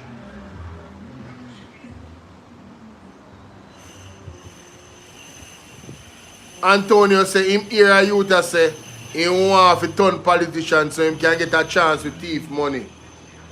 I hope him not say that in the public because, well, I hope him say it in the public and in the record so he never become a politician. That's what I hope. Unbelievable. Him not right, him not wrong. Him not wrong, you think him wrong? You think you with them not see what I go on, you think you with them are idiot? You with them see what I go on, you know? You with them see what I go on, ladies and gentlemen. Maitland news supposed to be the biggest news right now. Let me hear what go on in the news. Over there, so. Oh, guys, did you hear Dean Jackson Miller? Let me play one little bit of Dean Jackson Miller. Jesus. We have a big up Dean Jackson Miller. Dean Jackson Miller put it in context. She put it in context, ladies and gentlemen. Dean Jackson Miller, our latest video upon the UHWI thing. Yo! No, seriously, what kind of slackness has been going on at the University Hospital of the West Indies? Who knew about it? How long has it been going on? And what happens now? I'm Deon Jax Miller. Thank you so much for joining me. Time for tea. No, sentencing not go on it. Him just guilty. Sentencing is a whole different thing, you know. Unless them sentencing same time, I don't get that detail. But sentencing not go on it. And you know them are going to appeal, right? Sentencing not go on it. Sentencing not go on it. So the Auditor General put out a report on the shenanigans going on at the University Hospital. And man, it's hard to believe that this is an institution getting billions of dollars in taxpayers' money. Long time ago, you know, I used to work in government. And if you buy sweetie, the accountant would have dip on your neck to get receipt and to account for every penny you spend. So how was this going on for so long? And I have a big question related to that coming up later in the program. Now, after I finish the video, you'll see it is clear that what was happening at the hospital at the very least threw the door wide open for the potential of corruption and kickbacks. This is a 72-page report. The Auditor General goes into a number of issues. It's so serious that I'm going to have to do a series of videos so I can do a deep dive into each of the findings in this report so we can really take a good look at what was happening here. So in this first video, I want to look at the completely shocking revelation that the University Hospital of the West Indies abused its tax-exempt status to buy things for public sector companies or individuals, costing the country over $22 million. That we know of, only that we know about. It's likely much, much more, as you will see in a moment. And I have to pause here for a moment so we can seriously take this in. This is a country where healthcare workers have been demonstrating because of conditions in the hospitals, where we have unemployed doctors even though our hospitals need doctors, where we have patients sleeping in chairs for days because we don't have ward space and bed space for them, where you better walk with your sheet for some hospitals and you know you're buying your own medication. And in this country, we have a situation where we have a hospital letting people get away with not paying millions of dollars in customs fees, fees that could have gone to help the healthcare system. No, hold on, let me say this again. What we actually have is a hospital colluding with people to allow them to not pay millions of dollars in taxes that could have gone to help our healthcare system, our education system, our police force, and so much more. And of course, we're talking about the hospital. What we really mean are hospital officials, people in the hospital did do this. And apparently, it's been going on for years. So let's look at what the report said. So this important finding that I'm starting off with. So this was a key finding in the report. I'll start off with just telling you what the key finding is and the summary of what happened, and then we'll look at the details. It says the University Hospital of the West Indies inappropriately used its tax-exempt status to import goods for private companies, resulting in losses totaling $23.1 million. Customs records showed that items such as office furniture, laundry, medical equipment were declared as hospital imports. But when they looked on the inventory, the records showed these were not acquired by the hospital and were instead obtained by private entities. The Auditor General said this misrepresentation is a breach of the Customs Act, resulting in over $20 million in unpaid import duties. Section 209, subsection 1 of the Act prohibits false declarations on customs documents with violations subject to fines or prosecution. The first and most important thing to know is that we have no idea at this point how far this went. What the Auditor General found out looks like it's just the tip of a very big iceberg. Dang. Look at this. The report said, right, they got a data set of 2,991 import entries. So the data set is nearly 3,000 import entries they were looking at for this period of time. Can't look at all of them because it takes a lot of time to do the tracking.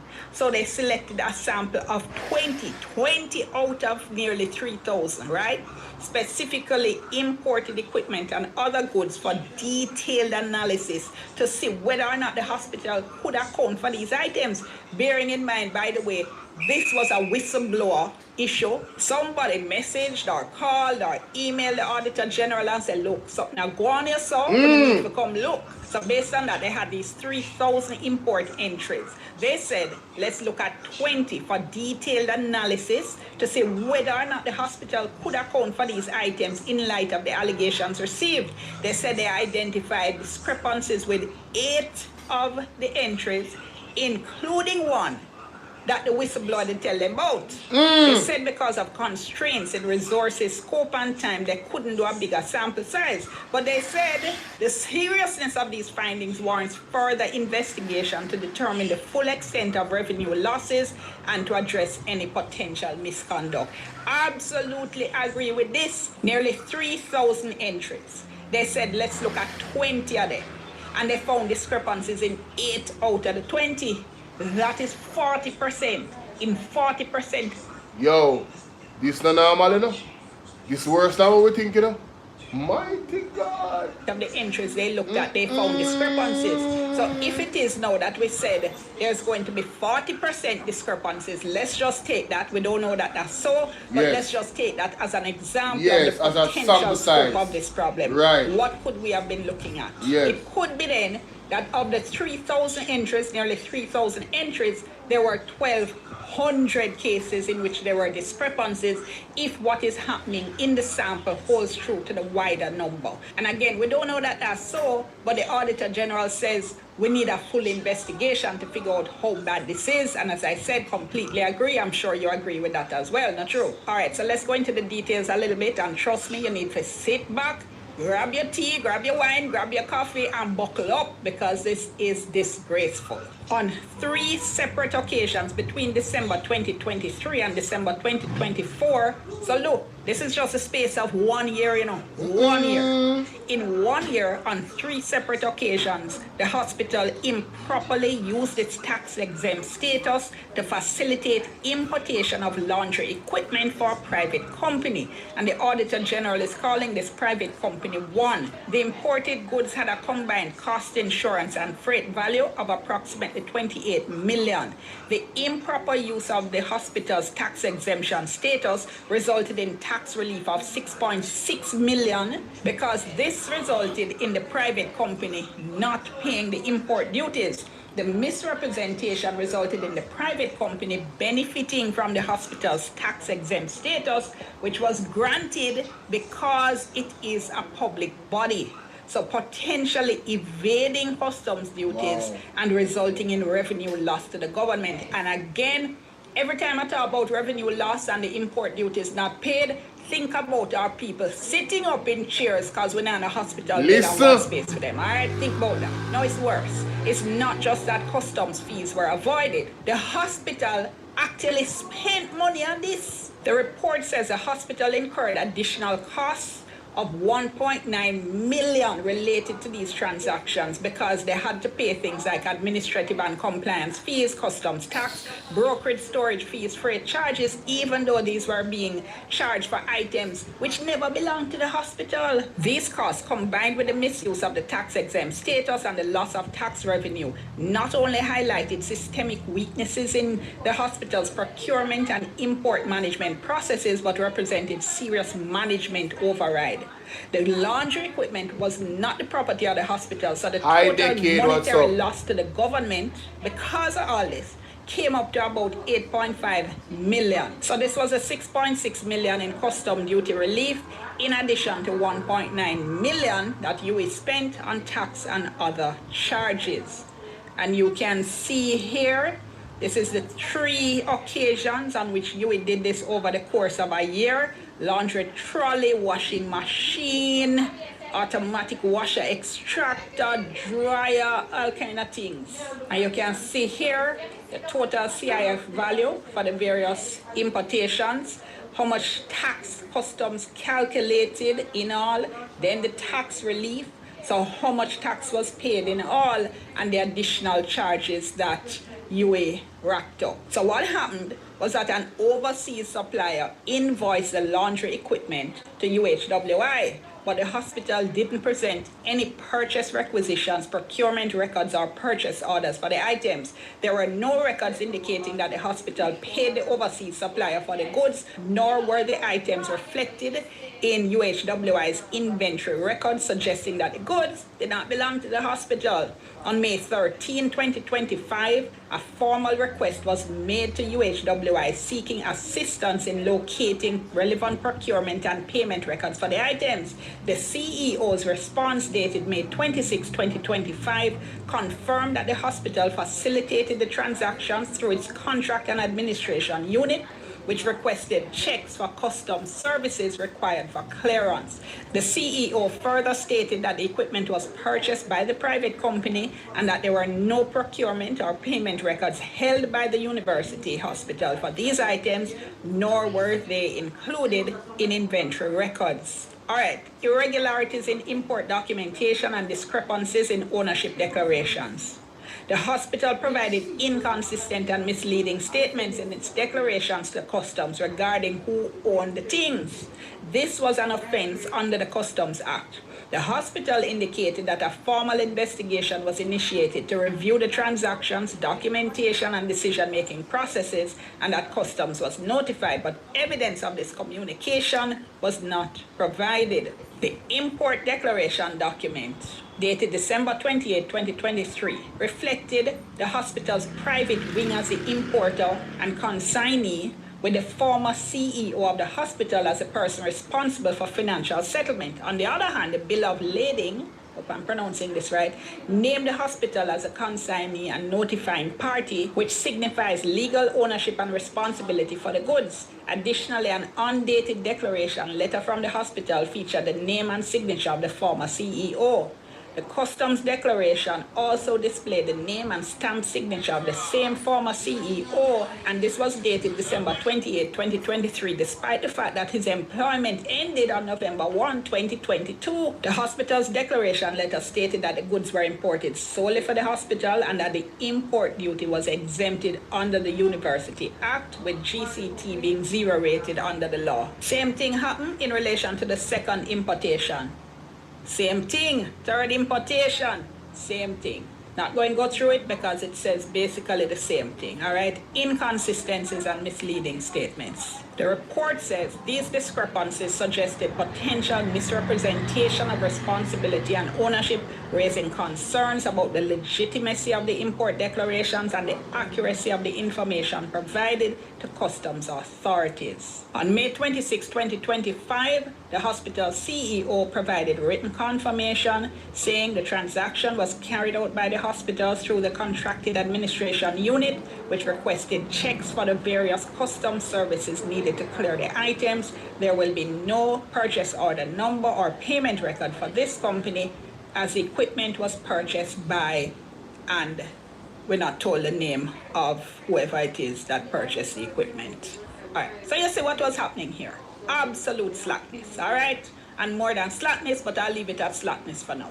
So just these three transactions that the Auditor General was talking about came up to about $8.5 million in lost revenue. So I did a little bit of internet math, right? Just to give you an example. Don't hold me hard and fast to these figures. A high-end hospital bed, from what I can see, fully electric hospital bed, said it costs about $10,000 US. So $10 million in lost revenue could buy us 6 hospital beds. There are 6 people sitting up in chairs in our hospital right now who could be in a bed if this Nena go on. So yeah, absolutely disgraceful. And let me make one more point, because this is what audits are for, both internal audits and external audits, to catch Bandulo business.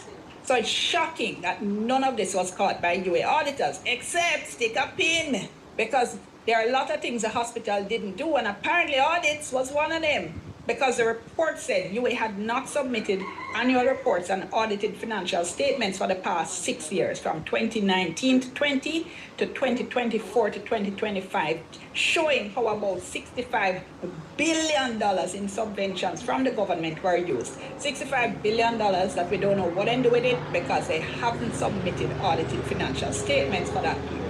Honestly, you know, I keep going back to this because maybe because of the nurses' protests recently over conditions at Cornwall Regional Hospital, and we've heard the doctors speak out as well about conditions in our hospitals and staff shortage. Hey, Nessa, what's up, baby? Every time I think of our patients, our people sitting up in chairs because we're not in a bed for them. True. And I think a nurse is saying they have to be resuscitating patients on the floor because of the conditions at the hospital. And then you see a report like this, you look into a report like this, honestly, it's enough to make you sick. This is obviously something that was going on for years and years.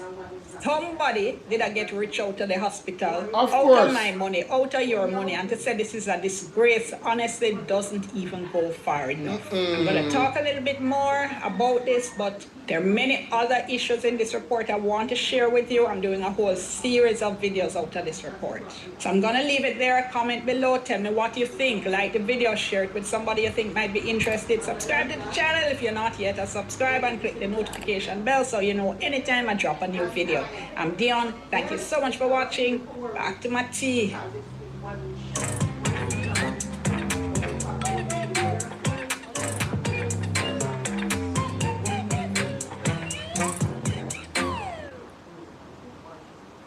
I don't know. See the mirror outside, are you seeing? So guys, that's where I'm gonna leave it for real this time. Oh my God, I've been sitting too long. I've been on here for 4 hours and 11 minutes. Sheesh. More than that still. More than that. Next time I hope that we get to 50k likes on TikTok. And the only reason I'm asking you guys, you don't know. You know what the likes does to the videos. It gets it out there so more people can join the conversation and join the reasoning. Alright? So thank you guys for your effort. I really appreciate it. And hopefully next time we can really hit the target. Because we don't want to have, we are more than halfway there now. But, you know, I think we could have done better. Given the fact that I've been on here for 4 hours. I think you could have done better with that. You know what I mean? But thank you guys, and I appreciate you. Thank you for hitting the like button on YouTube if you haven't already before you leave. Please do that. See you guys later, alright? Peace. Yes.